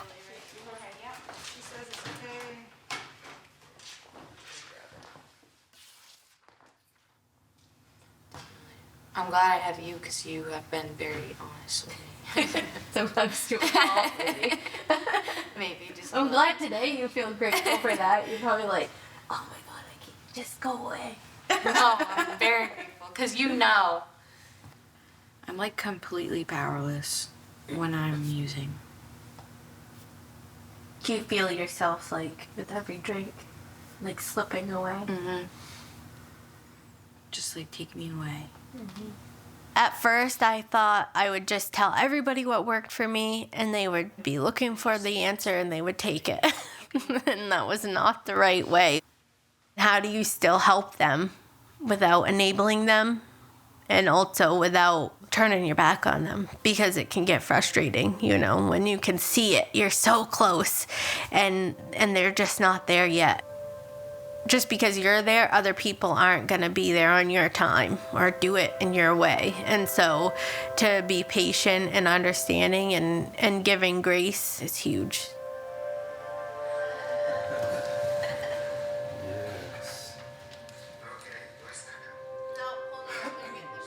Support comes in many different ways. The people at Save a Life have supported me, even through hard times. And I know I dump my crap sometimes, but I got to. But Sarah, you don't know how much you've done, but when you made that phone call to me and wanted me to come meet with you, to come here and volunteer and help, saved my life. I mean, right at the right time, God put you and Save Life into my life. And the support that y'all have given me has actually helped me to be able to grow and to give support to other people. Thank you. In other people, I've seen myself like fully, like I can relate, and it's like a version of me and someone else. And in those times, I feel like God put me in each other's paths for a reason. It's a connection like nobody else knows.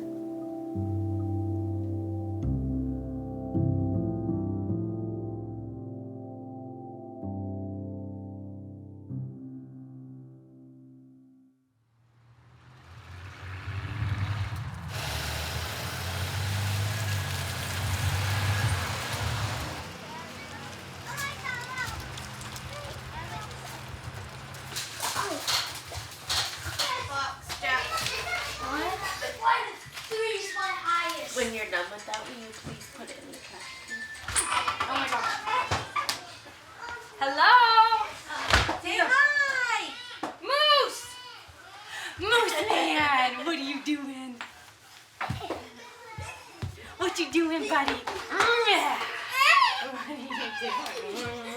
Hey, Jackson. Ooh, how are you?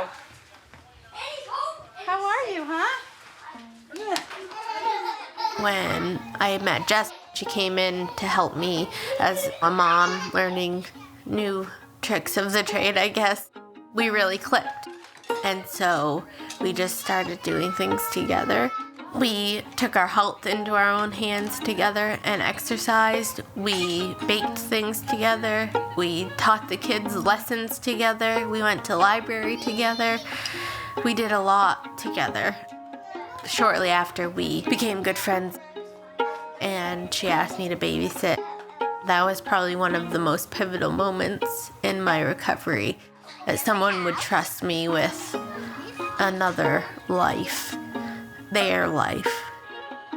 When that happened, I was just really like, wow, I can be anything I want to be, and I can really do this. I know, you've talked a lot about the things that, I've helped you through or whatever, but likewise, yeah, you have poured into my life tremendously, and I've received so much from you. Not for a second have you not,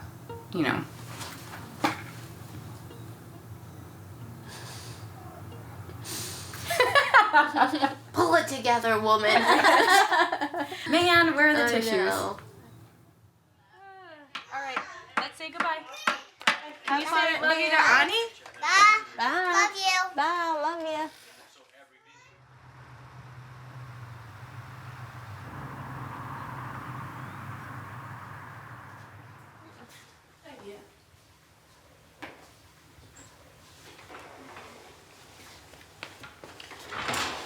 When I met Lacey, she came to me for help from addiction. I thought that one was... Watching her become more comfortable in her own skin has been great, because I remember that feeling. And in her, I see so much of myself. And so I'm hoping to give someone else what I was missing.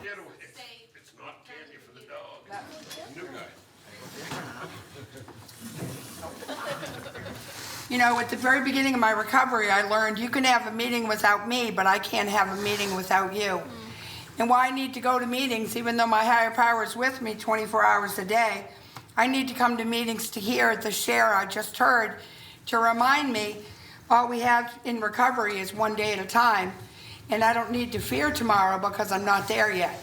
And 24 hours plus 24 hours plus 24 hours is 21 years and 6 months since I've had to have a drink or a drug. Keep it in the moment. Don't worry about tomorrow. Thank you. Thanks, Lynn. I have to remind myself that I'm not a bad person because of my addiction and what I've done.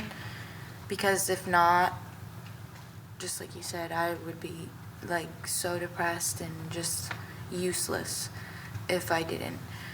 And all that guilt would just eat me alive. So thank you. Thank you, Mason. Eventually, the opportunity presented itself that Lacey would be able to babysit and help me out when I needed it. And, I just knew that it was going to be a similar situation to how Jess had trusted me, and that I was able to now pass that feeling on, that I was trusting her with my life. When she showed how grateful she was, I saw a little bit of me in that, and I hope that I can be that kind of guiding light to show her that there's light at the end of the tunnel, and just to learn how to love yourself, and the rest will come in time.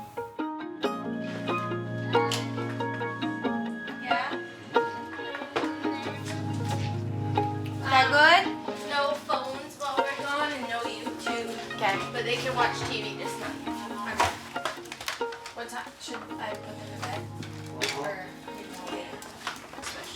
I don't want to go to bed. Thank you. It means a lot. Tell him to stop. What's he doing? He's calling me.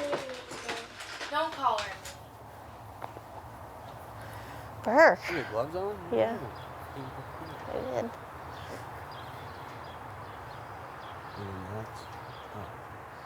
We both went to the same elementary school in Mattawankig. I guess I would have been in like the 5th grade and she would have been in like the 2nd. We had this hill we'd all slide on. And I was going down the hill. She was walking up the hill. And I think I had like run into her, but I remember she just like fell in my lap and she just rode to the bottom of the hill with me. And then I let her out. But I guess that was our first encounter. But I just loved her from day one. And I tell her that all the time. I just did. I think it's her purpose in life is to help people. She's passionate about it. She's smart. She doesn't back down. She doesn't take no. She's just a strong-willed woman. We always tell the kids, you know, we're one. This is it. This is us. This is our family. We're going to love each other. And then through that, we can show our love and kindness to other people. I'm going to read one thing. This is out of Proverbs. It says, "Who can find a virtuous and capable wife? She extends a helping hand to the poor. She opens her arms to the needy. She is clothed with strength and dignity, and she laughs without fear of the future. When she speaks, her words are wise, and she gives instructions with kindness. Her children stand and bless her. Her husband praises her. There are many virtuous and capable women in the world, but you surpass them all. Reward her for all she has done. Let her deeds publicly declare her praise." I think that sums up, for me, how I view Sarah.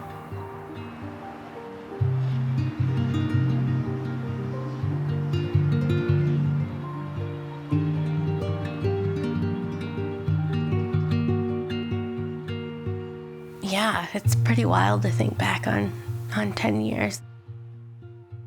We lived in my mom's basement when we first had Jackson, and we had that little truck, and those are materialistic things, but to see that we took just those smaller things and built something so great. I mean, 4 children, 4 human beings, a dog, a home, not just a house, but a home. One that spelling words get done in, one that reading gets done in, one that wrestling gets done with, one that there's guitars being played and songs on Alexa and dance parties and to build a home. We don't have it all, but in my heart and in my mind we do, you know? It's not about having all the things or having all the answers. Just being able to say that and not being ashamed that there was hard times. It was important to me to show my kids that I can take the tough and rough parts of my life and use it for good.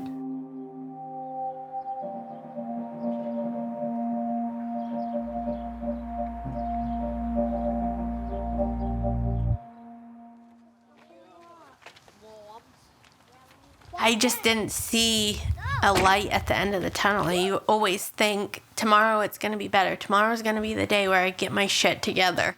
Tomorrow just runs into years. At the beginning, it's really hard. Like, how am I going to do this? Here I am, you know, so many years old. All of my friends have gone to college and are starting their careers, and I have nothing to show for it. I wasted so much time. I just want to make everything better now.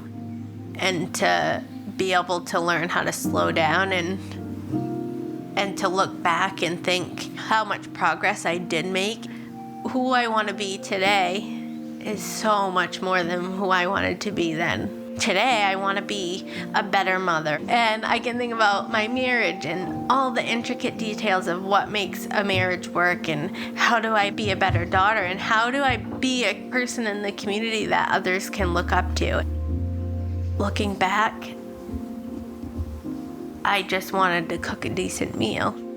And so when I see somebody that isn't even in recovery yet but is wanting it, I have to remember that those were my goals then, and those were so huge for me. And those goals allowed me to create the goals that I have today, 10 years later.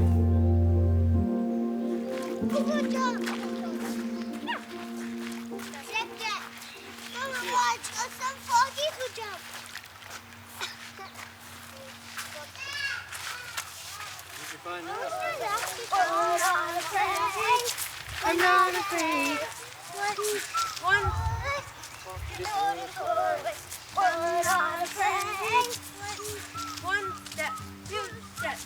Time, which is a hard concept to grasp. To give it time is hard and painful.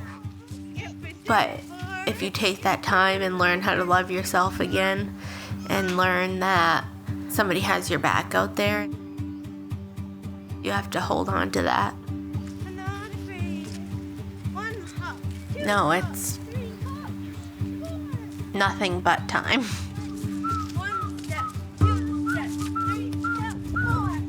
You know, it's the rest of your life.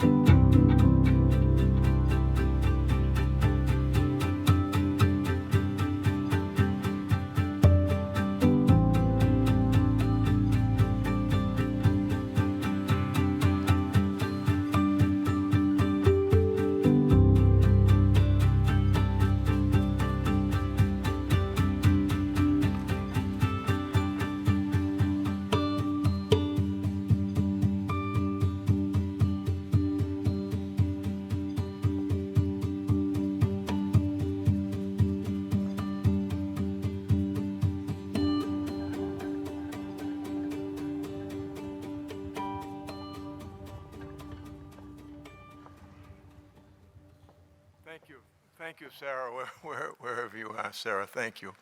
And thank you, Points North and Sean. So we've got just 3 quick things happening now. We're very pleased that the Voice of Recovery, before the DEA Administrator Ann Milgram's pre-recorded remarks, is going to be our friend and former ONDCP Director, Michael Botticelli. You heard this morning, was it Tom, I think, that let out of the bag that Michael lives in Maine now, and he spends several months here, and it's 22 minutes from my house, and he's been a great mentor to me, and to have Michael Botticelli in Central Maine while we continue to work on this issue is a huge advantage. So we wanted to invite him here today. He was willing to come up from the lake house. We'd call it a camp, but he's from Massachusetts, what could I say? Michael Botticelli, if you take the podium, we are so grateful for your work and for your being here today.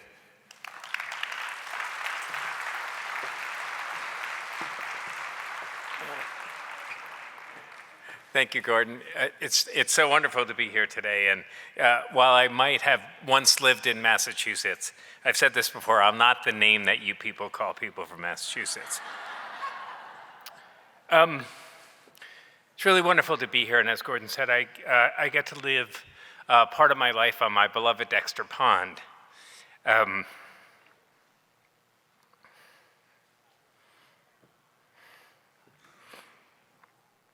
And the only reason I get to do that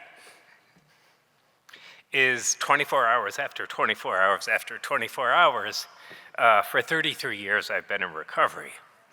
And who knew, Gene? You know, and recovery is made up, I was just thinking, you know, recovery is made up of these big moments and these little moments. Big moments like the governor of Maine coming and making a point to come out and give me a hug.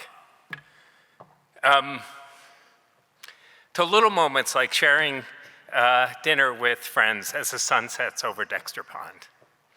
And that's what recovery is really all about. I've had a very long career in this field, 30 years in this field. The vast majority of it is working in the opioid epidemic. I was fortunate enough to, I hate to say the retire word, because it doesn't feel like retirement sometimes, but to take a big step from full-time work a couple years ago. Just because I'm old, and just because I've been doing this a long time, and that the bulk of my career is over. I thought I'd use it just to say that if I've learned anything about what it takes to make change, particularly for this issue, there are a few things I like to say before we talk about the video. And we've talked a lot about this today, but that leadership matters. And being in a state like Maine, you know, I spent the bulk of my career as the director of addiction services in Massachusetts. And for the vast majority of those years, Maine was missing in action on these issues. And it wasn't until Governor Mills was elected, and on day one expanded Medicaid, which, by the way, is the single biggest factor in increasing access to treatment in the United States, right? Thank you, Gene. So leadership matters, and you've seen it with Gordon, and you've seen it with the entire team of folks from Maine here, because that's why things are happening here in Maine. While we talk about the importance of leadership at the national level with people like my friend Tom Coderre and Rahul Gupta, and leadership at the state level, all of that is inconsequential. It's really what happens at the local level that's really important. All of what we do only has consequence if it relates in change to your leadership at the local level. And I can't tell you how important that is. And that's why we're here today, to figure out how do we work together. And that coordination and collaboration is the biggest single thing that we can do. The last thing, I just want to say two more things, and then I'll introduce the video. We spent a lot of time talking about science and data and evidence. But we all know, and I think we've seen here today, that science and data and evidence are insufficient to make change. It's stories that make change. And it's the stories that change hearts and minds. Because fundamentally, stigma is still at the root of our fundamental belief that people with addiction, their lives are worth less. And the only thing that we could do is to tell our stories loudly and clearly. Tom and I were talking the other night about things have changed. And I'm glad to have been a part of that movement, to stand on the shoulders of other people, and to have been able to tell my story of recovery. Because it's only when we tell our stories that we change people's hearts and minds and make a difference. And the last thing I'll say in terms of lessons learned is that it should be no accident that people in recovery are at the decision-making table, right? So people in recovery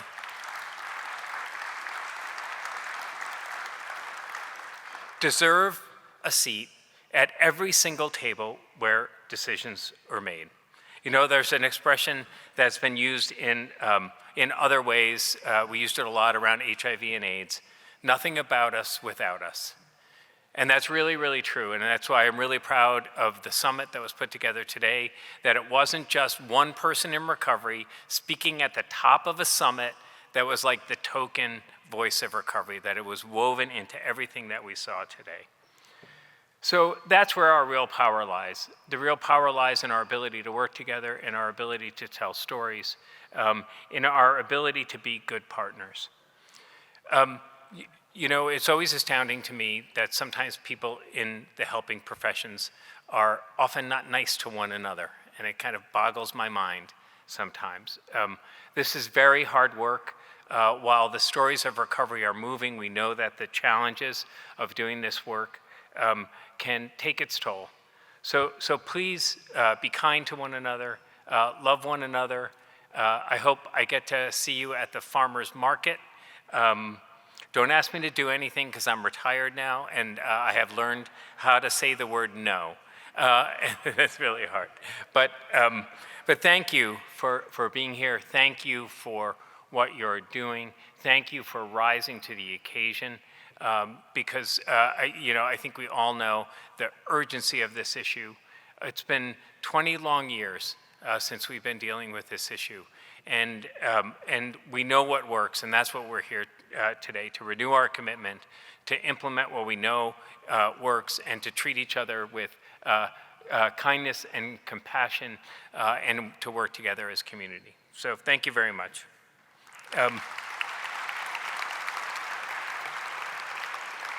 Gordon, I probably spoke for a lot longer than I was supposed to, but I guess age gives certain privileges, does it? But it's also interesting for me as like the public health guy, which I think speaks to collaboration and partnership, to introduce the administrator for the Drug Enforcement Administration.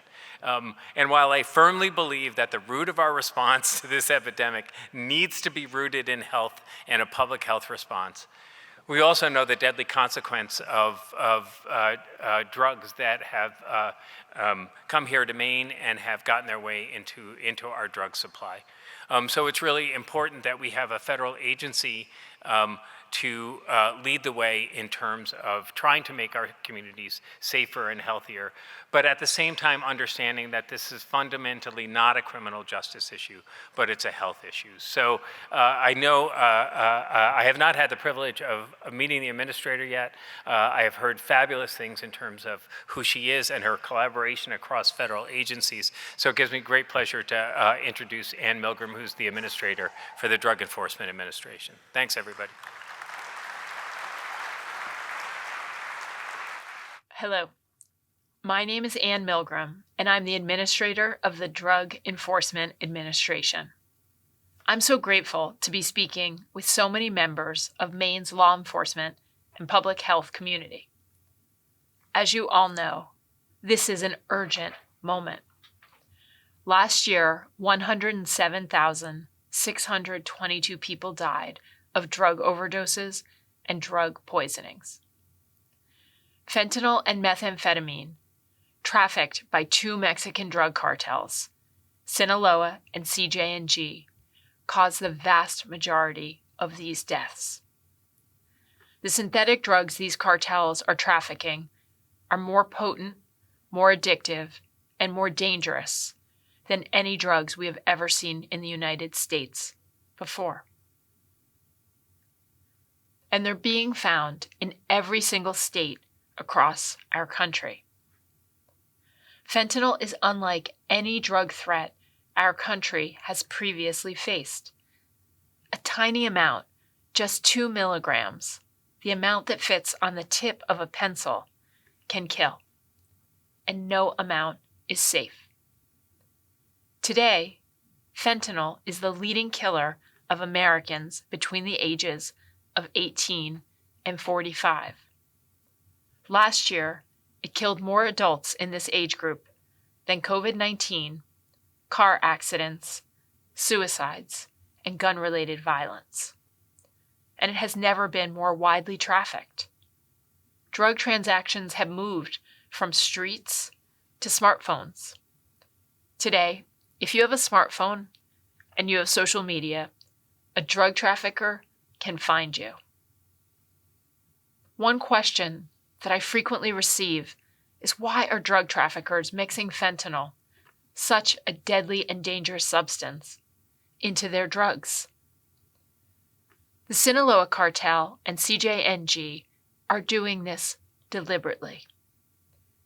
The mixing of fentanyl into other substances is deliberate, calculated treachery that is being done to drive addiction and ultimately to increase profits for the drug cartels. Fentanyl is 100 times more addictive than morphine. It is 50 times more addictive than heroin, and if it is placed in a substance and the user survives, the likelihood is that they will come back for more because it is so devastatingly addictive. If some users die, drug traffickers view this as the cost of doing business. This deliberate, calculated treachery is a direct threat to the safety and health of every community in our country and to our national security. The combination of deadlier drugs, social media enabling drug dealers to easily target potential users, the Sinaloa and CJ&G cartels mass producing fentanyl and methamphetamine and increasingly pressing those drugs into fake pills meant to look as though they were legitimate, real prescription drugs, has led to the catastrophic overdose and poisoning epidemic facing our country today. And it has also led us to join together at this conference to find a solution and to save lives. At DEA, we are working tirelessly worldwide to target and to dismantle the Sinaloa and the CJNG cartels. At home across the United States, we are targeting the criminal drug networks and the individuals that are causing the most harm in our communities through drug-related violence and overdose deaths and poisonings. And we are surgically dismantling their operations. This effort in our local communities, called Operation Overdrive, is already showing impressive results across the country. In Miami and Philadelphia, early data indicates that Operation Overdrive is contributing to significant reductions in homicide rates in some of the most dangerous communities in the country. We will be launching Operation Overdrive later this summer in Penobscot County, and we need your support to address the tragic rise in overdose deaths and fentanyl poisonings across Maine. We also recognize the incredible importance of access to medication for opioid use disorder. We understand that when someone walks out of a prison, they're 150 times more likely to die of a drug overdose. So we are working hard to provide access to medication for opioid use disorder in every Bureau of Prisons facility in the country. We want to partner with you in Maine to do the same with your state and local prisons and jails. We are also doing everything we can to raise awareness and to educate the public about the dangers of fentanyl and fake fentanyl-laced pills. We want every American to understand that one pill can kill. Last year, the DEA seized over 20 million fake pills. And at our lab, we discovered that 4 out of 10 of those pills contain a potentially deadly dose that's 2 milligrams or more. This fall, we're going to continue our work around One Pill Can Kill, and we're going to also make a push to educate every young person in the country and everyone we can about the dangers of fentanyl and methamphetamine. To do this, we need your help. Soon we'll be announcing a push to get into classrooms and community centers to talk about fentanyl. Please help us find a time when a DEA agent, a public health official, or a family member that has lost a loved one can come and speak to students at your local school or members of your local community about the danger of these substances. In closing, we at DEA are incredibly grateful for the opportunity to address this group. We have the power to shine a spotlight on some of the threats and the dangers that are facing our communities today. You have spotlights of your own to shine on these critically important issues. And together, if we shine our spotlights on these issues, we can turn the lights on for the entire country so that everyone sees the threats and the harm that we are facing as a nation today. Thank you for your partnership, and thank you for the great work we will continue to do together.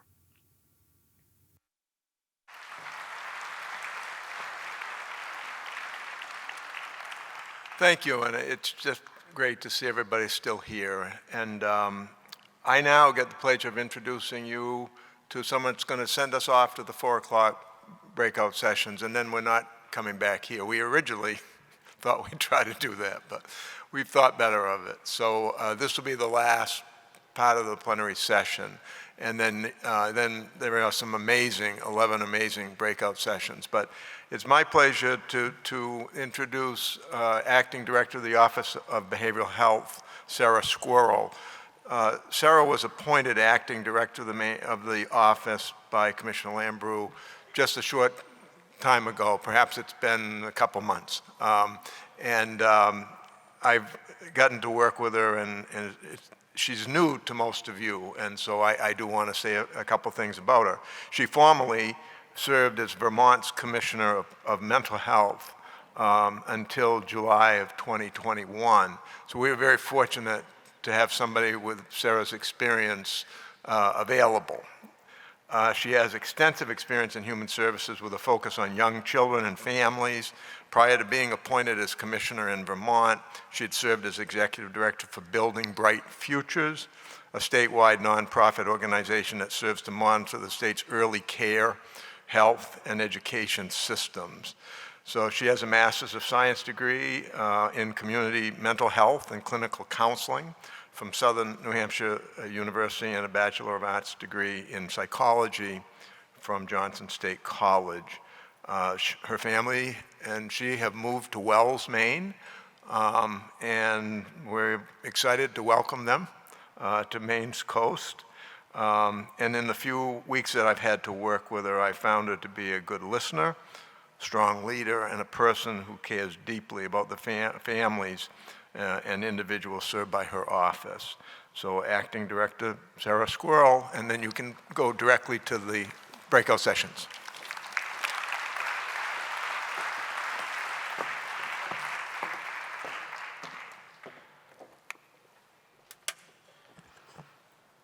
Good afternoon. It's great to see you all today. Thank you for the very warm welcome. It is truly an honor to have the opportunity to serve as the Acting Director of the Office of Behavioral Health. I want to thank all the individuals for their efforts to bring us together today, to Governor Mills and Commissioner Lambrou for their leadership in our opioid response, and to thank Gordon Smith for his steady hand at the helm in leading our opioid response.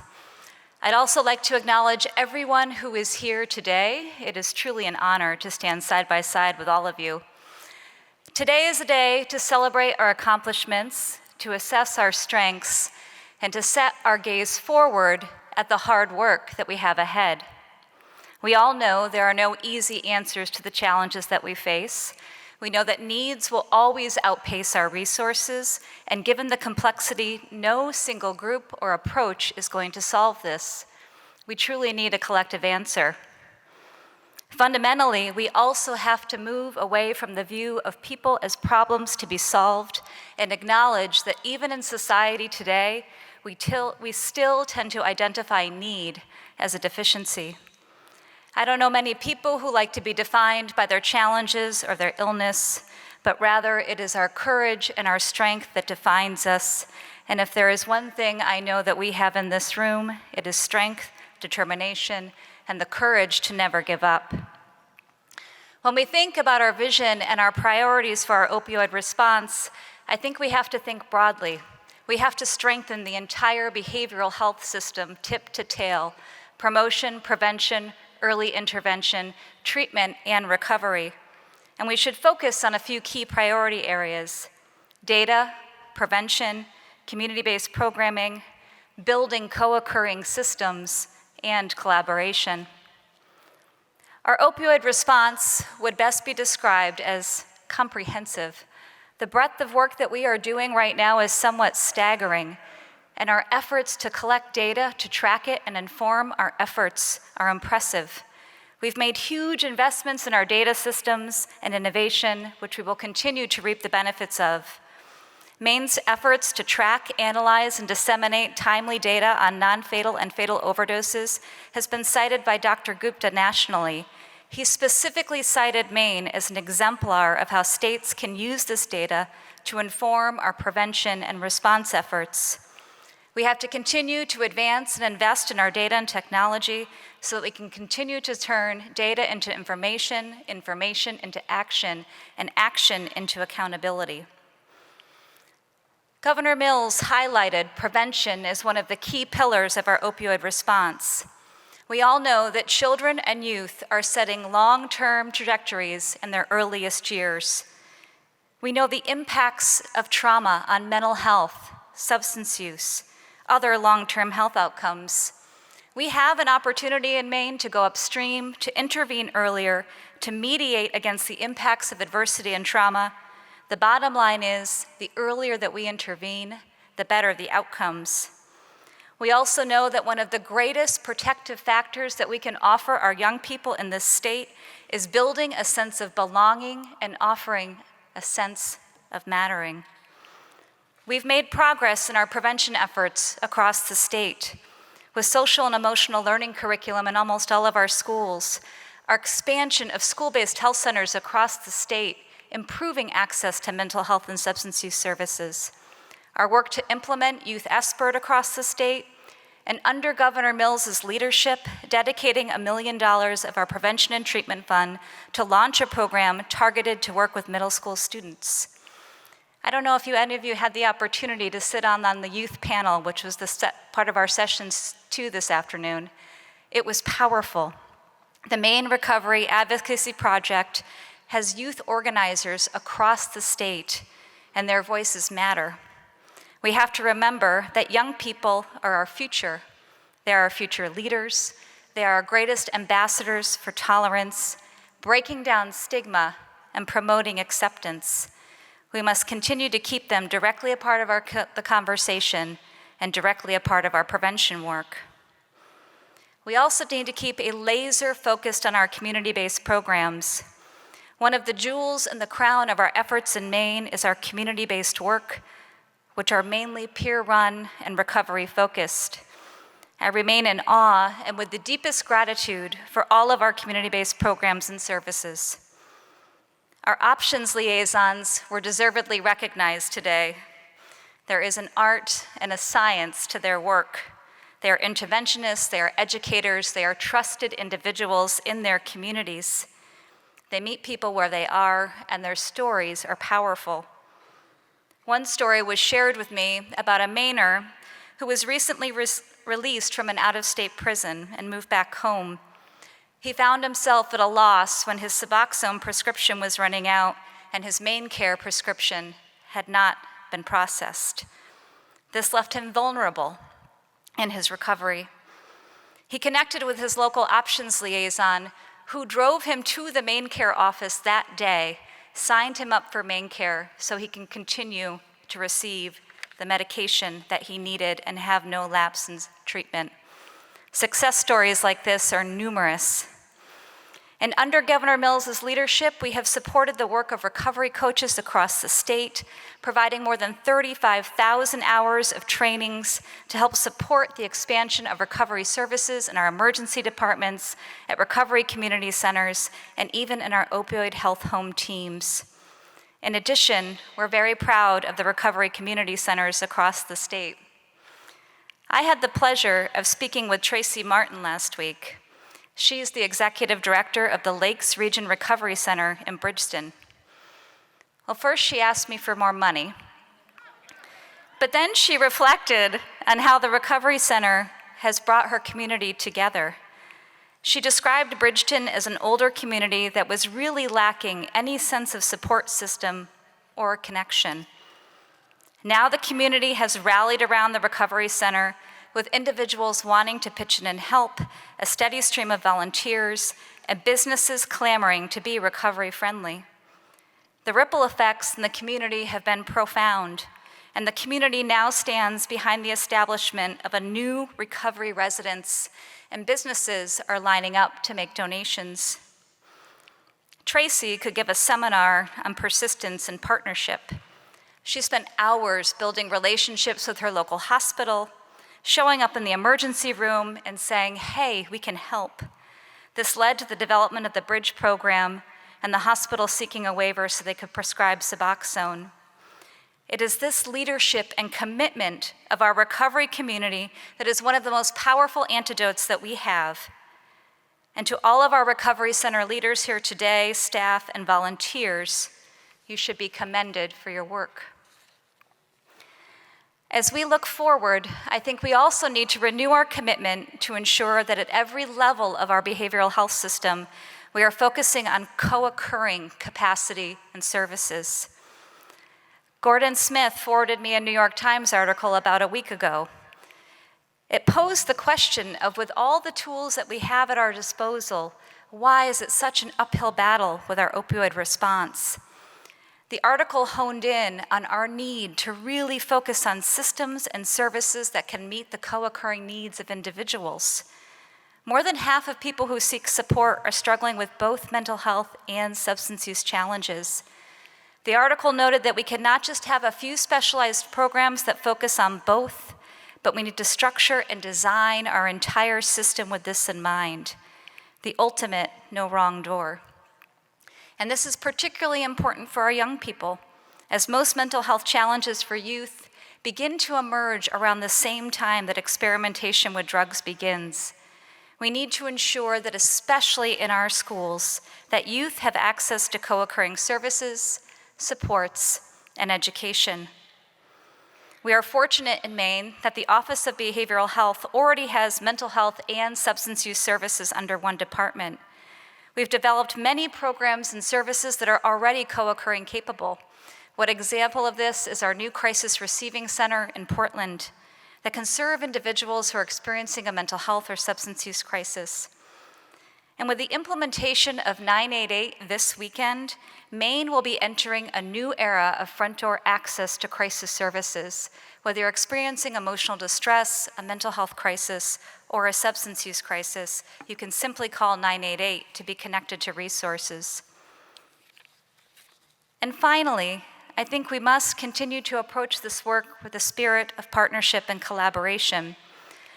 When I think about the strengths of the opioid response in Maine, I'm struck by the collective impact mindset of the work. We know the constellation of our behavioral health providers across the state is a complex arena with many stakeholders, and we must continue to come together under a shared vision with shared purpose, acknowledging that all of our systems are part of a bigger whole. I have learned in my work that true systemic change moves at the speed of trust. And sometimes we think our best way to serve the system is to optimize our part in it, but we need to optimize the relationships between the parts to get the outcomes that we're after. We have to double down on our commitment to partnership, to working together, and recognize that the diversity of our perspectives is our greatest strength, and we will never let grappling with the tough questions derail us. Finally, as we reflect on the strengths and opportunities before us, many of us are likely reflecting and have reflected on our own experiences, our family and friends and relatives who have been impacted by addiction, mental health, and substance use. And I want to acknowledge that many of us have lost family and friends and have still found the courage to keep going. And as Governor Mills stated today, we cannot pass this issue on to the next generation. And whether you sit in a government seat, a provider seat, a peer seat, someone with lived experience, someone in recovery, we need to keep asking ourselves, what will my contribution be? And what solutions will I bring to the table? And what will people say in the future about what we did today to support Mainers, to protect our families, and to protect our communities? I want to thank you all for the warm welcome and for allowing me to speak here today, for everyone for putting on this incredible day. I hope you enjoy your last session. Thank you.